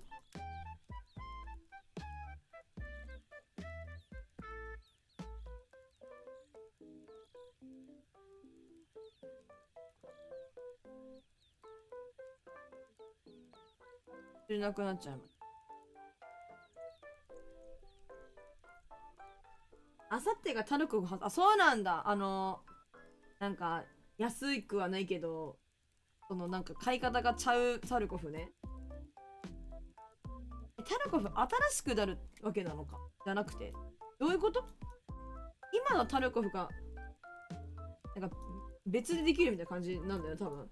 途中まで敵だけどずーっと一緒に行動して最後に裏切るっていうのはガチでおもろい。いやなんかさそうね、製品版ならそういうことよね。そういうことですよね。いや面白そうだけど、自分なんかその騙したりするのが苦手だから、すごいなんか向いてるかどうかはちょっと難しいところだな。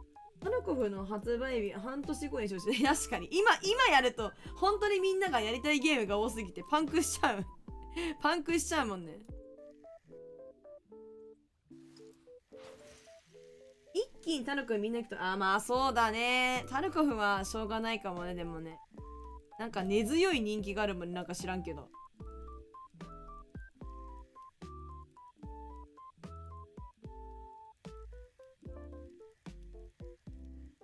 あ、あれあれあれあれあれ、いや、できるよな。打った感じしなかったけど今。急におとなしく噛みついてる。これ何がかかったんだこれ。あ、あれかな、皮明太か。皮明太、これ皮明太だ。買うか。お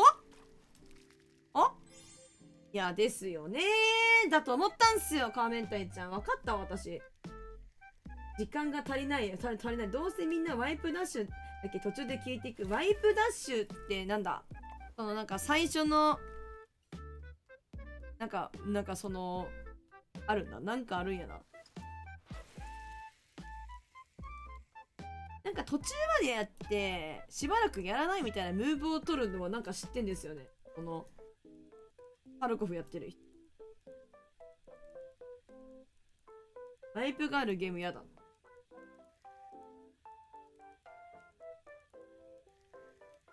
ワイプがあるのかないのかどっちなのか謎。今回そうなの、あるもんじゃないのタルコフって。ワイプが何かあんまり分かってないんだけど、なんかなんかあれじゃないの、なんかその1からなるみたいな話だよね。初期からまた始める時が来るみたいな。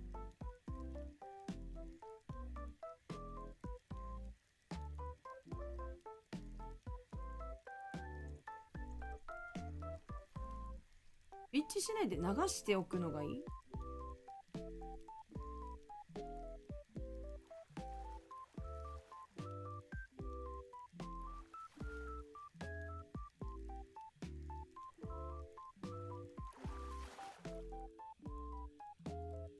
最初から合ってます。よかった。ありがとうございます、みのりさん。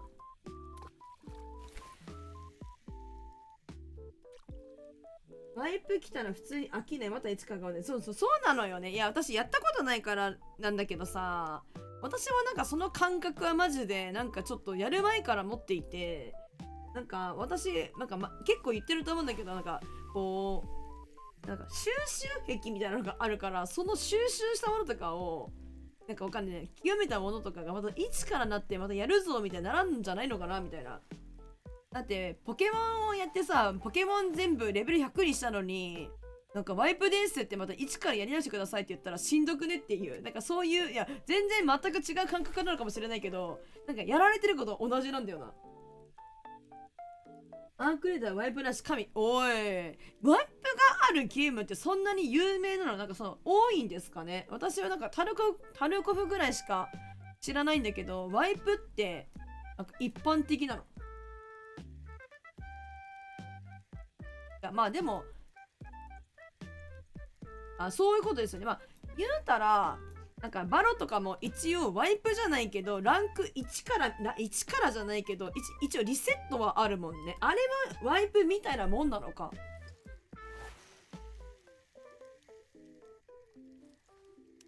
そうなんですね。ラストあるんだ。当時のタルコフワイプないでやることがない。だからその、なんかもう、煮詰まっちゃうみたいな感じでやることがもう、極めまくって、これ以上やることねえなみたいな感じになっちゃうんだ。サバイバル系結構、そうなんだね。セブンデイズもそうだ。そうなんだ。うちサバイバルゲーがほとんどやらないから知らないんだな。ほとんどやらないんで。持ってないもんな。多分。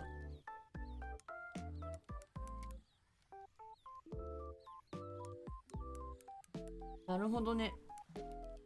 でもサバイバルゲームとかだったら確かに拠点作って拠点充実させてみたいな、武器強くしてみたいな感じになっちゃったらもうなんか他やることなくねみたいな感じになるかわかんないけど、そういう感じか。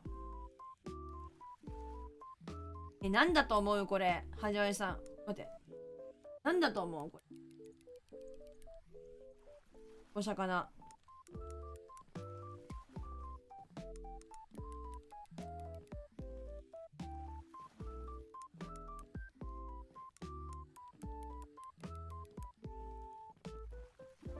なんか違うかも。カードかな。そうなんだね。えい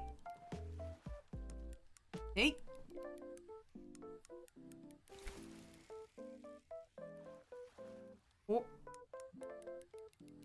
ばい、時間1時に10分までだからあと4分や。ライセンス切れんの。みのるさん来たね。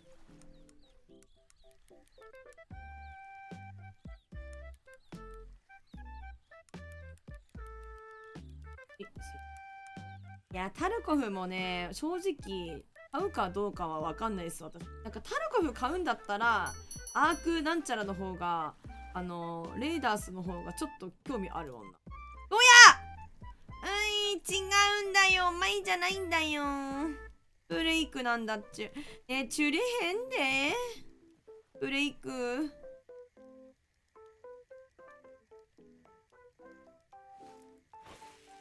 カオスゼロナイトメアやるか。やらないかな。マジでやる時間がないかも。タルコフはクロート向け、いや私もそう、ある。そのイメージはクロート向けのイメージあります。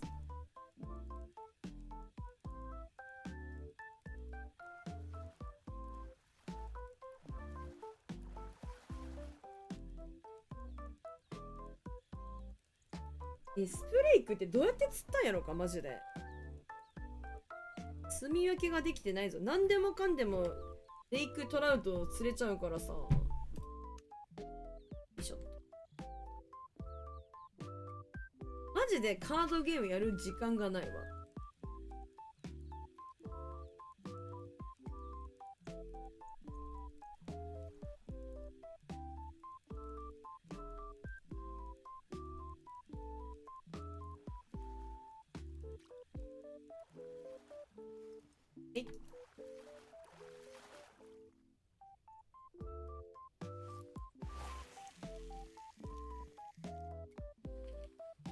最近髪の毛縛ってると頭皮が髪の毛すぎ引っ張られていく感じ、引っ張られててなんか痛い時あるんですよね。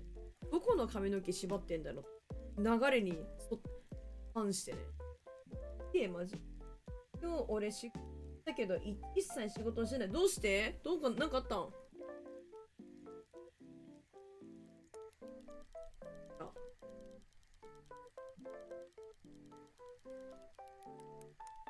でもこれ最初の頑張りの引きがもうなんかスプレイクじゃないんだよな。レイクトラウトっぽいんだよな。絶対にやらなさゲーム見つけた。マジかよ。待って見れへん今。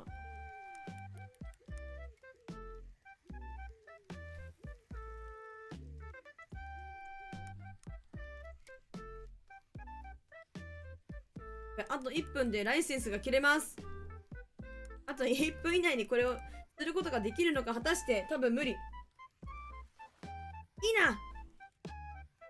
きっとそれは難しい。ライセンス買えよこらーって言われる。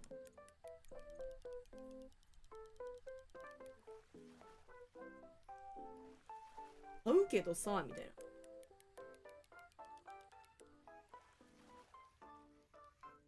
階のキットだったんだけど階段できてなくて搬入できない。あ、そういうなんかそのリフォームしてるから階段がまだ作られてなかったんだ。そんなことあるんだ。なんかあるあるっぽいな、そういうの。大変だな。だぞ。どうですか？いくとラウチョーン。そんな、多いのそういうこと、シャルさん。いつもは無理っくりロープ投げて、バイクが全然終わってなくて狭かったから、空振りにした。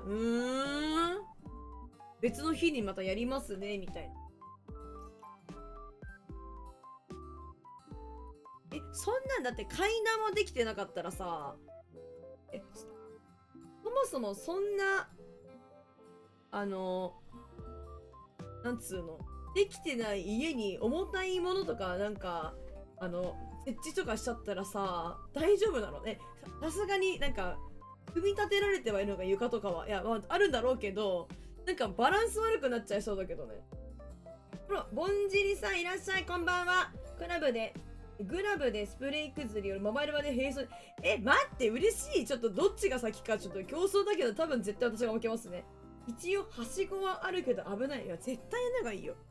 こんな、もう出直し的なって。いや、出直し来るわだよね、マジで。家ちゃんとなってから呼んでください、みたいな。これ、おすすめ、ちょっと待って。見ようと思って。ザ・ロング・ダーク。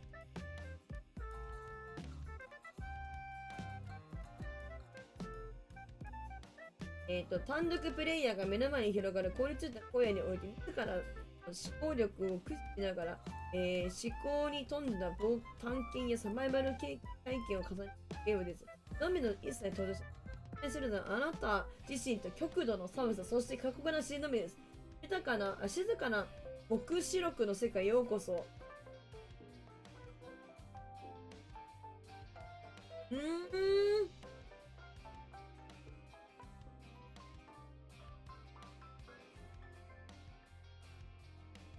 なんか難しそうだけど面白そうではある。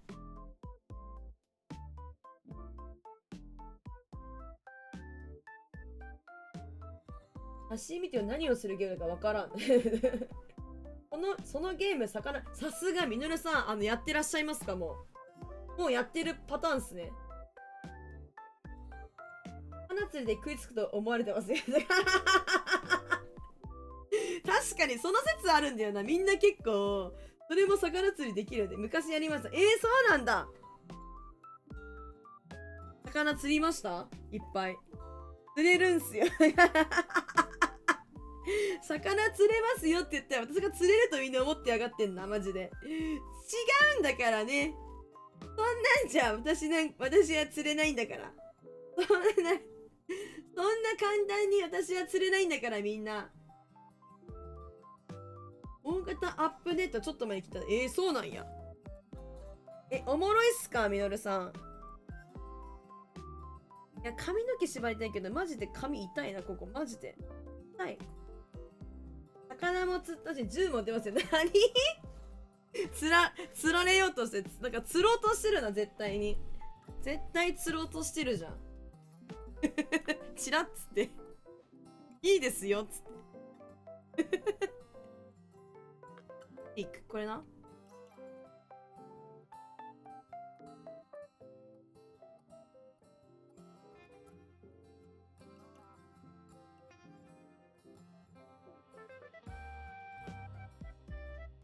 マジで10もあるんよ。やらない。すぐにはやらない。面白いけど最初はわかる。結構、いやまあ、そうですよね。まあなんかその手探りでサバイバルやれみたいな感じのゲームなんでしょうから、まあ、その辺はそうなっちゃうか。だというイメージはございますな。スプレークの面拝んできたからちょっとここで釣れる気がしてるわ。頑張る。1年、そうだ、2017年って書いてあった。でもなんか、スチームに投げられてるゲームってさ、もう何年前とかなんかもうわかんなくない？でも普通に今でもおもろいゲームっていっぱいあるしさ。だから今なんかこの、フィッシングプラネットもだって10年前だでしょ。なんか2015年だから。まさかこんなにやるとは思うんや、みんなな。ほんまに。おもろいで。ほんまに。お前も釣りやらないか。お願いだからさ、スプレイクって他になんか釣れるとこないっすか？お願い、本当にお願い。本当に一生お願い。スプレイクって他に釣れるとこないっすかみんな。ここっすかやっぱり。あら、いらっしゃい。いや、みんな今日もなんか、北海道鮭釣りぐらいの感覚でちょっと。レポ35%オフ来てる。マジかよ。試しに釣りをしてたこのたもの、ほんとやで。ほんまにさ。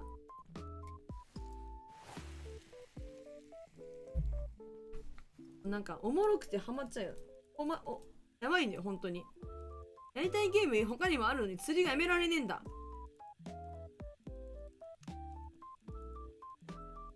ニボさんはレポ買おうよ。みんなレポやろうよ。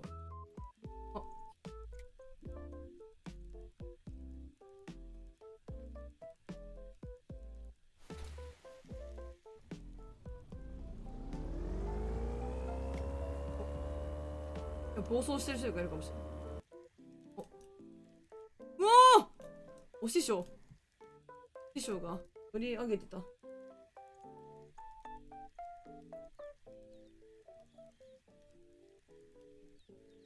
やー、バイトだけですね。よ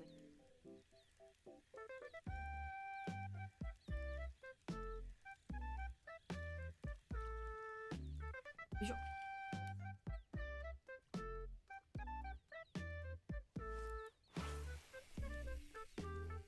変えた方がいいかな。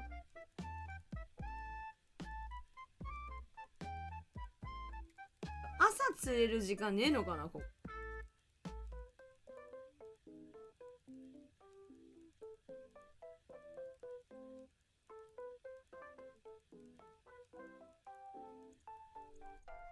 あ、反応はスプレーク。レイクトラウトっぽい反応ではある。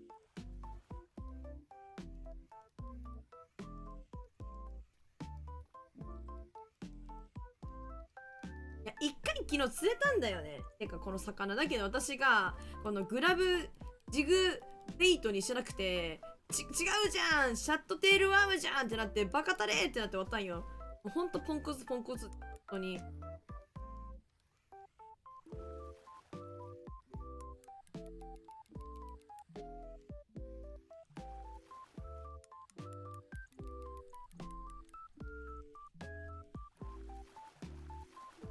なんだ黒いな。パワーメンタイちゃんか。いや、そんなパワーメンタイちゃんすごい静かやったからこんなんちゃうよな。待って、そうなんすか？気になってるんですよ、ミメシス。本当に買っときゃよかったかな、この間のセールの時にと思って。やっぱ悩んだんだよね、ちょっとね。でもやる人いないしなと思って、一人でやるゲームじゃないしなと思って、また今度だなって思ったら、買ったんだっけな、記憶ねえんだよね。買ってないはずだな。そうなんよ、多いんだよ。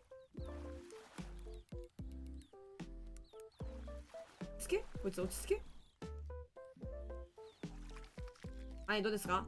ですよね。あんただよね。ケーシス12月アップデートでロードマップ出しやりたいんだよ。気になってはいるんですよ。あとキャンピングカーのやつも気になってる、やっぱり。時間がねえでやんす。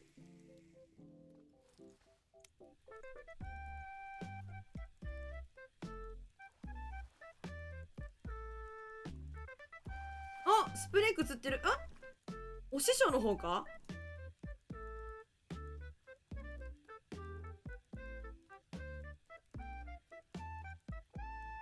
ってる。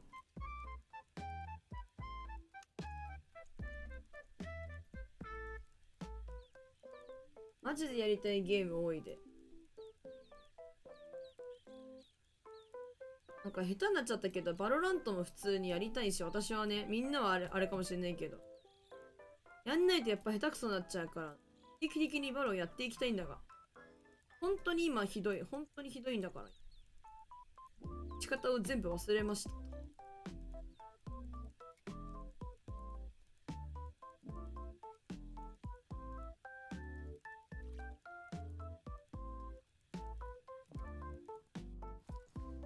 釣れへんでー。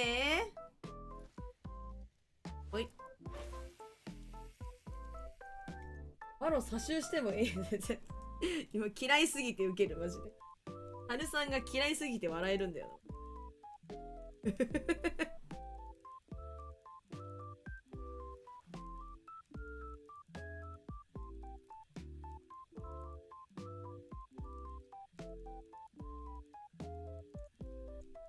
変な時間変えようかな。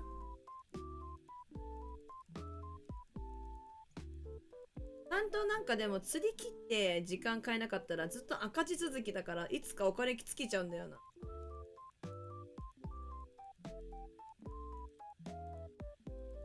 来たか。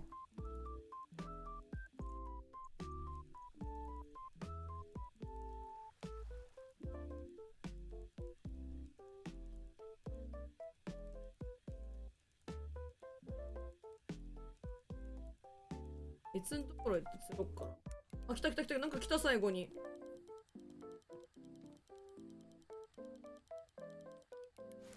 でも反応はスプレークっていう、ずっと。スプレークじゃないか。あ、なんだっけ。いつもか、レイクトラウトなんだよな。あんま間違っちゃいつ。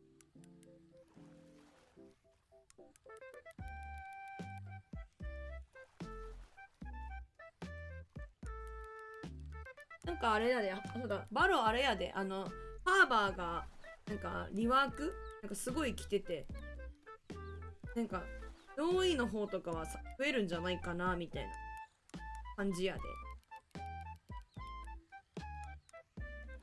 ウルトとかすごい強くなった。どうでもいいです。すいません。はい、すいません、シャルさん。はい、すいません。失礼しました。はい、すいません。そうっすよね。はい、すいません。ああ、お前じゃないのバカ。こいつめっちゃ釣れるんやな。あ、そこ深いとこにおるもんな。変えようかな。あら、ボートないじゃん。ボートないぞ、自分。あ。あれあれあれ、人のやつボート乗ったこれ。あれあれ、人のボート乗った？ん？あ、かぶってるだけか、びっくりした。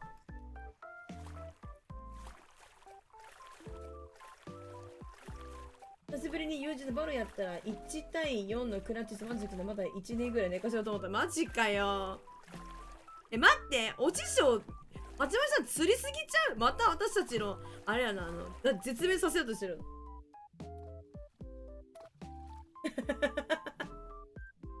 なんでみんなそうやってバロ卒業していくんだ。ちなみに私は何年やったってうまくいかねえぞ、ほんと。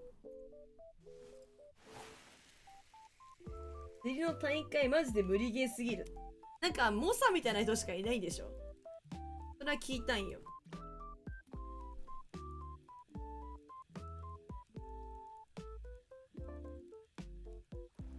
なんかお金が貯まってきたら自分で大会とか主催したいけどな。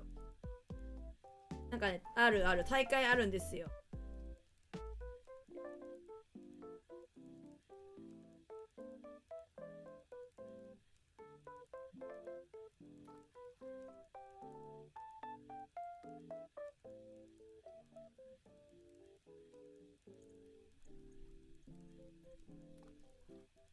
なんか私も一回なんか始まりさんが魚釣るのにうなぎ釣るためになんか開催してくれたんだけど、こういう感じなんだっていう。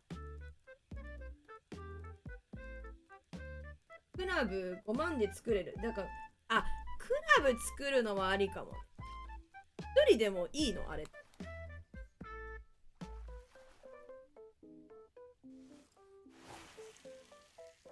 クラブはね、入りたいから。で、なんかのんびりやるのいいかなみたいな。なんか入っときゃ、クラブコインみたいなのもらえるんじゃないの？わかんないけど。うな重めっちゃ美味しそうになのに食べれるか分かんない。ずっとそうなの？競技会は時間帯指定できるから何か狙うとき楽だ。そういうことね。あ、来てる。マジ何回もこれベイトだけマジでふざけんじゃねえべ。バイトだけ。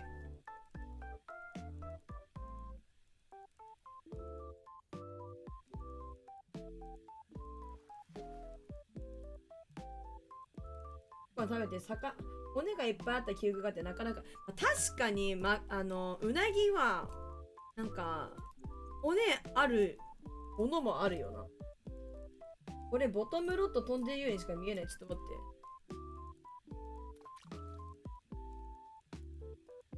食ってないぜ。美味しいけどね。うちの妹はうなぎはなんかあんまりっつってて、なんでかっつったら山椒があんま好きじゃないからって言ってた。それはある。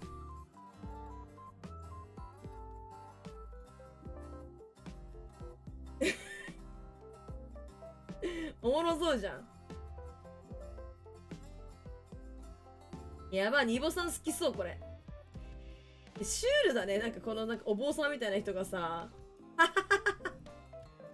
おもろそう。まだじゃん。今後じゃん。つぼおじに足が入ったバージョン。そう。こんな感じっぽいで。なんか今日ラグってないな、それ。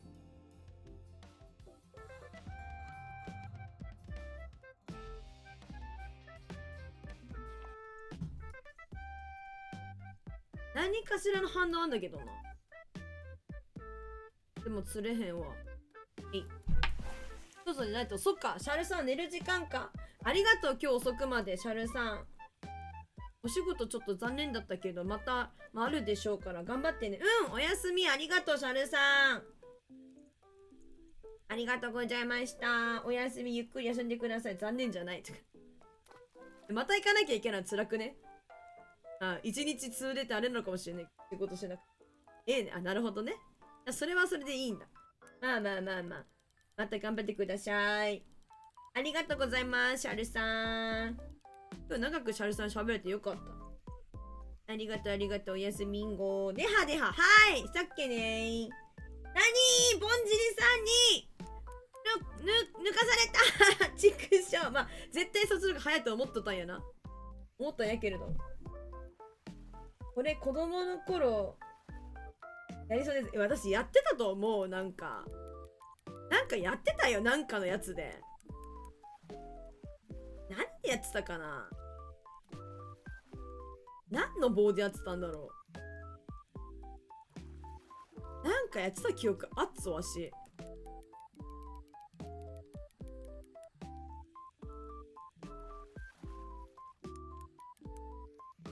ちょっとぼんじりしゃー。えんだよ。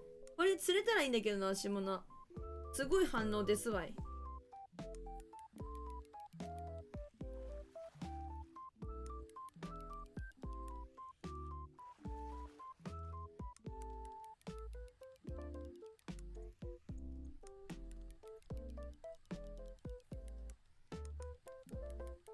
どうしたらいいのこういう時。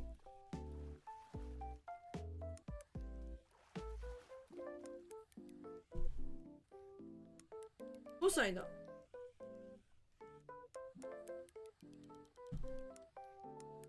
おじさんの体が引きちぎれるターン来た。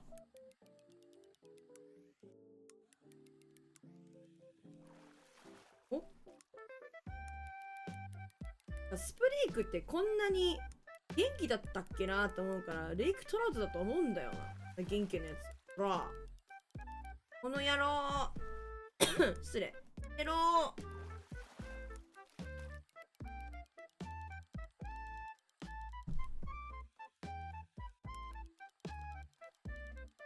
待って。昨日酒と話してたから今日買って、なんだっていいですね。鮭とば買ってきたんですか？いいな、鮭とば食べたいよ。口の中が一瞬で鮭とばになった私。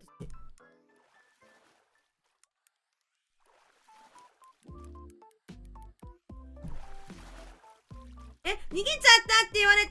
ねえ、待って、本当に辛すぎる。はあ、ふざけんなよ。もう辛すぎ。むずいな、本当に。タクティクスがどうでした？うまかったっすか？タクティクス見ながら食べる酒とばは美味しかったですか？いいっすね。うわ、なんだったんだろう、今。でかかったと思うんだよな。つら。うつだわ、今。うつ。うつだわ。美味しかったっす。いや、美味しいでしょうね。よかったですね。いいな、鮭とば買いたい、私も。はい、買いに行こうかしら。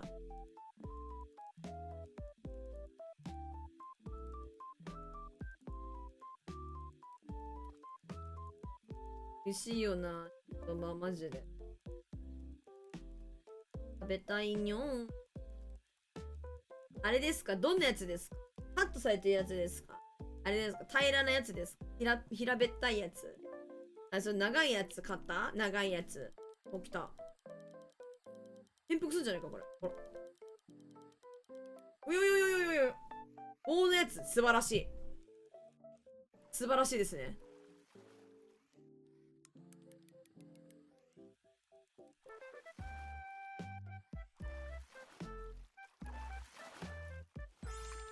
うわー、来たー！いたじょ、みんな来たじょー！うえーい！絶対さっきの逃がしたやつもこれだったよ。やったー！やったぞ、やったぞ！ウェイウェイウェイウェイウェイウェイ！ありがとう、みのるさん。ほんまにありがとう。ほんまにありがとう。やばい、おじさん。体感やばすぎ。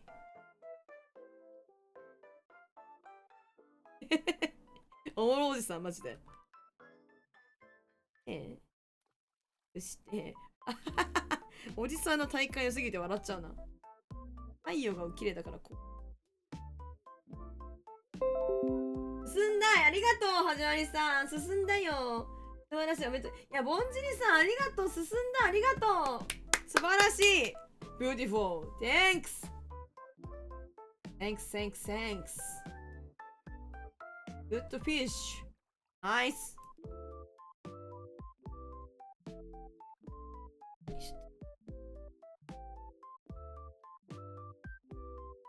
おじさんどこまでもカメラ見てくれるから嬉しいな、なんか。今日の匂わせおじさん。行くぞ。横抱きしないな、今日おじさんな。だからサイズがな、まあ言うて4キロやもんな。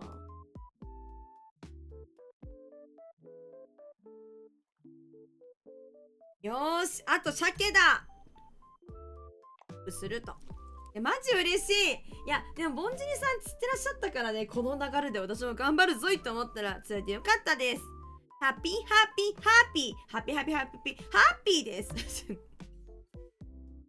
ですハッピーです本当にね、鮭するからスプーンにしなきゃいけないんだよな。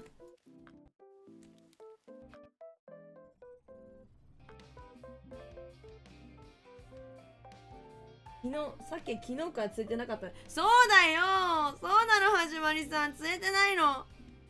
本当に釣れてないの、鮭。釣れてへんねん。ずーっとあいつは留守にしております。だけんじゃないよ。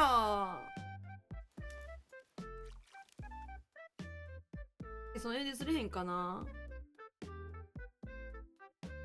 えい。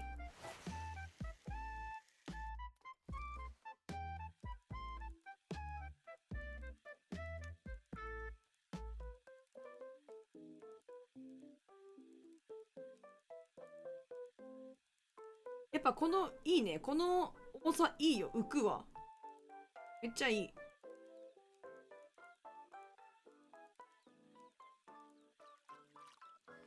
あと鮭だや。鮭だ。鮭だ。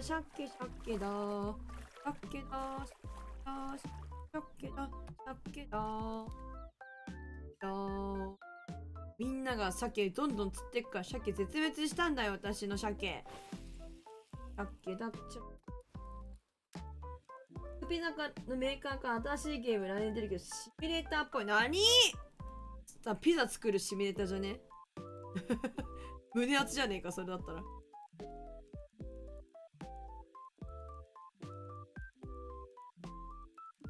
鮭どこにいるんだろう。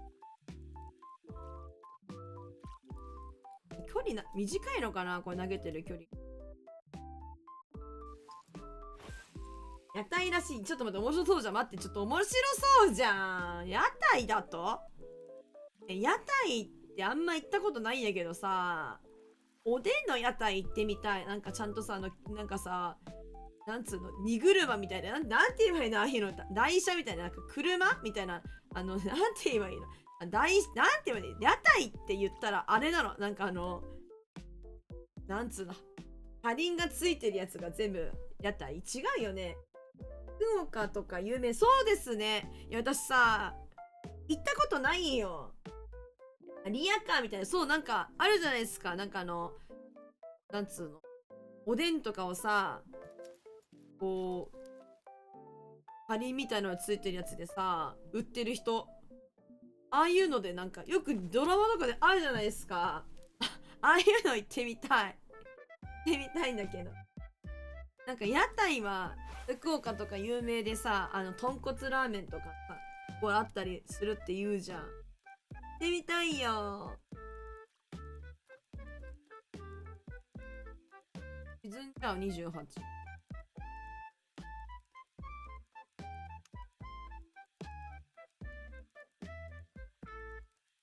チーモンが食べたい。おでん食べたいな。おでんが食べちゃあ、ます。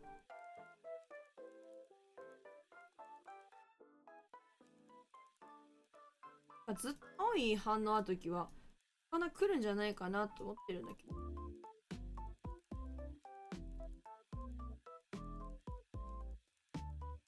時間かの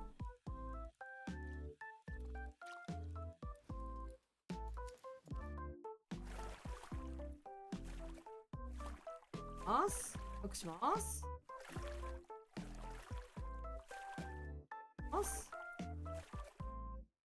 停止します。左に曲がります。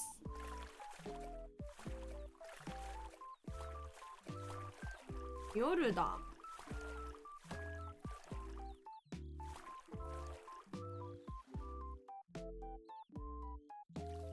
リボさんが張ってる。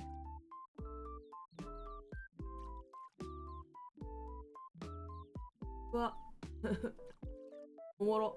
韓国屋台経営シミュレーターなんだって。おもろ日本の屋台じゃないね、韓国の感じだ。なんかググピザのやつって韓国の会社ですもんね。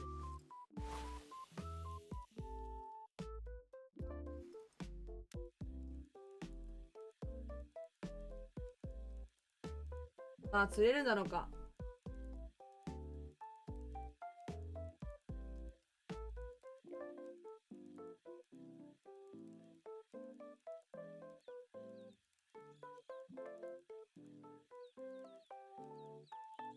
時間が悪いな。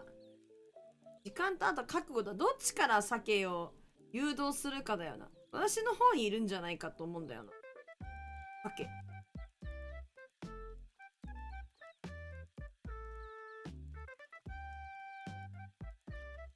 うわ、飛んでる。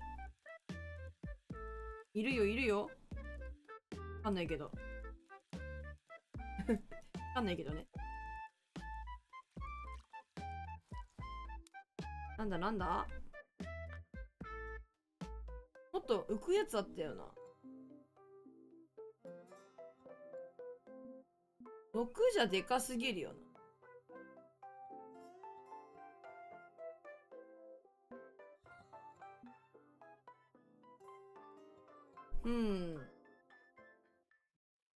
3が微妙だよね。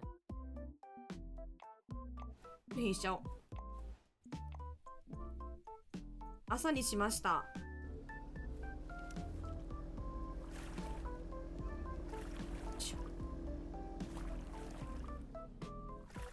なんかまさくんお師匠がなんか湖の真ん中ぐらいあったらどこでも鮭いますよっておっしゃってたから、どこ投げたっているんだろうなって思うんだけどね。釣れへんのよな。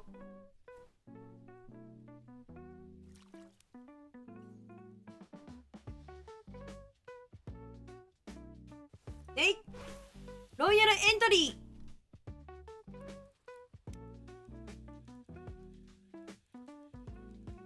朝釣れるイメージなんだよな。違う？あんまりこう釣れやすい時間帯じゃないんだけど、マックスじゃないんだけど、いるよりかは釣れんじゃねえかと思ってね。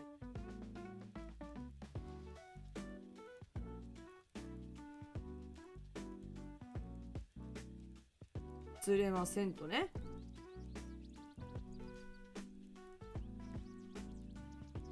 鮭もなんか消えた？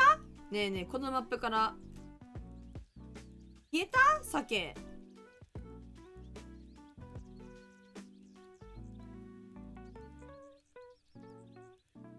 表面にいるんじゃないの？鮭だって早く釣ってる時に一緒にかかってくるじゃん。ナイスミノルさん、ナイスユニーク。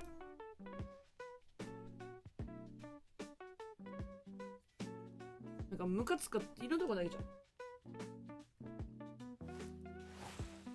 ラーメンは何味が好きですか？ラーメンは何味が一番好きですか？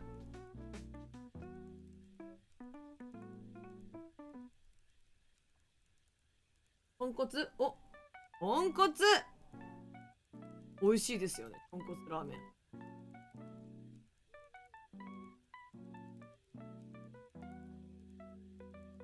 時々食べたくなる豚骨。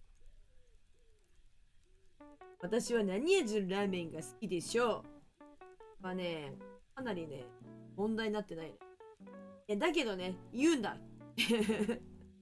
私は何ラーメンが一番好きで、何味のラーメンが一番好きでしょう。わかんないね。助けてー。アップ見よう。いや、絶対ここで釣れてんだよ。これ見て、ほら。トロフィーの大西洋鮭釣ってるんだから、日中。日中っていつや？速度が悪いんだな。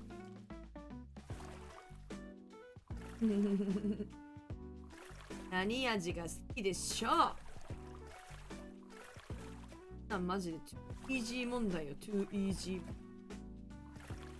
煮干し醤油とかむずいとこ行きましたね。ブブー、違います。違います。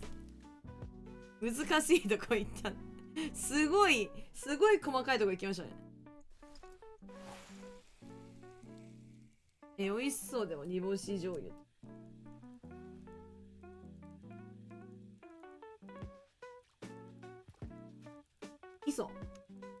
味噌塩でしょ。みんな外しに行ってる？アイエスさんさ、味噌なんとなく味噌が多いか？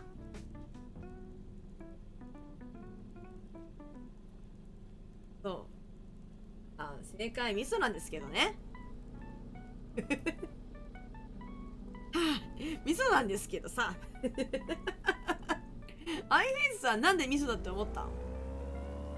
恩人さんもなんで味噌な、なんとなく味噌だと思ったの？てかなんでみんな塩とかだと思ったの？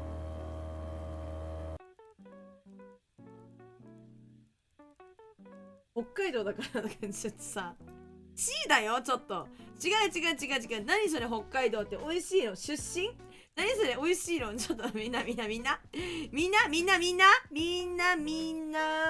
きているんだ友達らちょっとみんなちょ待ってよいつ私が北海道出身だって言ったのさ何さ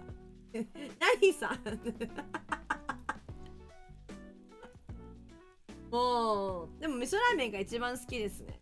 まあ味噌ラーメンとあと辛味噌ラーメン食べるので2番目はまあ豚骨かな。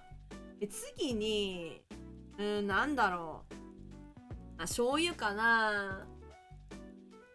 太麺だよね。いや太麺好きじゃない私。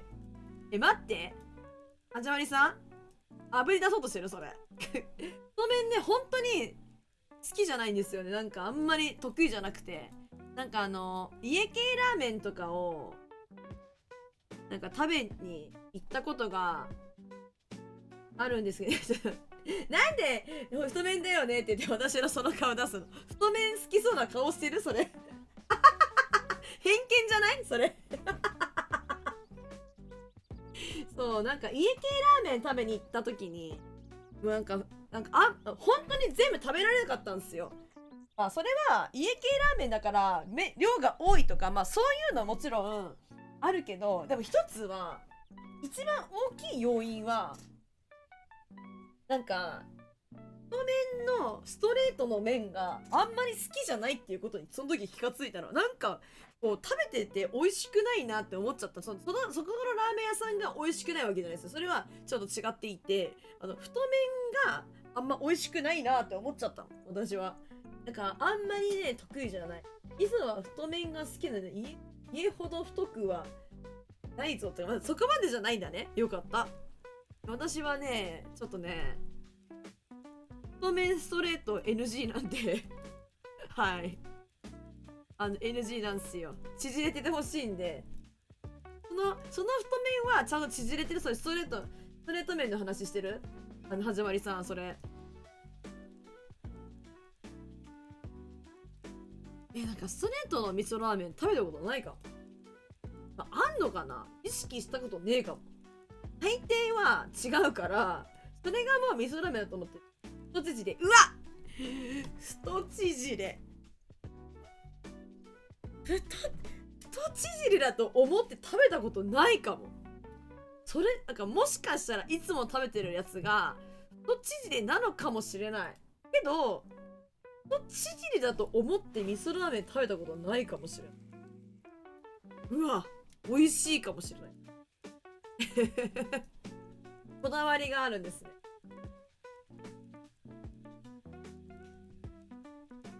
マジでねどこ出身とかは内緒なんではい私内緒なんであれなんですけど縮れてるなんつうの黄色い麺が好きなの。中華そばとか細麺細麺は別にそんな好きなわけじゃないんですよ私。普通がいい。縮れてて普通で黄色いやつがいい。白いやつじゃないやつ麺がこれっすね。もう譲らないこれがいい。レイクトラウトナイス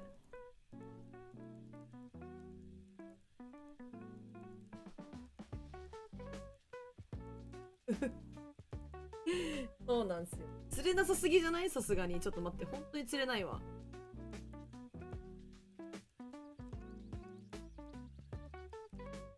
ストレートはあっさり系の豚骨に多いよね。そうなんかそうなんですよ。ストレートの細麺って豚骨ラーメンのイメージがあってなんか私もそういう感じがする。なんだっけだっけ名前忘れちゃった。なんだっけ、一風堂じゃねえの、なんだっけ。鮭って言ってるから、はっ言ってるC、内緒だよ内緒。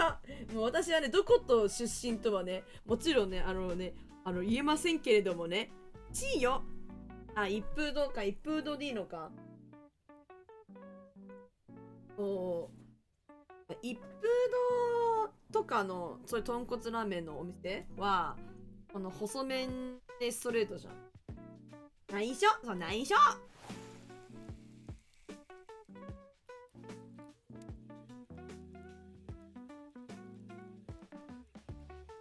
なんかね、別に豚骨ラーメンのね、逆に縮れてないでほしいから細麺のストレートで別にそれはいいんだけど、味噌ラーメンとかは許さねえ。なんかストレートじゃなくて感じ。鮭ってどうやって釣れる？みんなどこにいる？鮭どこにでもいるんじゃないの？時間か？本当に釣れないんだけど。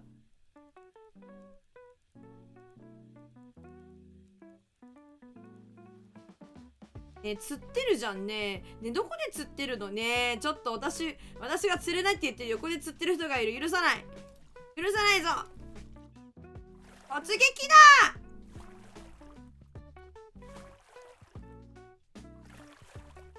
突撃。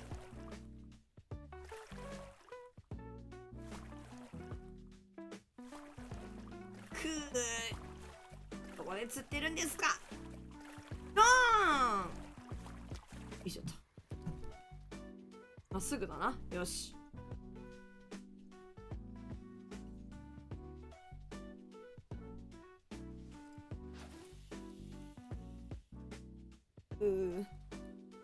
豚骨ラーメンにさ、紅生姜死ぬほど入れて食べるのが好きなんだけどさ、なんかさ、某さ有名な配信者さんがさ、まあラーメンじゃないんだけどさね、なんか牛丼にさ死ぬほどなんか紅生姜かけて食べる人はなんかわからねえみたいな、なんか本当に無理みたいななんか感じの話してて、いやなんか紅生姜が好きだから、まあ、死ぬほどはかけないけど、牛丼はね、まあ、ほどほどにはするけど、でも紅生姜って豚骨ラーメンとかに結構いっぱい入れちゃうんだよなとか思い、なんかその紅生姜の話とかをする、豚骨ラーメンの話をする、その話を思い出しちゃうんですよ。紅生姜苦手な人も結構多いけど、俺もわからん。なぬ入れすぎたら、まあ、入れすぎない程度には入れるって感じなんだよな。なんかね、美味しいんだよな。紅生姜が好きなんですよ。味変ぐらいするな。まあそうだよな。もともとは味変ぐらいのものですよね。まあ確かにね。入れちゃうんだよ。紅生姜が好きだから。あれ込みなんだよ。だってなっちゃうんですよ。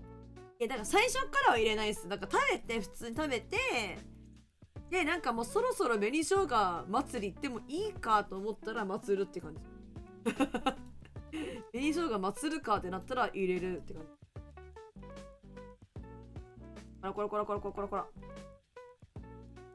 何に引っかかってんじゃんボケ。それはわかるね。なんかそう何でもかんでもそうなんだけどさ、最初からさ味変行くのちょっとなんか嫌じゃない？なんか別にいいんですよ。いいけど、みんなやってる人がいたら別にそれはみんなそれはそれでもう好き好みだから、それはいいです。もう好きにやってください。それはそうだけど、私はなんか違うなって思ってるだけで、今のために小さい時、いやでも苦手な人多いっすよね。なんか紅生姜って、まあ生姜系ガリとかもそうだけど。お、釣れた。釣れた。なんかわけわかんない。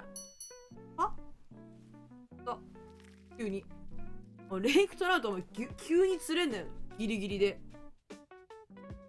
なんか私お父さんが紅生姜めっちゃ好きで、なんか家になんか紅生姜めっちゃ常備されてる家だったのわけわかんないけど、でなんかおにぎりとかの具材とかに紅生姜とかされてたんですよ。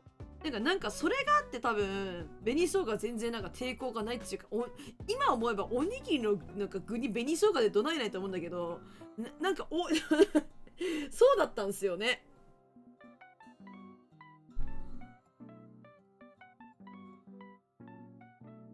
円100円100円。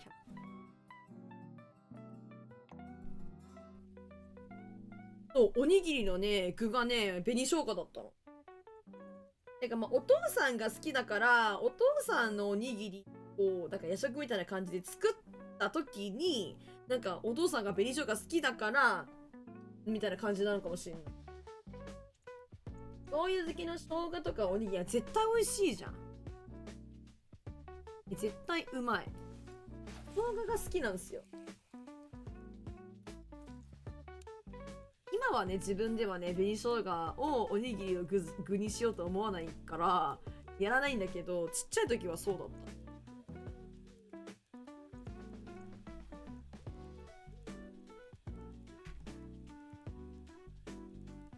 美味しそう。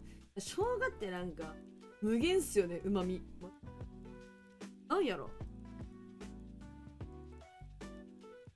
鮭釣れない本。変えようかな。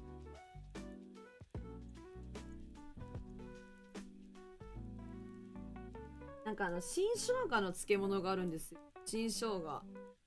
普通の生姜じゃないけど、新生姜っていう種類。食いすぎて刺激強くて腹ペイになる。マジ？私ね、生姜はならないっすね。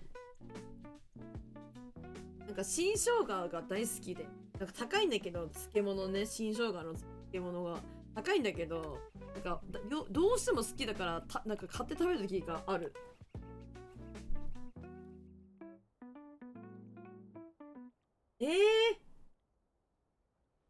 親がいいっすね。いやめっちゃ素敵。いやめっちゃいいじゃないですか。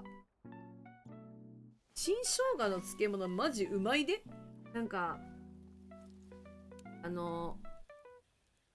だっけ、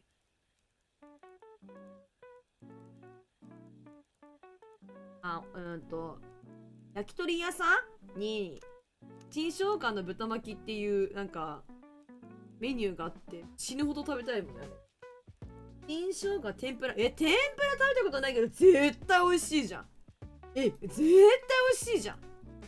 なーにそれなーにそれ絶対美味しいじゃんうまいに決まってんじゃん、そんな。やば、お腹すくね。なんでこの時間にご飯の話しちゃったんだろう。お腹すくね絶対美味しい。なんか漬物が好きでさ、なんか新生姜も好きだからさ、もうそれでもうシナジーよ、シナジー待って、ぼんじりさんねえ、もうねえ、ぼんじりさん、私より先におめでとうございます。ぐぬぬ。当たり前は来たかもしれません。この急にびっくりびっくり。エイクトラウトかな、鮭だといいな。ぼんじりさんが来た後に私も釣ってるから、これはいい兆しということだな。そう、なんか漬物が好きでさ、いろんな漬物、きゅうりも好き、大根も好き。ナスはなんか漬物にするとちょっと苦手味が増す。普通にナスは食べれるようになったけど、漬物のナスは別にそこまでじゃないけど、別に好き。新生姜の漬物はもう最強。一番好きかもぐらい最強。で、なんか漬物にしたっけ、セロリ食べれるんですよ。なんか生でセロリ食べたことないんだけど、セロリの漬物美味しいんですよ。なんかつけてる出汁がうめえのかな、なんか味。セロリのね漬物ね、結構なんかね、セロリの癖もちょっとあるけどね。え、それ欲しいやつ、はい奥さんねえ、私が釣りたい。ちょっと見せ、横にそれつ迫ってきてるナイスだけど、あたいが釣りたいやつだよそれ。また絶滅させられてるべさ。くそ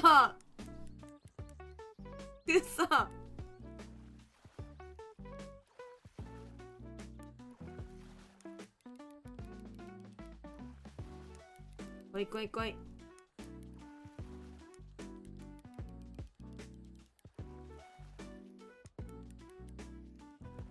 いやもう来てるぞこれ。トラウトかな、鮭かな、どっちやろこれ。どっちだと思う？どっちなんだい？どっちだと思うんだい？どっちだ？何かな何かな何かな何かな何かな何かな何かなごまだれー。トラウトっぽくね？これ鮭か？どっちだ？トラウトー。畜生めがおめえじゃねえんだっちゅうの。なあ、もう鮭どっか行ったよみんな。あたいの鮭。Oh my goodness、どっか行ったよ私の鮭。ね、表面でも中間ぐらい釣れたって言ってたよね、みのるさんとこさ。ね、全然釣れないんだけど。全然釣れない。鮭釣れない。怒っちゃいそう、鮭釣れなくてわし。鮭釣れなくて釣れないって言っちゃうぐらい釣れないよ、本当に。うえい。なんかやってる？特別なことみんな。毎日、なんか、ラジオ体操やってるとかそういうこと？早く釣れねえよって怒るじゃん、釣れた。そうだ、昨日からずっと一緒に苦しんでたのに、抜けかけじゃん。ねえよ、特殊。物欲センサーなんか、釣れろ、釣れろ、釣れろ、釣れろって思ってるから釣れんのか。わかんねえよ。私が一体何したって言うんだよ。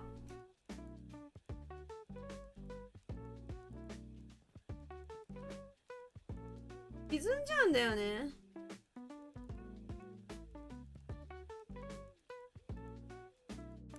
ああ、来た。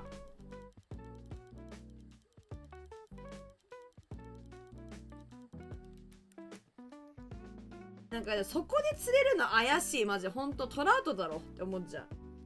そこでさ食いついてくんのさ。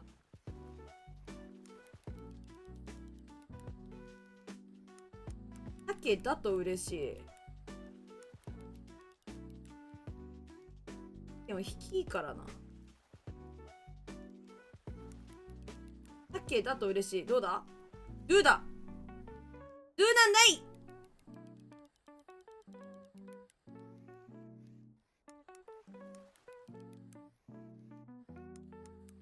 ドゥなんだい。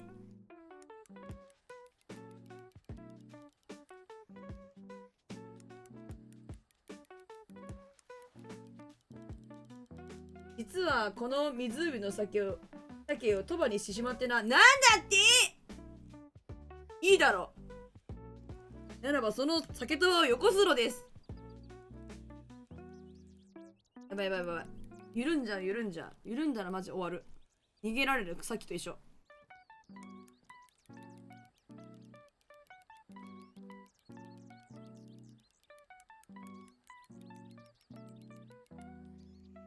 元気じゃないこれ。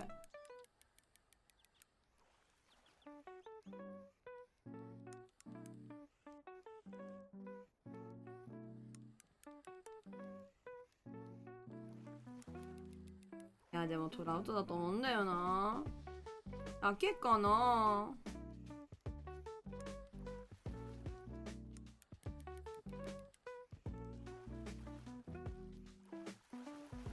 なんか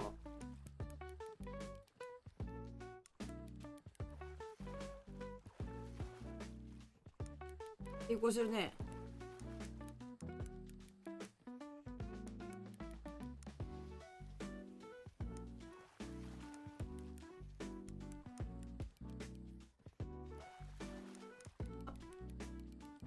っぽいか。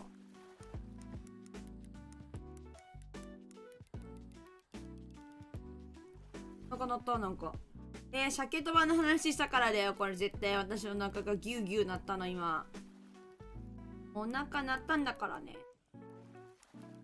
聞こえた？お腹鳴ったの。ギュウギュウって。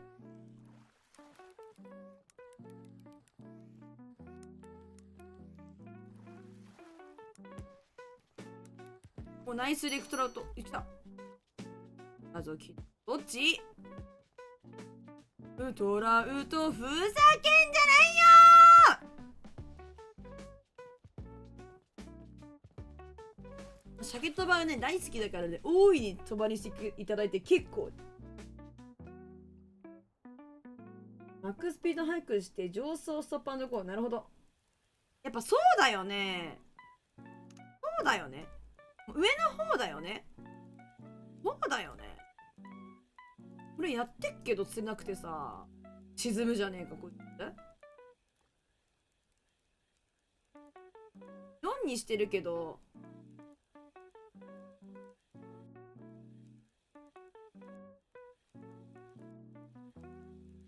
4みんなさ針 4？ そうだよね。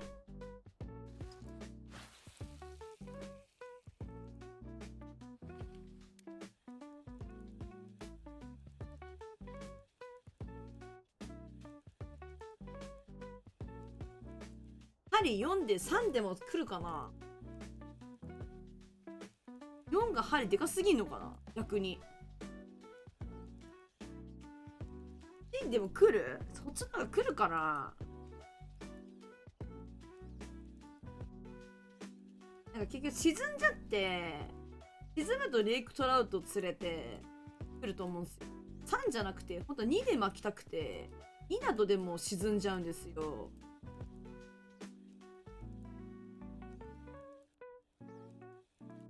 全く連れてくれた方がゼロで次の時間行くの嫌だからいいんだけどさ、そこは。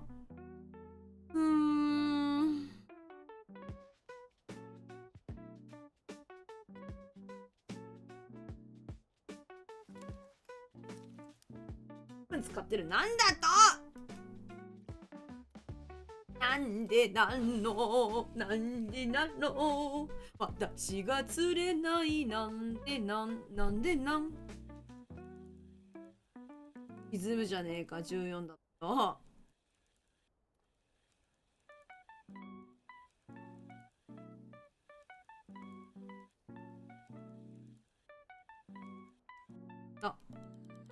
だぞ。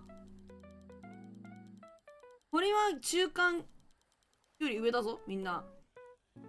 すごい逃げた。負けおじさん負けよ。ちゃっと負け。ちんたらしてんじゃないよ。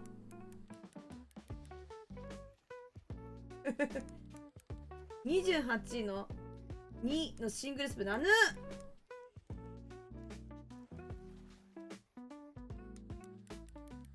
っぱそうなんだな。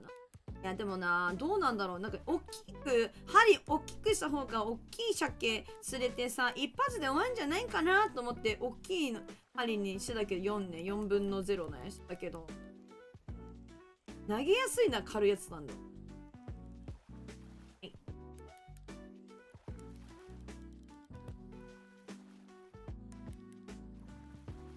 い、でしょうか。っぽくね。どうだ。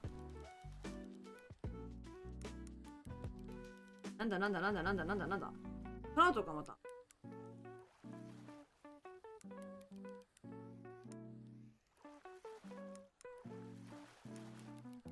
タケはめっちゃ元気なんだよ。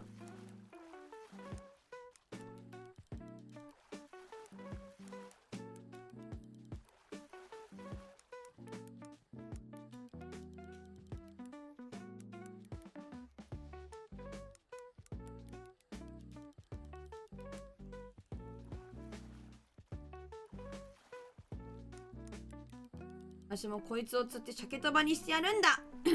ほい鮭とば。わからないもの。確かに。いや、いいこと言うミノルさん。ほんまにそれやな。はかんねえと始まんねえんだっちゅうの。勝負にならんのですわよ、ほんとに。リングにも上がらせてもらえないみたいな。ほんとにそれや。ずっと私塩だけ握ってる待機した。お相撲さん。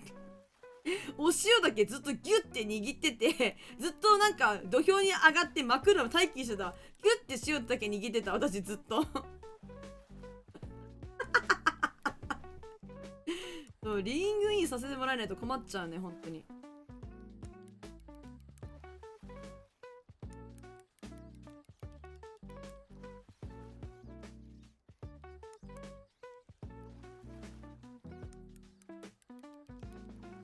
なんでこんなに差を傷んじゃったんだ。あれか、なんか船乗ってる時なんか無理やりなんかひれたからかな。それあるよな。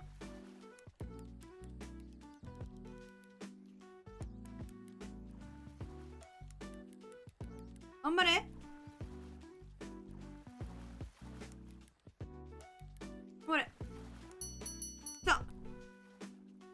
した鮭か。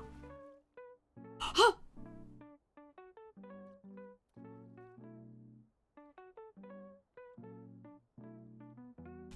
足りないでちゅ欲しい。リオで思い出したけど、おにぎりは握らないんですか？おにぎり握らないかとかいや、マジでさ、足りないんだよ。おにぎり握るんじゃないの？ゲームでおにぎり握れるの？あ、おにぎりって投げ餌みたいなやつ？ねえ、みんな、そういうオチ。ご飯作れるの？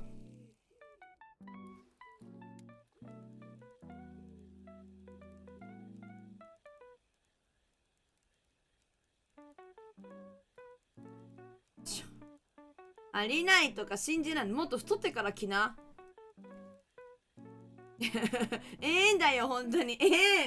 さっきあれじゃない？早くさんが釣ったからじゃない？ 8 キロぐらいのやつ。いなくなったんだよ。ピンピンだよ。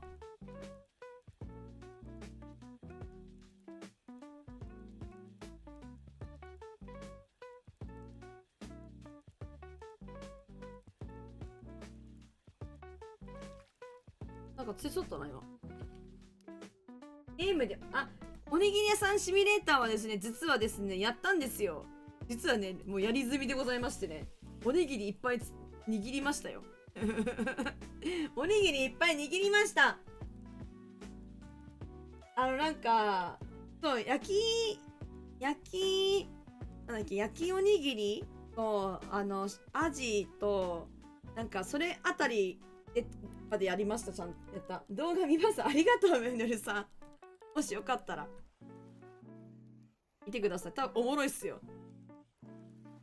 途中まででこれぐらいで終わらしとこうと思って、全部前はやってないんですけど、レベルなんかいくつまでみたいな感じはまだやってないんですけど、ある程度のところまでやったんで、よかったら3話、2、3話ぐらいじゃないかな。でもおにぎり屋さんシミュレーター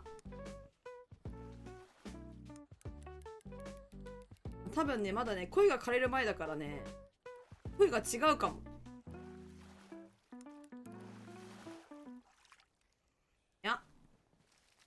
いいわ。さっき連れてきてるぞ。流れは来てる。あたいに。皆さんのアドバイスのおかげでサーモンが釣れるようになりました。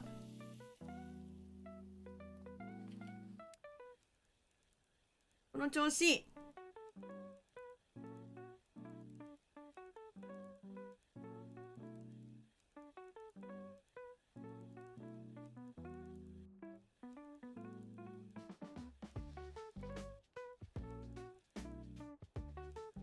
なんかおにぎり屋さんシミュレーターお腹空いちゃうんだよな。おにぎり何やってもお腹すくんだけど、お腹空いちゃう。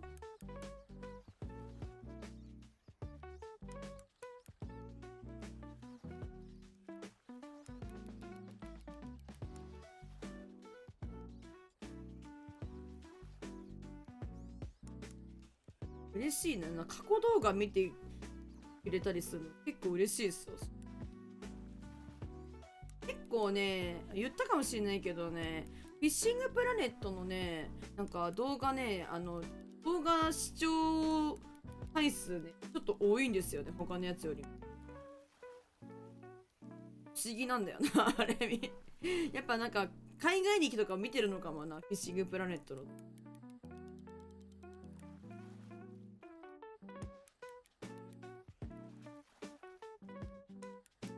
さっきよりは大きいか。こんだけ逃げてるから。さっきっつうか、1個前ね、1個前ね。トロフィーではないような気が。トロフィーもっとなんか激しかった気が。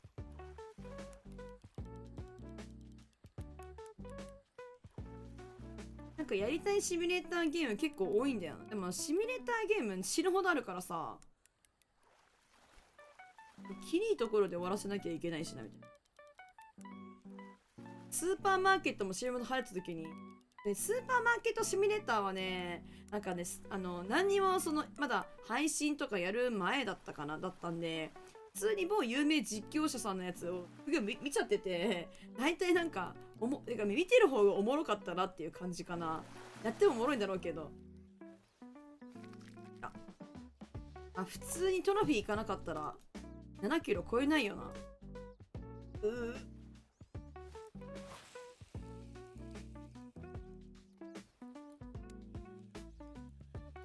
ストップ&ゴー釣れまする。ありがとう、ぼんじりさん。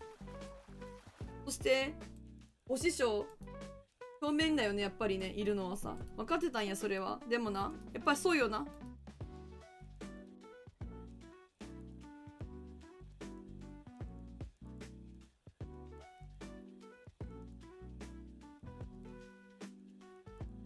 ずんじゃん、この辺。重たいんや。深いんだ。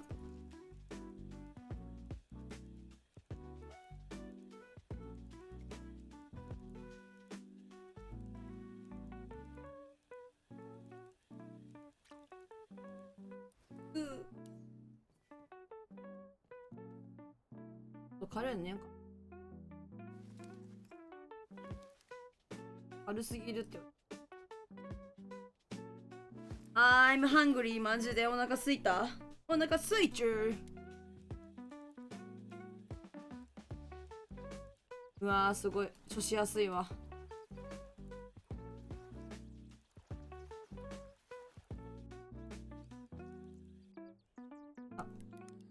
あ、そうだよね、釣れるよね。そうだよね。下行ったらレイクトラウトがいて、上には鮭がいるって。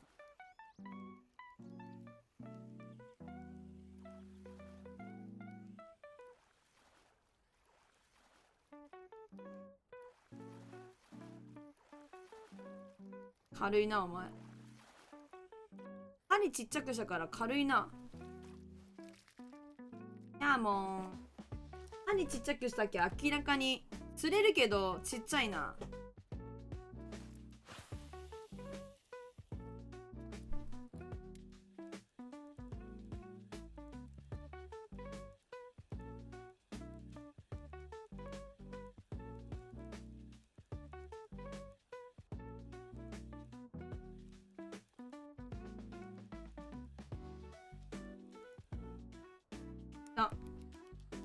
23がやりやすい。そうっすよね。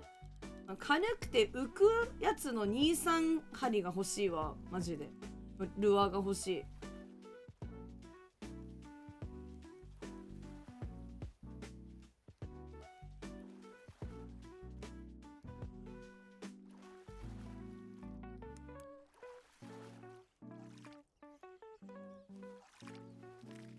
めちゃくちゃ釣れるけど。ちっちゃいな。マジで釣れるな、これだったら一番。21の。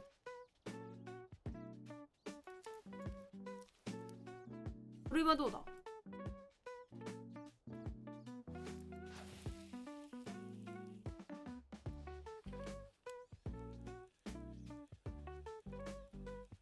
いいじゃないか。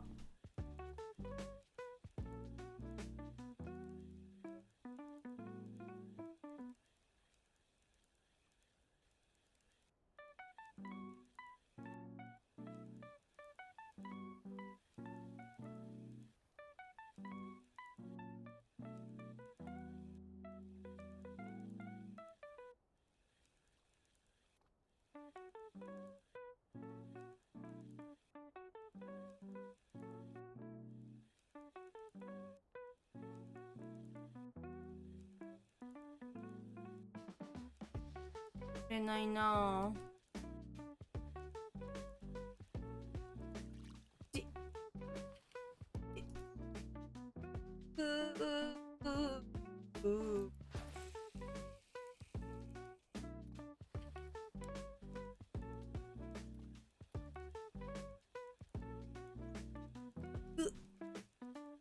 なんか面白そうなシミュレーターゲームあった気がするんだよな。ハンバーガーみたいなやつなかったっけ。なんかあと私やりたいゲームあったんだ。なんかさ、動物園みたいなさ、なんかゲームあんだけど、あれおもろいかな。なんか今さ、動物なんだっけ、動物フェアみたいなの来てて、なんか面白そうだ、動物園みたいな。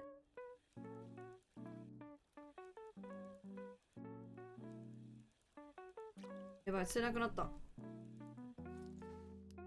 スティングスプーンが悪いんかな。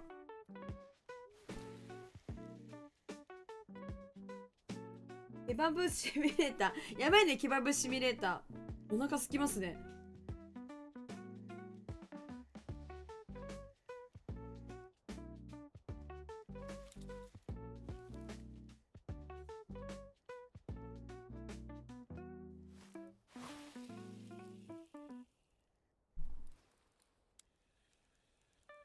いろんなのがあるな。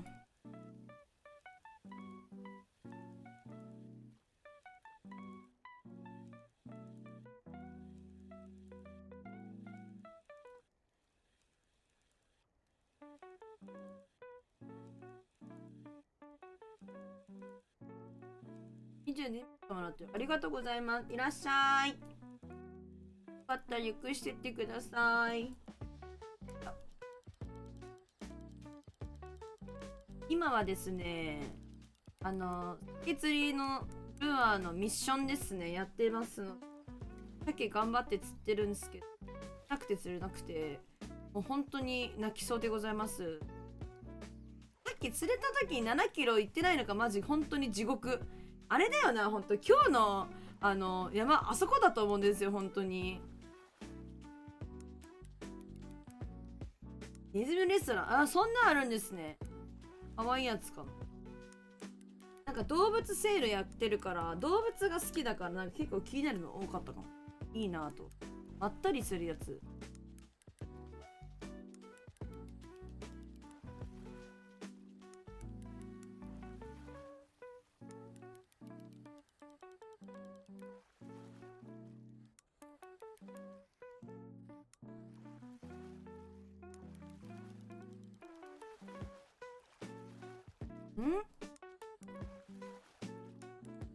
何がルアーのマスターミッション発揮しそうだな。なんか言ってたやつでしょ、私覚えてるよ、始まりさ。あれでしょ、なんかナマズだか釣るやつでしょ。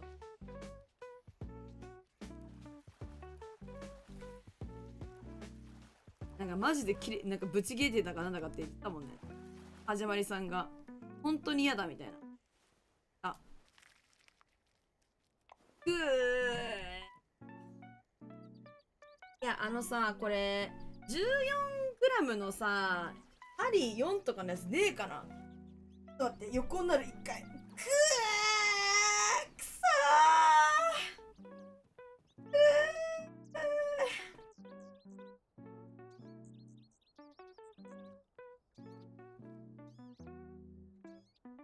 ー。よし。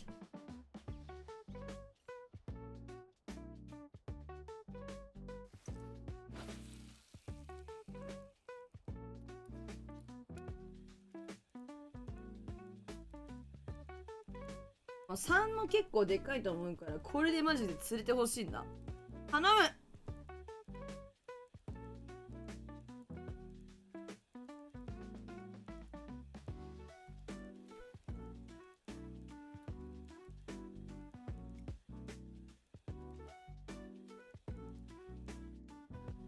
釣れるんだ。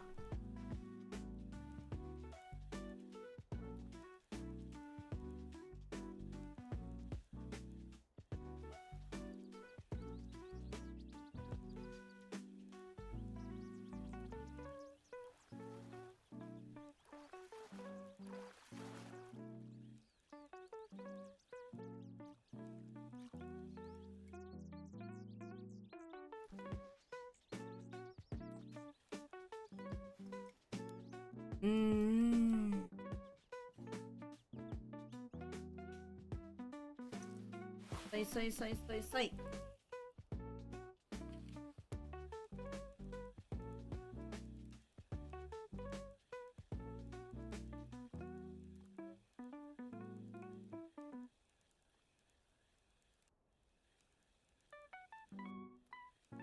パッパンどこむずいんだよな。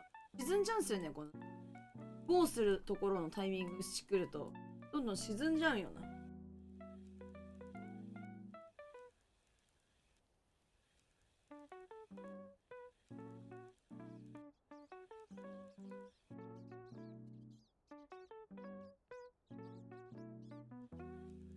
おー。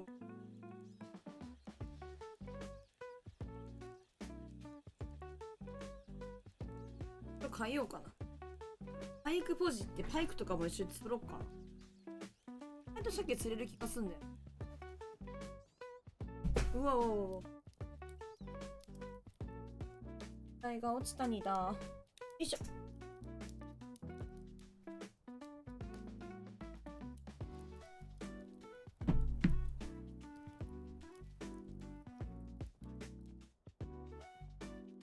そういえば怪物ミッションはね、もう眠そう。そう、ちょっと眠たくなってきた。わかりましたね。ルアーがね、負けない。怪物ミッションは昨日終わらせてるんで、あと本当にこの鮭さえ釣れれば、ここからはもうおさらばだぜっていう感じなんですけど、釣れないんだもんだって。ガンガンお魚釣れたらさ、こんな眠たくもならないのにさ。畜生だから、畜生だから釣れねえし。畜生。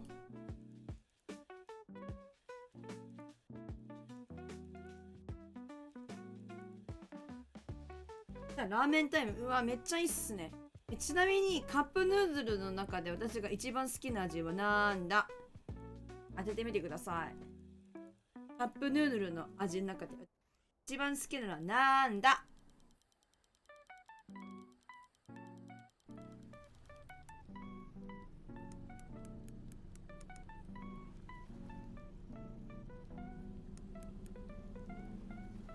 あれやろ。ああ、どうでしょう。シーフード。お、シーフード。どうでしょう。どうでしょうつくいいよって感じなんだけど。でどっちもね、違いますね。失礼。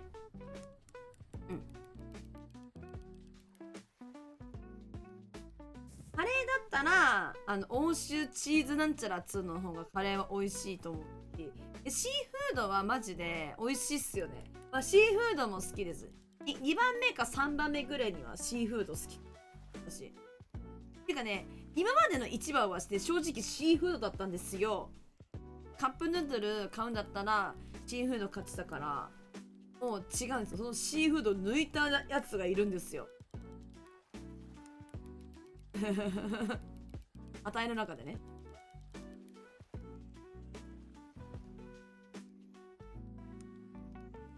チリトマト。ね、チリトマトも美味しいですよね。私トマトが苦手だからあんまチリトマト食べないんですけど、美味しいなと思う。チリトマト。トマト食べるときはちょっと抵抗があるけどね。と思って。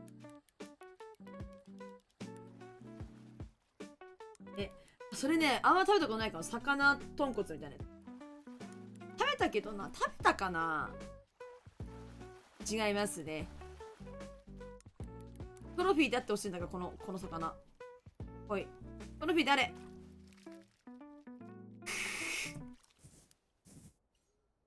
そう。辛いやつ。いや、惜しいな。辛いやつも好き。それもなんか2、3番目っすね。辛いやつ。辛いやつって何？辛シーフードみたいなやつ。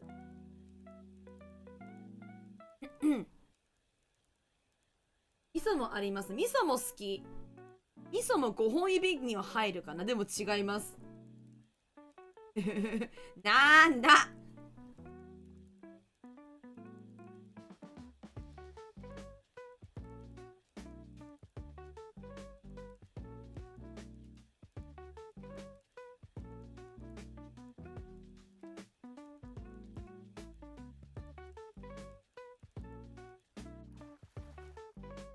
ついてる。辛麺ってやつ食べたことあるかな。極上版のシーフード。いや違うんですよね。でもどんどん近づいてきてるんじゃないか。辛麺も食べたかな。辛麺辛かったから辛すぎたかも。辛いの得意だけど辛すぎるのはちょっとね、なんか最近ダメなんだよな。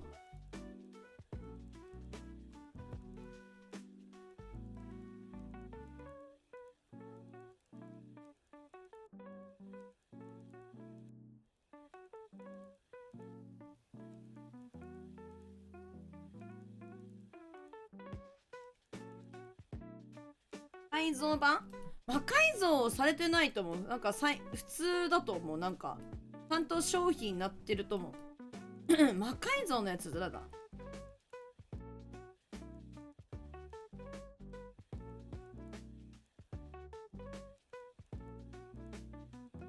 謎肉多めみたいな。タンタンミルクシーフード、いや違うんですよ。みんなね、多分ね、あんまりみんな好きじゃないのかな。でもね、近づいてる、絶対近づいてる。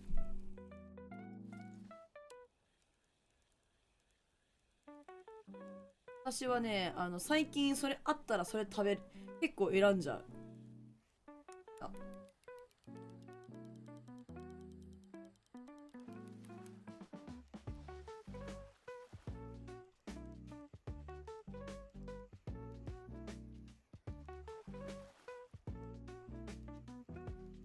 結構普通。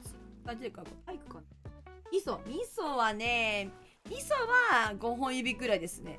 シーフードが2番目ぐらいで、味噌もね、好きなんだよな。シーフードみたいなのも好きなんですけど、で、3番目ぐらいかな、みたいな。いや、絶対わかると思うけどな。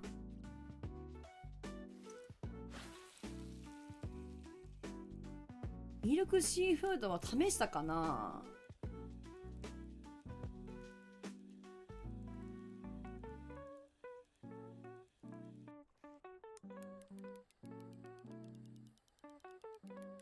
あえてノーマル、いやーノーマルじゃないんですよ。そうなんです。思い出せない。トムヤンくんはさすがない。トムヤンくんトムヤンくんかな。ちょっと待って。今ね、あんのよ。食べたくて。あんま食べないようにしてるんだけど。正解！はい、出ました！正解です！トムヤンくんです！一番好きなの。これ！トムヤンくん！サカサカしてる。これです！今家にあるやつ。これトムヤンくん花から、私トムヤンくんが一番好きなの。もともとは一番シーフードが好きでした。本当になんか醤油とさ、普通のノーマルとさ、シーフードとカレーの時代あったじゃん。中はもう絶対シーフードダントツ一番なんですよ。2番目に食べるならカレーかなみたいな。その最初の3種類みたいな感じだったのね。で、普通の味みたいな。だったの。でもこのトムヤンくんが出て、トムヤンくんかみたいな。てか一時期ね、このカップヌードルの味をなんか試しまくってる時期があったの。新しいのが出たら食うみたいな時期があって、で食べてみっかみたいな感じで食べたら、うまいトゥルットゥルーみたいな感じだったわけっすよ。でも当たり外れがあんだよ。なんかお湯加減なのかわかんないけど感じで、なんかもう美味しいけどなみたいな感じに思っとって、で他の味とかさ、いろんな期間限定も含めてさ、いろんな味噌もそうだけど、味噌も一時期ハマってたんですよ。だから好きなんですけど、今までも好きなんですけど、なんかいろんな味が試して食べてたけど、なんか期間限定がいまいちじゃなって思った時期が結構あったんですよ。いろんなやつ出たけど、そうなんかね、トムヤンくんが食べれるんだったら多分いけると思う。なんかちょっと酸っぱ辛いみたいな感じなんですよね。パクチーじゃん、早くさんわかりますよ。なんかちょっとパクチー味あるじゃないですか。でもね、別にね、カップヌードルの中に入ってるんで、それぐらいならね、まだちょっと我慢できるんですよ。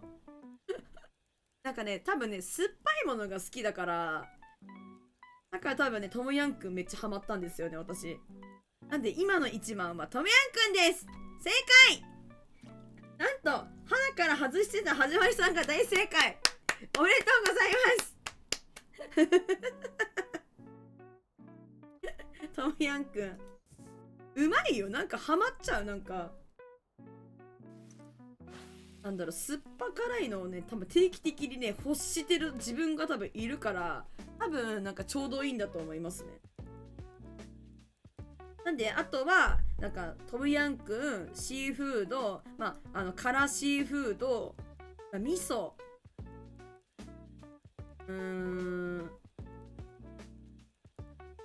味噌かな。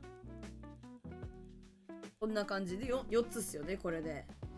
あと何やろ。まあ、食べるなら、その、欧州チーズみたいなやつが、まあ、5本指ぐらいで、まあ、好きかな、みたいな。まあ、食べる時に選ぶなら、みたいな感じかな。なんか、いろいろ出てますけどね、今、本当に。なんか、結構、なんか、なんつうんだっけ。高級志向っぽいシーフードっぽい、あ、出なかった。カップヌードルとか出てましたよ。なんか、贅沢、なんかトリュフみたいなやつとかなんかさ、わかんないけどさ、ああいうのとかもなんか、食べたと思うんだけど、別にそうじゃなくていいな、みたいな感じになってた気がするんだよな。結構ね、試してた。最近はね、かなり、そもそもだけどカップ麺を食べる機会というのがかなり減ったんで、なんかあんまり試してないんですけど、時々食べたくなるから今日は、まあ、あるっていう。たまたまね。しかもね、もともとね、このトムヤンくんとかさ、なんだろう、ビッグサイズなかったの。けど、最近ビッグサイズ売ってるんすよ。つまりこれって人気だからビッグサイズが出たと思うんですよ。どやーなんか美味しいんすよ、多分。お試しあれ、みんなお試しあれ。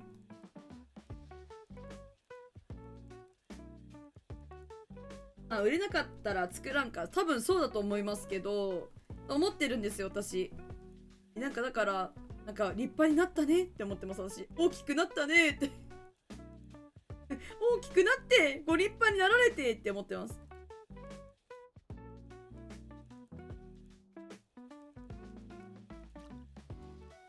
で、ここの鮭と、あれだな。ついえたわ、ここの。鮭とパイク。いなくなった。馬変えよう。なんか変えたら時々釣れるよね。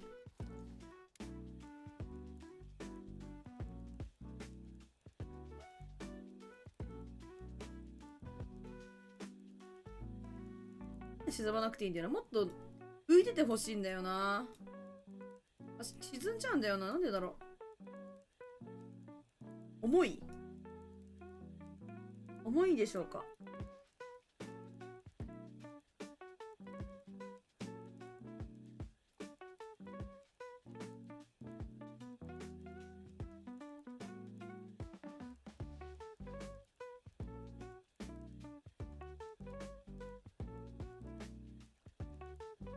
浅いから浅いのに、でもなんかめっちゃ沈んじゃうんですよね。謎。ねえ始まりさんに絡み始めるから。ねえとか言って。絡み始めんだか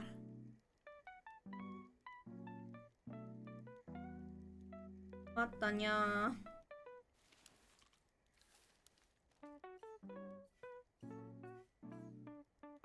ー。28だと重たいから。謎タイプのリールが巻くの遅いから、そこか、そういうことか。これじゃいけないんだ。リール変えたらいいじゃん。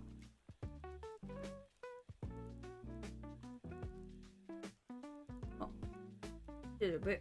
バイト、バイト、バイト、バイト、バイト、バイト、バイト、バイト、バイト、バイト、バイト、4の針だからかかったらでかいんじゃないかなと思って、かかんないのさ。いやーん、ミノルさんってパンもうまた絶滅させてきてるべさ。さっき私がさ、釣った、もうちょっとなんで足りなかったと思う。本当にもうふざけんじゃないよ。待って、なんか、変えられないかな。なんかこれ変えてたわ、うち。こっちでやればいいんじゃん。ね、6番。こっちでやればいいじゃん。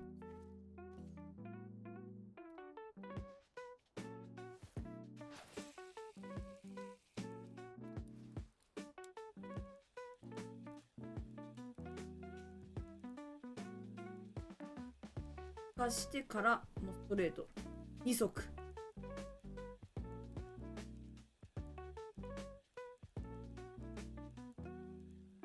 今日2匹目トロフィーの鮭ね。くーくー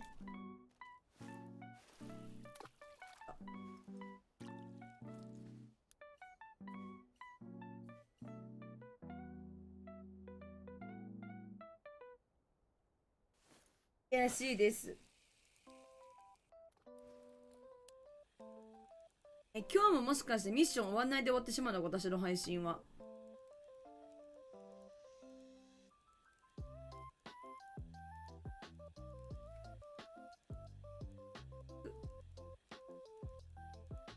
変えようかな。いなくなったと思う、マジで。あっちにまた戻ってみます。場所を変えるのは大事だからね。あと時間見て。釣れなくなってきてるクソがよ。悪態ついちゃうんだからクソがよ。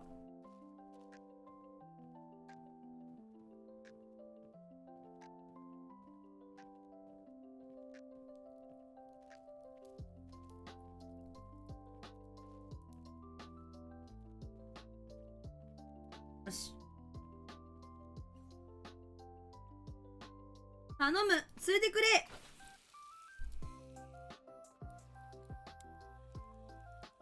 いいね、こっちめっちゃいいよ。入れる気がする。ミッションの先かレベル上がる先か。確かにもうレベルももうすぐっすもん。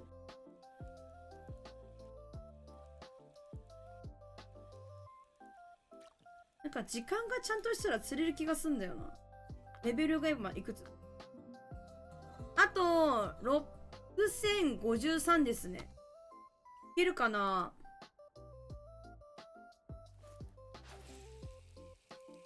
レベル上がったっけ。もうお金なんか貯めて次のとこっすよね。光買ってそれこそサメ釣りだべさね。あ、軽いな。軽いな。どうした。軽いな。何キロだお前。軽すぎだぞ。もう4の針にかかっていいサイズじゃない。マジで。軽かったもんめっちゃ。なんか浮いてたもん。びっくりした。ボートで鮭とバイクって終わりそうな気もする。いや、本当にそうだべさ。終わりそうっすよね。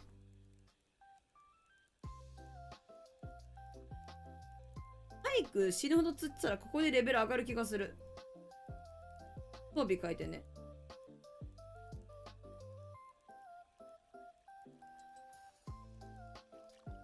ボンジーさんがあっさりなんか終わらせたからな。なんだっけなんかノーマルスプーンだったっけ。なんかそのおすすめされてたスプーンだったらきっとすぐ釣れるんだろうな。ちょっとまだレベル的に変えなかったからあれなんですけど。次のマップは鮭天国。私嬉しい。鮭天国嬉しい。熊の気持ちになれそう。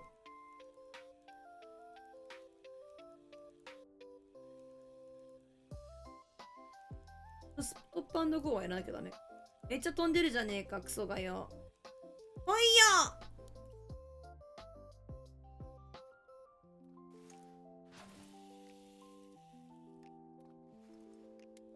よ。ミノルさんずっと鮭釣ってんのちゃんと。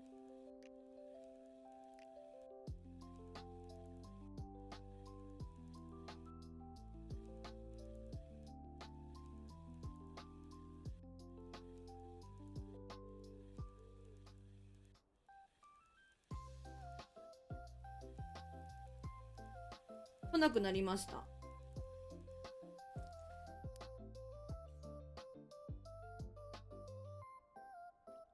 いや、遠く飛ばせないんだよな。それがナンセンスや。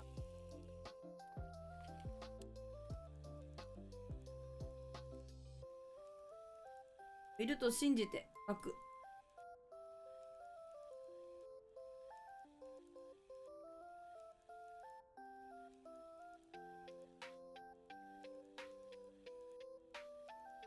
なんでみんなそんな鮭ばっか釣れんの？鮭いないよ。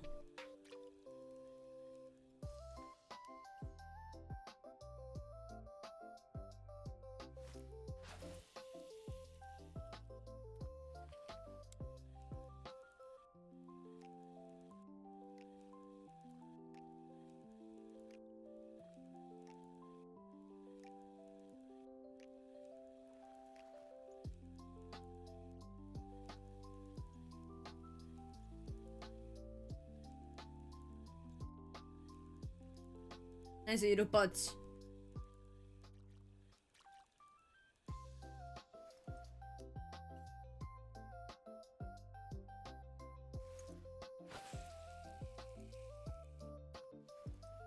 釣れろー、釣れるんだ。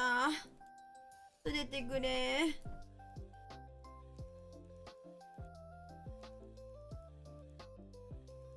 トロフィージャケが絶滅です。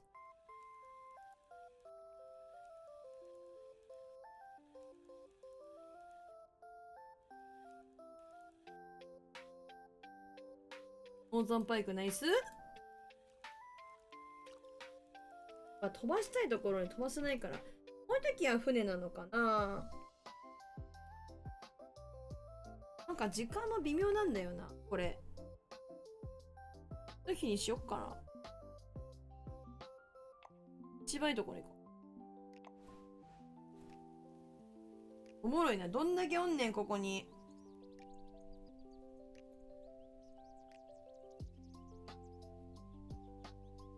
よいしょ。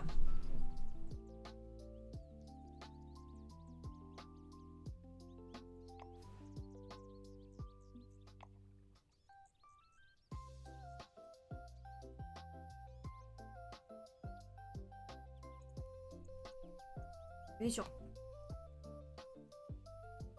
三陸から狙って、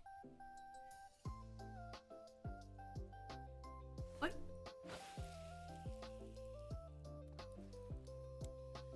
寝る時間だぞ。いいか、起きてるよな、鮭。鮭来い。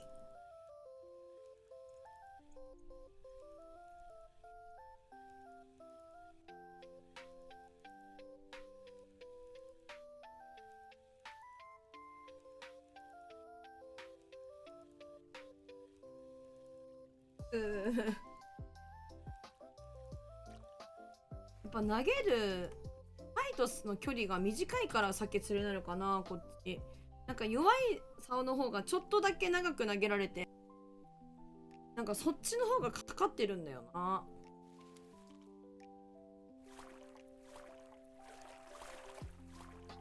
ハロー、はい、ハロー。萌え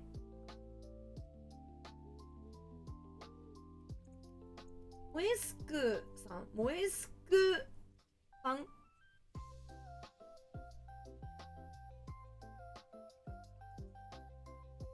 モエスクさん、Thank you for all. Welcome to my streaming. Thank you for all. My name is Nyorako. Nice to meet you. Thank you for all. イエーイ。いらっしゃい。Nice to meet you. Nice to meet you. はじめまして。まあですね、My Target Fish 大西洋サーモンミッションコンプリートしようとします。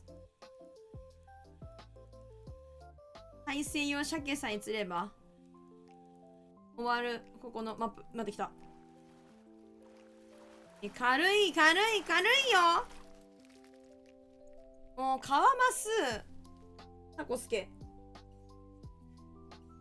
ミッションコンプリートのためにですね、ちょっと早くさ、抜けがけやんって。一緒に釣れないって言ってた仲じゃんか、みんな。オーマイガッシュなんですよ。鮭が釣れないんですよ、私。あ、来た。だかもしれぬ。でも軽いなぁ。鮭、このルアーの竿、ちょっと強い竿だから、横面のだけかな。いや、でも軽いよな。ほらね、言ったじゃん。軽い。微妙に毎回足りねえ。そうなんだよ。でも7キロだからトロフィーじゃないと多分いかないと思うんで。本当になんで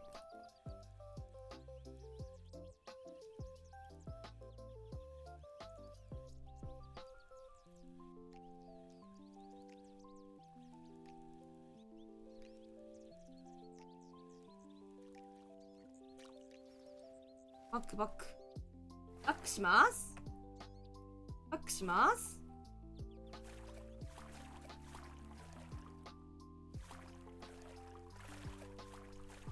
お前がね、読み。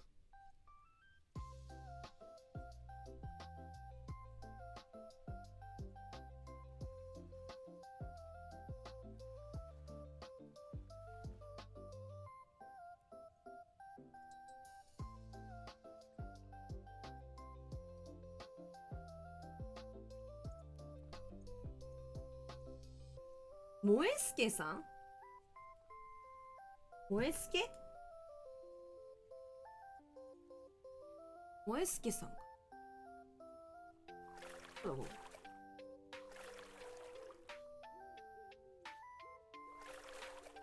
釣った魚、鮭にパーチ食わせて重くしよう。ほんまやな。重くしたいっすよ。ちょっと太ってきてくれていいんだよ、本当に。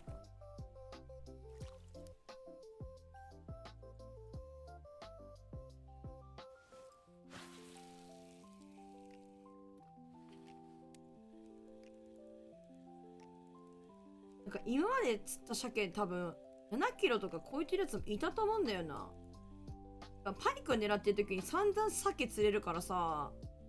あ、そうでもないか。釣れるよな。でもこう狙ったら釣れないんだよな。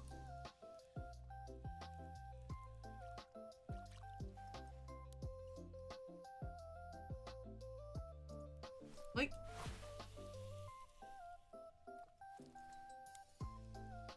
トロフィーが来ないと多分始まらない。針が4だからかかったらでかいはずなんだよ。なんか1とか2とかもかかってたよ。かかってた。1もかかりやすかったけど、投げやすいし、魚しやすいしね。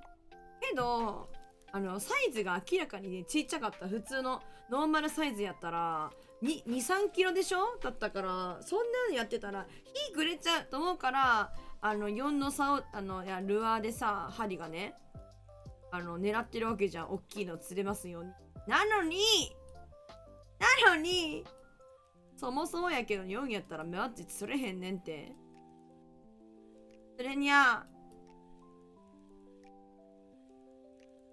投げてる位置が悪いのかな。いや、それはある。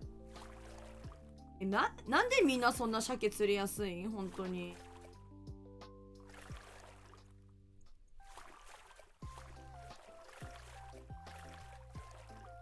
バックします。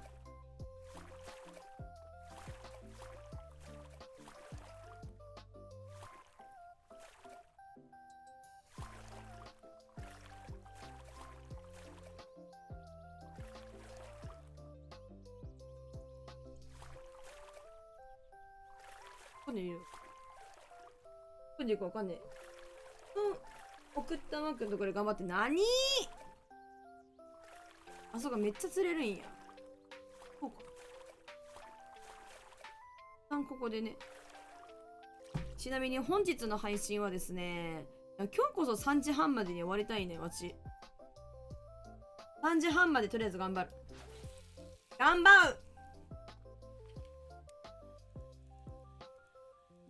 トップ&ゴーね。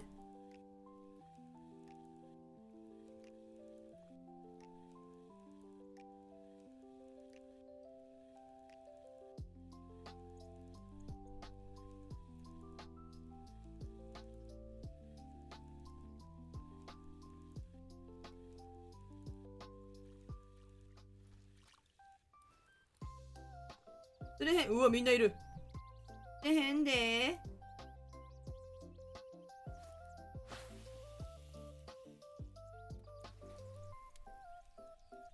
みんな私の頭の上から投げて私より先に鮭釣ろうとしてるんでしょ。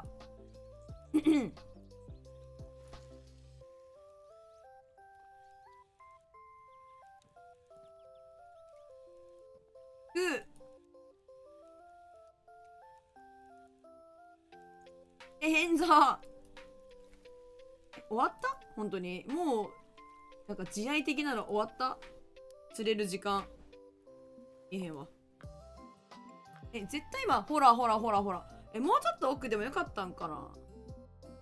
この日めっちゃいいじゃん。朝めっちゃ高いもん。釣れそう5日。そう。水温とかなんか関係するって言いますよね。水温が今何度？ 2？2 度かな。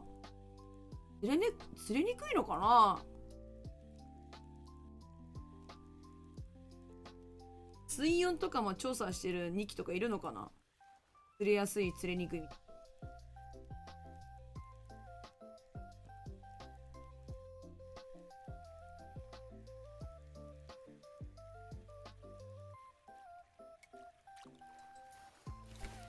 人が悪いんかな。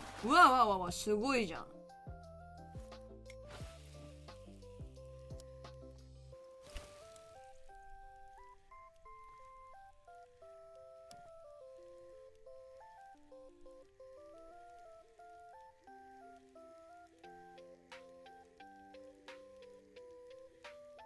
バイトも来ないっすよ。壁食いついてきてるなみたいな。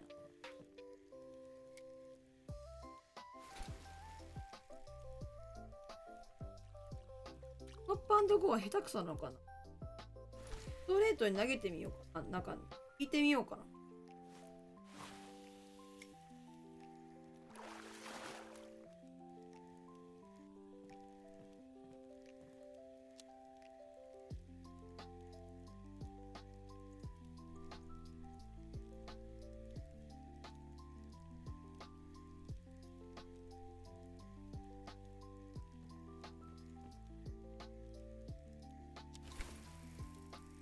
来ないねー。釣れないの？おかしいよー。おかしいよー。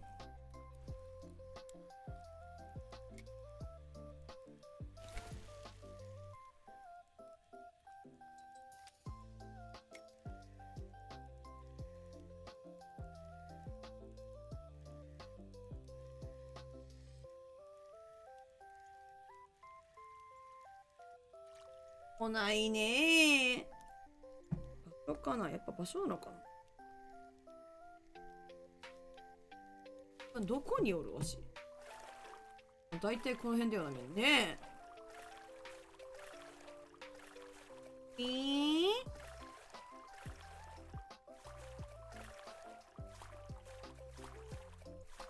今日送っていただいた、教えていただいた場所。ここじゃなくて、こっちか。こっちかな。ここ。ここね。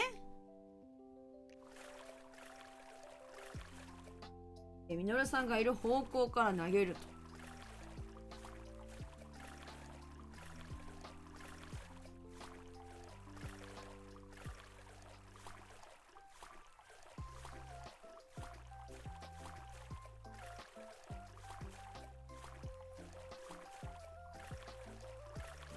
からね。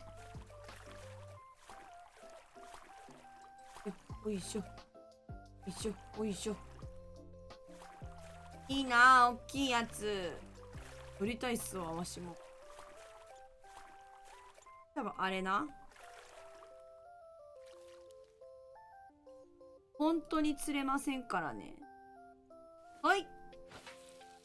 でも諦めないその心大事。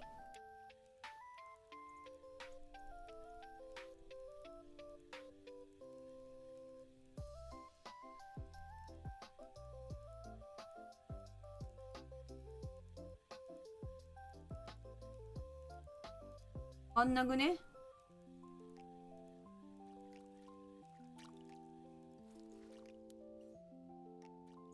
よし。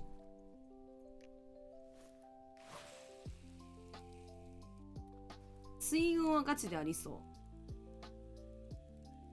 ナイス。エイクトラウトトロフィーナイスです、はよくさん。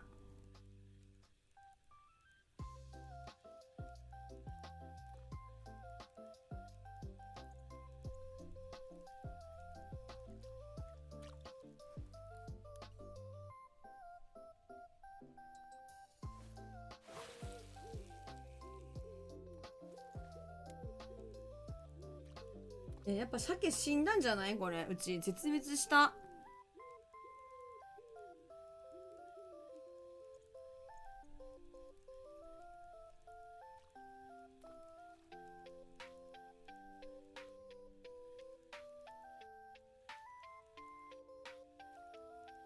釣れなくね？面白いぐらい釣れないけど。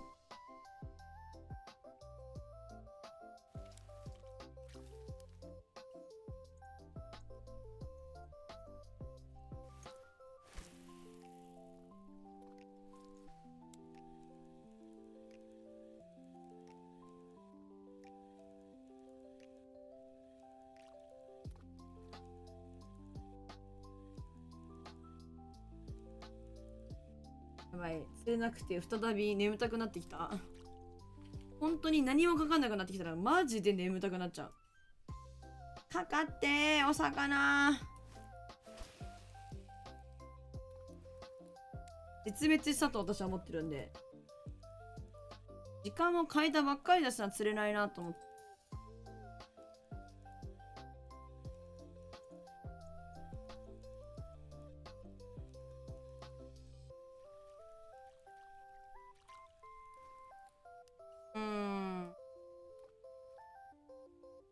ほい。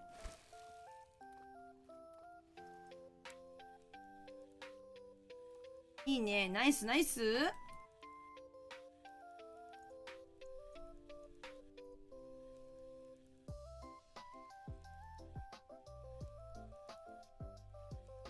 魚が寄ってきているように見えないんだよ。そもそもだけど。はあ。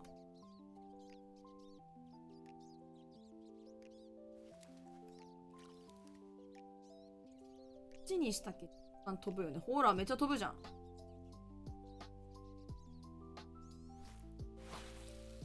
くっそ飛ばして、ファイト時間を長くする。浮かない。8だ。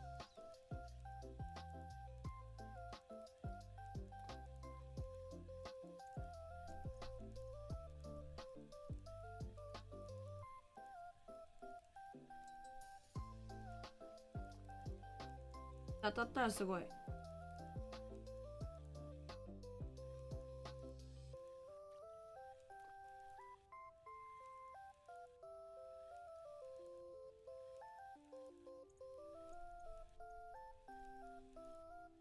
はいねー。有人君どっちもかかるんだけどねって。お、なんかかかった急に。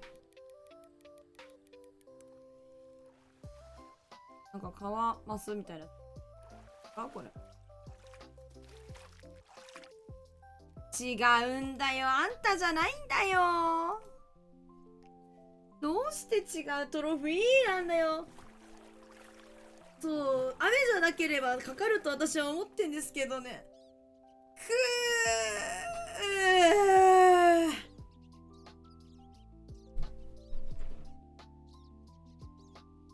一体何の恨みがあるってんだ、鮭あたいに。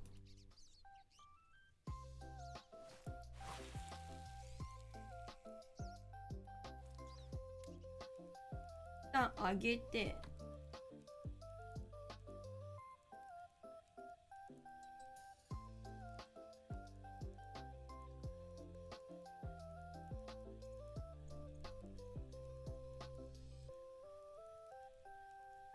あのぐらいまで沈んじゃうな。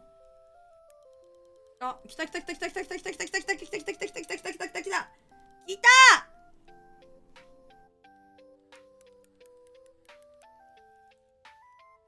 これはさすがに鮭。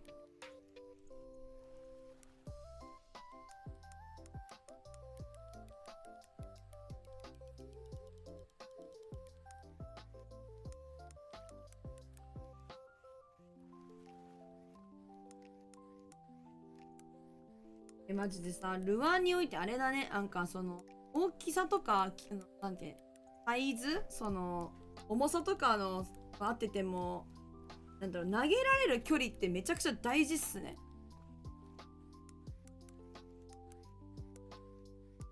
来たと思うんだけどな。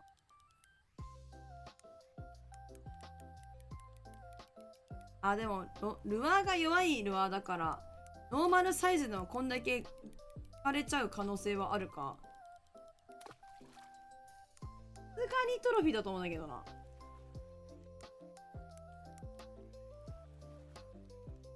いや、おっきくない？どうみんなどうかい？どうなんだい？どうすか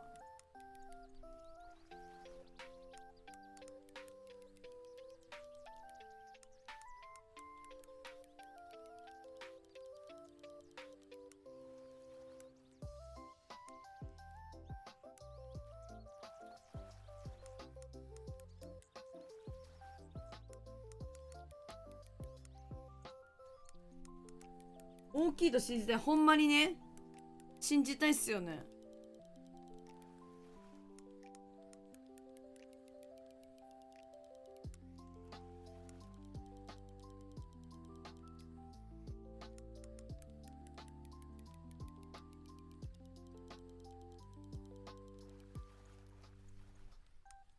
さすがにここまで引かれたらでかいだろうよ。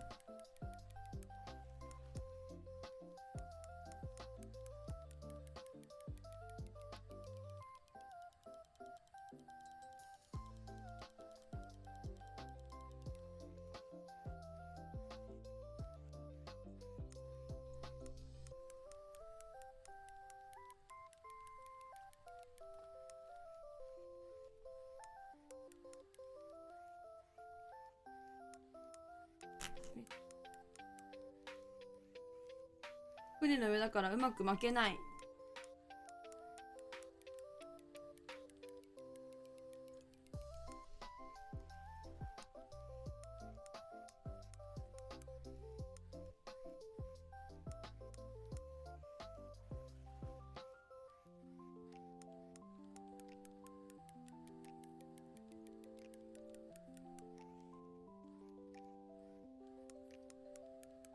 来てるぞ。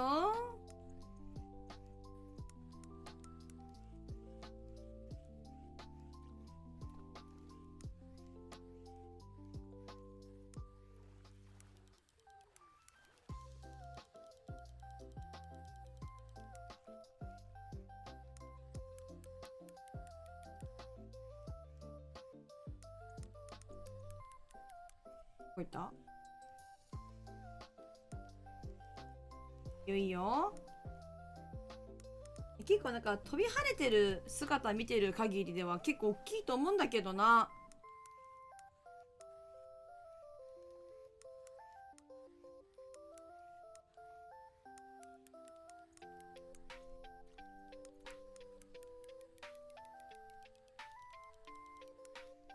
あんま遠く行かないでくれ。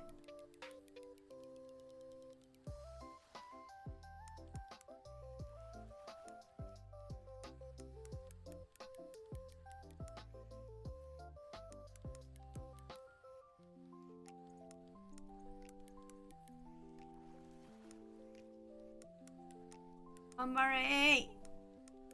頑張れー。頑張れ頑張れ頑張れ。来てるぞ。来てる。来てこい。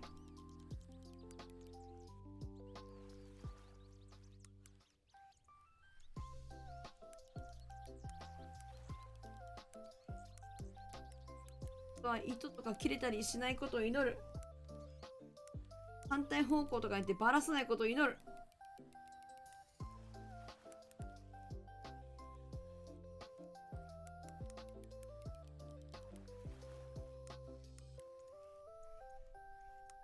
来てるか逃げられる。緩めてる負け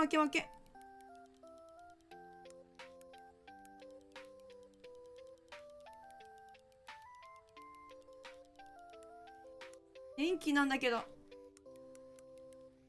頑張れおじさんでかいと思うんだけどな。でかくない？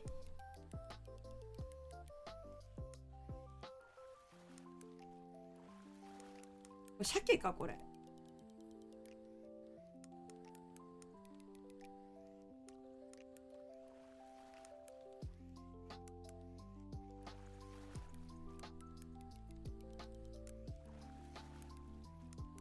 ほい。やばい。やばいやばい。どうやってどうやってどうやってどうやってる。やばいやばいやばい。これ逃げられちゃう逃げられちゃう。まずい。怖いよ。これで逃げられたんよな。体ひで。さっきトロフィーだ確定。そうだね。あと嬉しい。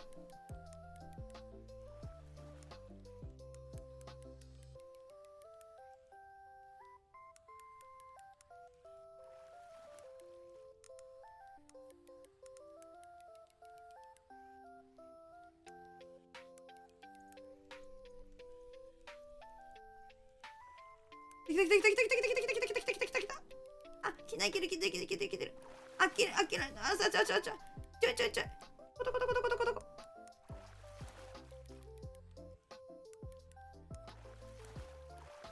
来てる来てる来てる来てる。来い来い来い。なんだトロフィー。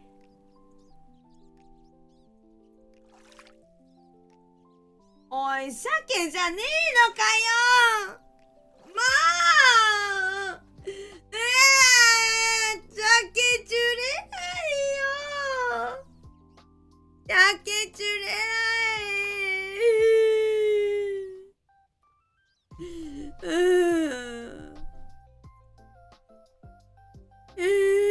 チュれない。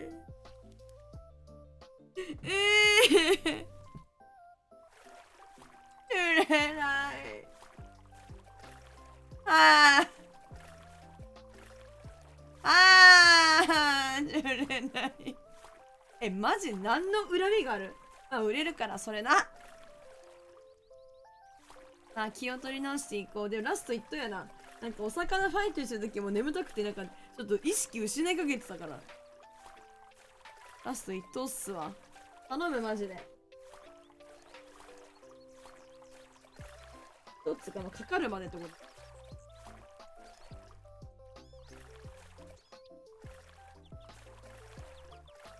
そんな深いところにかかっちゃってたのかな、投げるとき。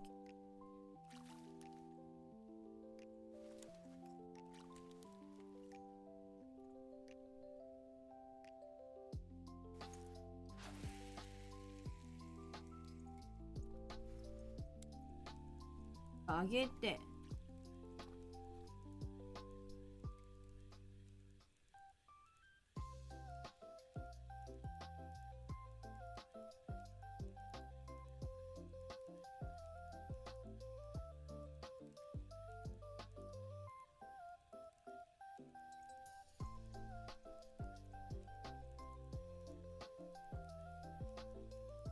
あらないと。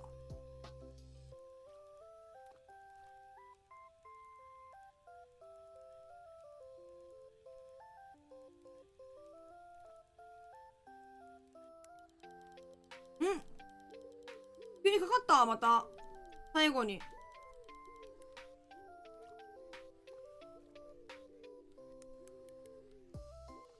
なんかボートのすっごい手前でいつもかかんだよね。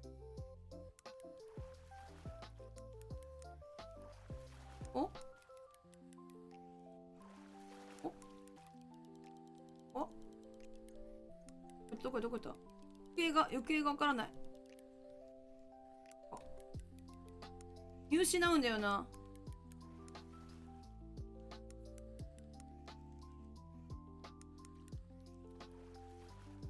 どっちだ。またトラウトじゃないか。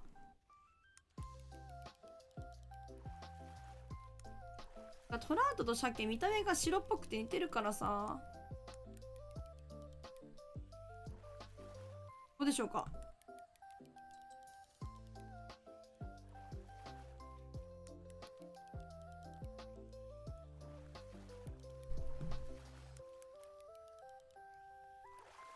どこだ。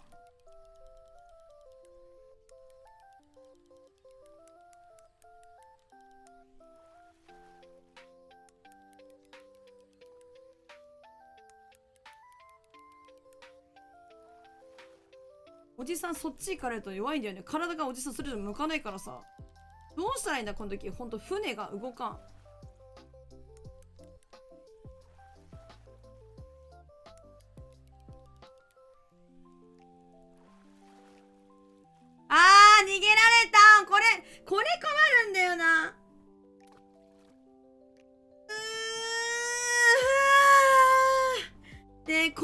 っちゃったら逃げちゃうんですよ。ねえ、どうしたらいいのこの船のさ、体の向き。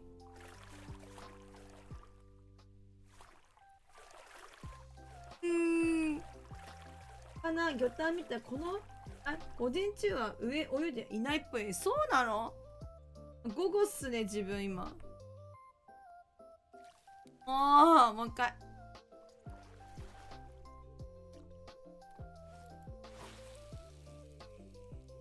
鮭釣れてるね。魚探とかもついてんすね。すごい。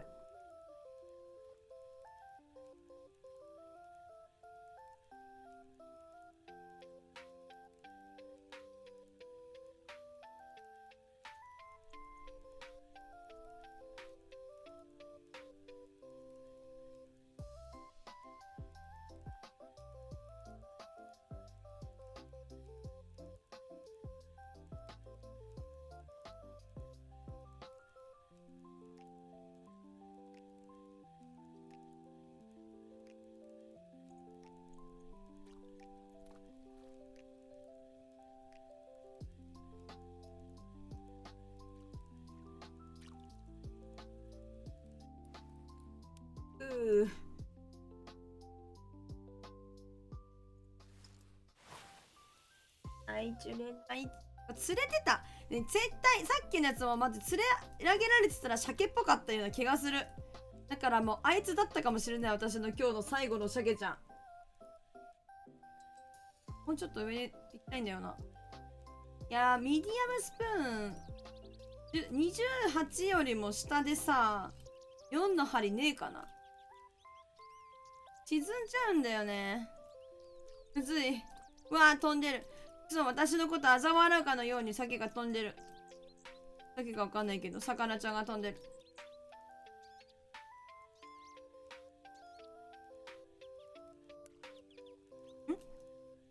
やっぱこの辺でかかるぞ。足元にいるっぽいぞ。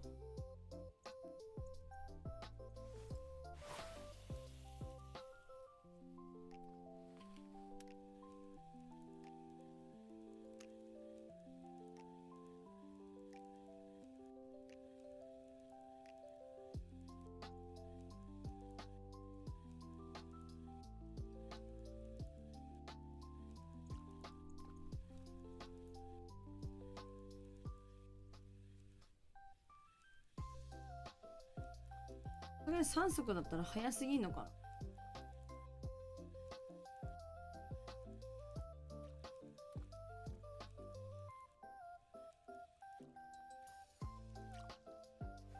うん。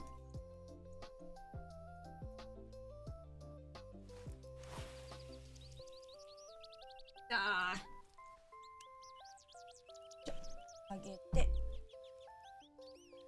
ふ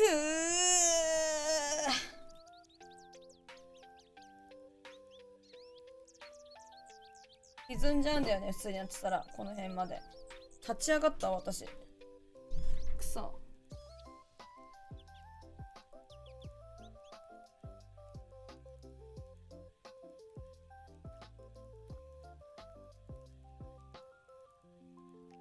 うわ、変えよっかな。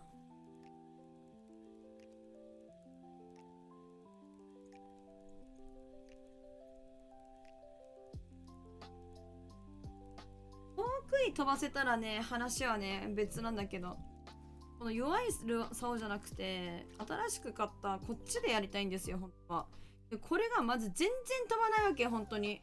糸が合ってないのもそうだと思うんだけど、なんか長さでしょ、なんかその、なんだっけ、竿の長さ的なやつで飛ばせないみたいな。飛ばせなさすぎじゃない？さすがにだけど。飛ばせなさすぎじゃない？どうしてこれ飛ばせない？何メートルしか飛ばせないのこれ。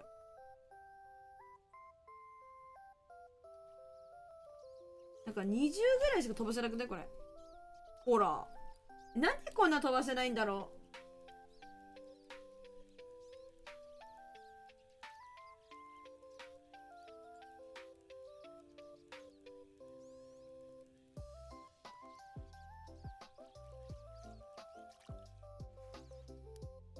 さすがに今からスピリットもったいない。そうなんすよね。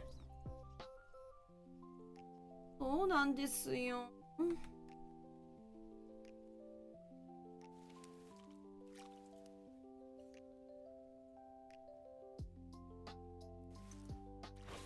釣れなさすぎわろち。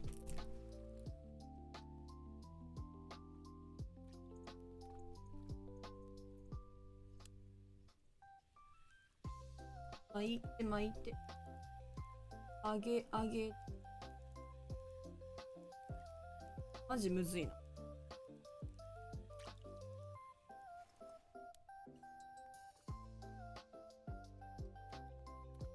ほい。輪なんだよね、多分ね。言わじゃかった。27メートル。これで。これでかかったら神。神すぎる。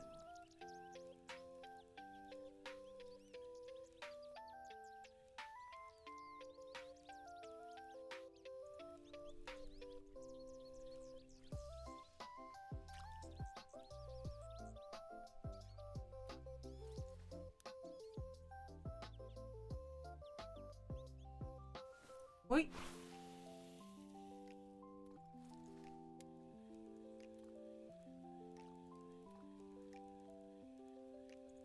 鮭釣ってミッション、このミッションのやつクリアしたいっていう。それだけなのに。難しいよー、鮭。くそー、いまいましい。一匹で釣れないよね。でもね、私はね、トロフィーさ、なのにさ、あいつがもうちょっと太ってたら終わってたんや。今まで釣ったお魚のサイズわかるくて。でもやっぱもう釣っててもやっぱ 7キロぐらいじゃん。7.5 らしい、一番大きくて、うちここで釣ってんの。マジか。こんな釣ってないんだね。思うだけど。時間はもうちょっとで結構釣れる時間来る。私の配信が終わる時間2分今アディってる。アディショナルタイム。さあ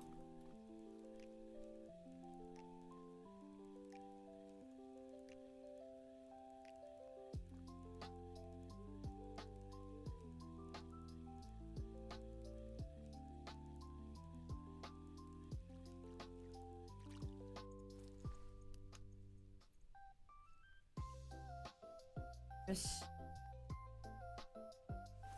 かったら終わりにしたい。かかったら終わりにしたい。もうこれ、かかったら終わりにしたい。かからない。あるのかい。トップ&ゴーされるんだい。普通にやったら28だったら。あ、来てる。軽いぞ、なんか。出ました。カワマス。いいんですか、カワマスなんかで終わっちゃって。さすがに農家。はい。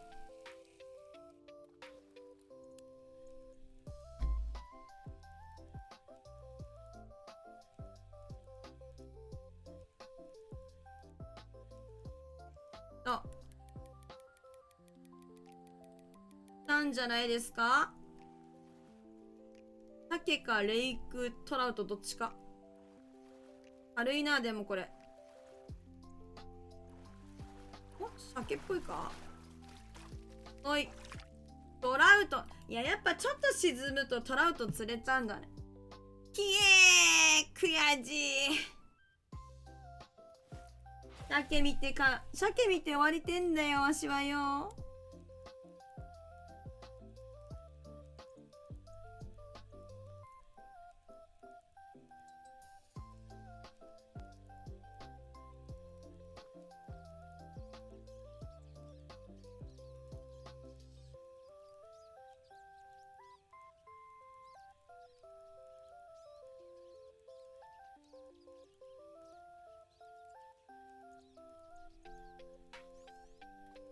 出まへんと。元に戻ってみよう。お、チェンジチェンジチェンジ。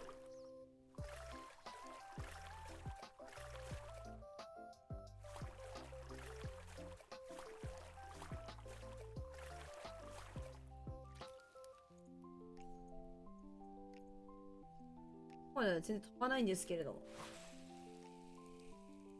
頼む、ロイヤルエントリー。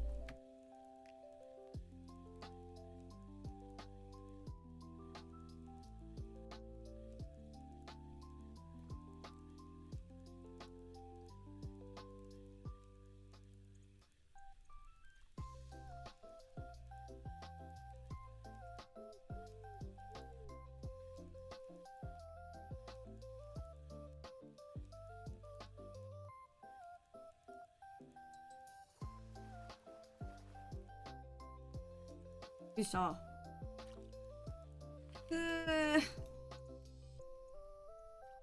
待って、また釣ってるな。また絶滅し始めてるぞ。いや、長さだな、これはマジで。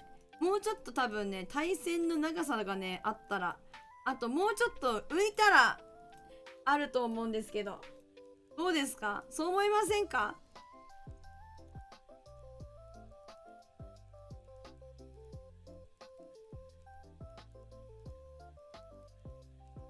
こっちね、やっぱ強竿じゃなくて弱竿で、なんか遠く投げられる方が多分可能性はあるんだよな。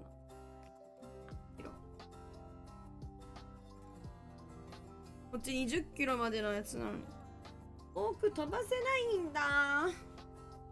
悔しい。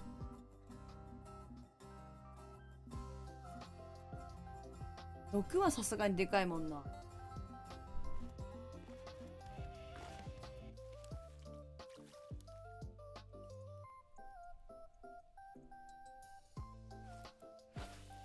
ロイヤルエントリー。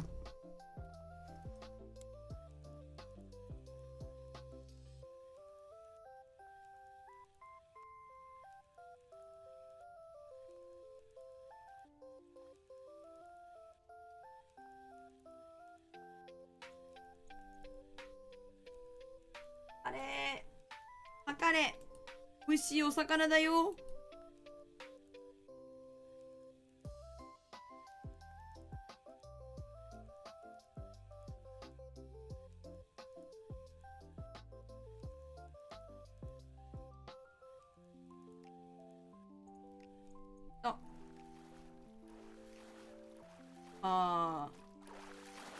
いつものやつ。もうカワマスしか釣れない。移動します。カワマスしか釣れねえ。もう鮭が絶滅した。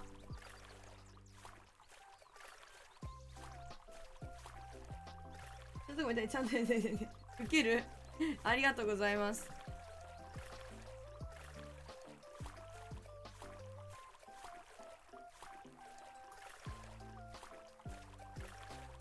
鮭リベンジだな、またこれ。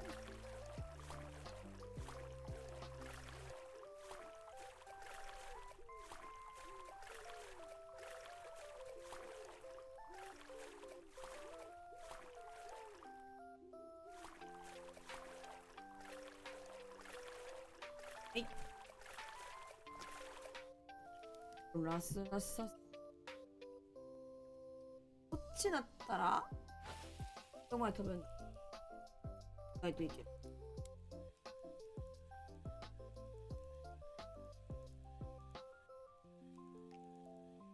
駅がパーンってかかってくれたらめっちゃ嬉しいんですよ。だってかかる実家になってきたはずなんだもん、今。出る。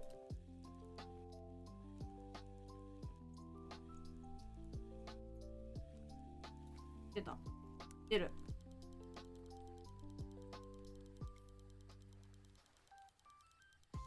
出る。でもこのかかり方はどうなんだ。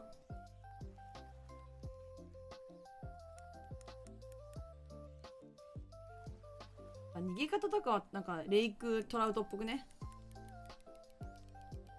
どうすかどうすか。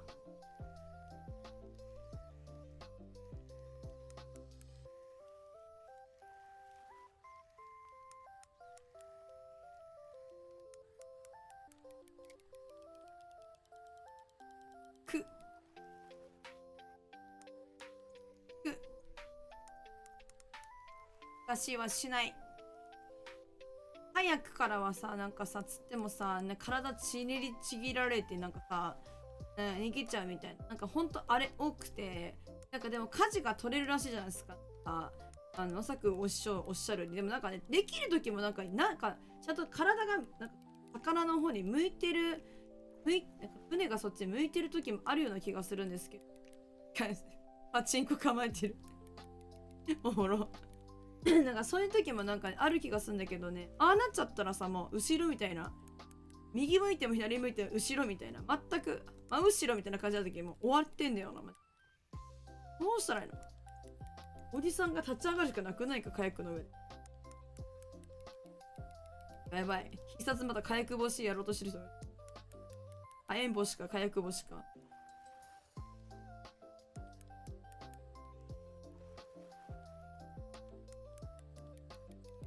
どうっすか？トラウトっぽくないっすか？大きさ。顔の大きさ的に。まだ20メートルもさ。絶対これでもう寝るぞ。本当に。終わるぞ、今日配信。こいつを釣り上げて、私寝るんだ。これはもう死亡フラグ。こいつを釣り終わったら私寝るんだ。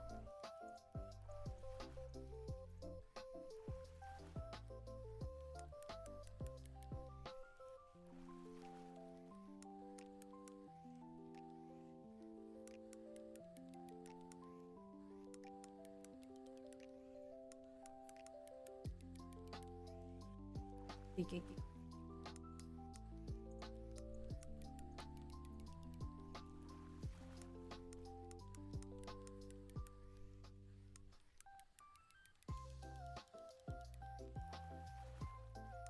来い来い来い。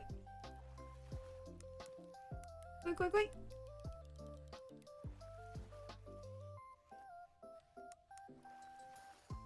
これがなんか弱竿だからすごい引いてるように見えて普通の鮭っていう鮭だったりっていう可能性もめちゃくちゃあるんで、それだけが怖いですね。どうすかどうすか。パチンコやばい、生かしてる。普通サイズやっぱりなんかそうかな。いやトロフィーだと信じたい。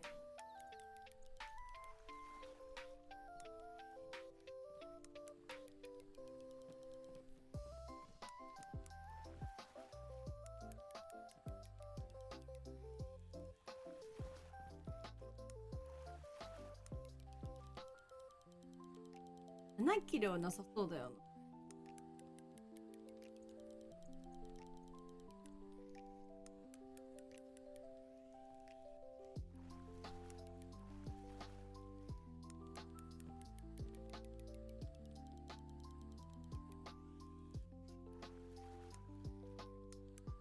あんな奥にいる。もうちょい7にな。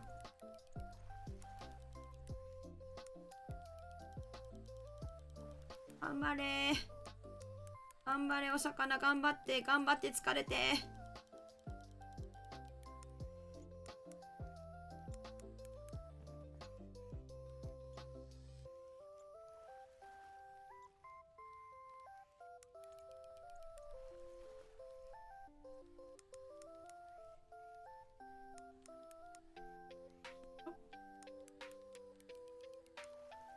揺さぶれさぶれ。頑張ってるマジで。普通でこんなに頑張る？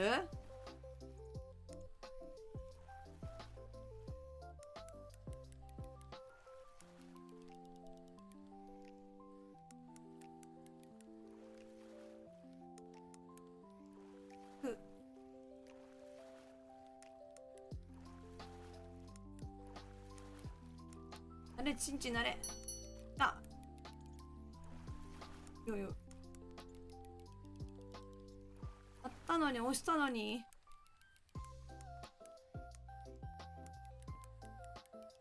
あとちょっとなのに。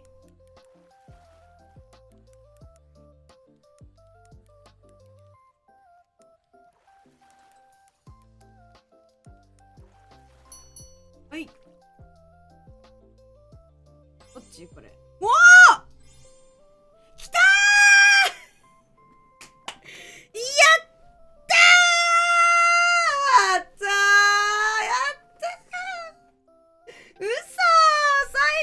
最後で。大変だったよ。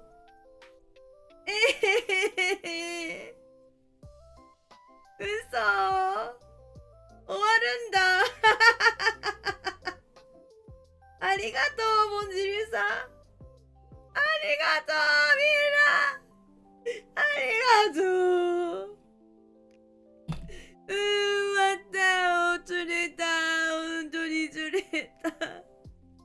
最後の最後に。釣れるの？持ってんな、わし。持ってんじゃねえか。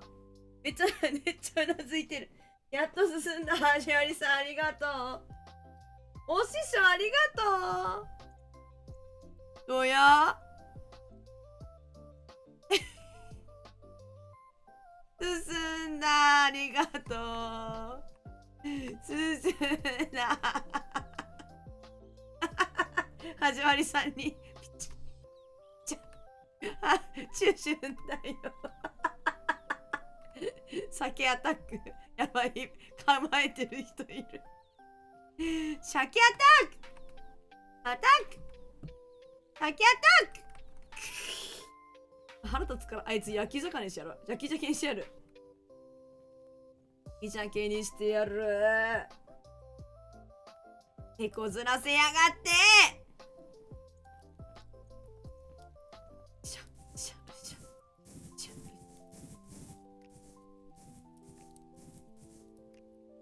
そうだよ。焼き鮭だお前なんか。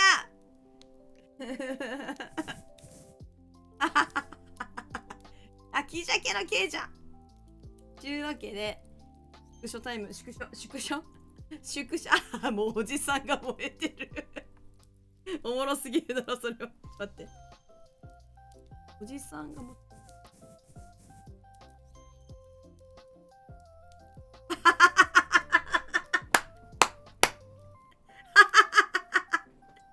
おじさん大丈夫おじさん。熱くないそれ。熱いとかっていう次元じゃないと思うんだけど。ちょっと。もう一回やって。そして。これスクショ撮って。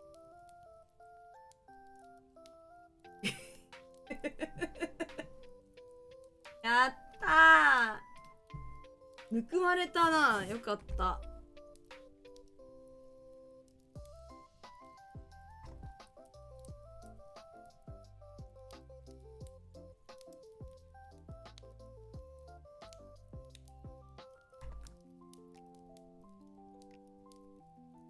つぶやく。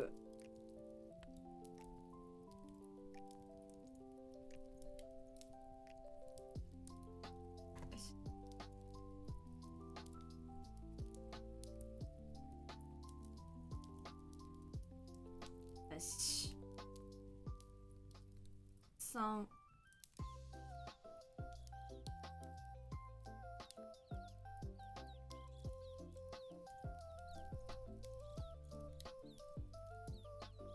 こうしようか。で、スクショタイム入ります。カメラタイム入ります。ありがとう、ヘイスさん、ありがとう。本当にありがとう。本当にありがとう。マジでありがとう。ヤンキー出るわ、マジで。マジでありがとう。本当に。マッチョ嬉しい。嬉しい。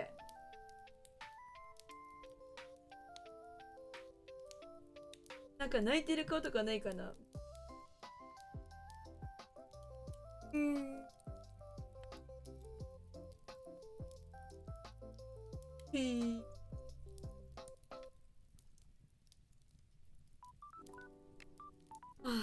本当に大変でしたね。こずりましたね。カメラタイムス。よしよし。よし。さて、皆さん、本日はとっても気持ちよく寝られるということでよろしいかしら？これで心置きなく皆様寝られるというわけでございますわね。キープします。やったー！というわけで、ミッションに一歩近づいたということで、経験値に関しましてまた4491でございますね。まあ、ミッションをクリアするには実は鮭はねカニックのところ行かなきゃいけないから終わんないんですよ。実はね終わんないんです。終わるとしたらばパイクのクワキンに行ってチェーンパイクあと釣れば経験値が7000入る7800入るんで、まあ、これとかを終わらせるのがすごいいいのかな。クワンキンってどこだ。クワンキンとかあとはなんだ。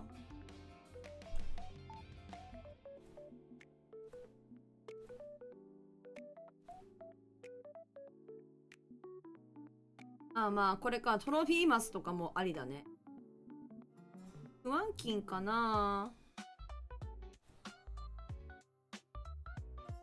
アリゲーターがガーンとこ、そこか。思い出の地ですね。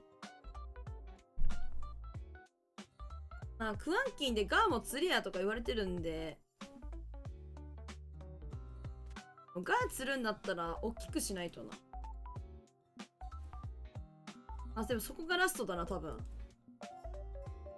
今はなんだっけ船とかもあるからいけるんじゃないかな。クワンキン行ったら多分レベル40だ。わーい、ありがとうございます。本当に皆さん見守っていただきましてありがとうございます。船出せないだと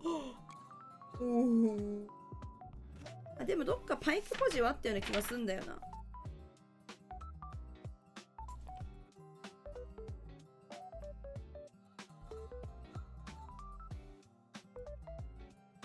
よし、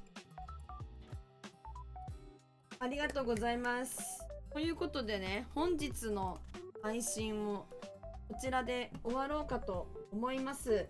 本当に皆さんいろいろと教えていただいたりとか、一緒に釣りに勤しんでいただいたりですとか、本当にいつもありがとうございます。本当に皆様がいらっしゃるおかげで私釣りめげずにこの釣れない時はねめげずに釣りをすることができております。ありがとうございます。で明日はねしばらくタクティクスやりたいんで、タクティクスやって、待って、でも1週間タクティクスやってるか。明日木曜日かやって、金曜日は別のゲームはさすがにやってっていう感じでしたいなと思っております。なので皆さんまた明日もですね、もしよろしければお越しくださいませ。はい、では今現在03アリゲーターさん、ボンジリさん、エルタさん、どんぐりさん、アイフェイスさん、クブジャスさん、センキュークブジャスさん、抹茶さん、ミノルさん、パドルさん、プリコジンさん、はっちゃんさん、はじまりさん、本日もありがとうございました。そして今までいてくださった方もありがとうございました。皆さんゆっくりお休みくださいまし。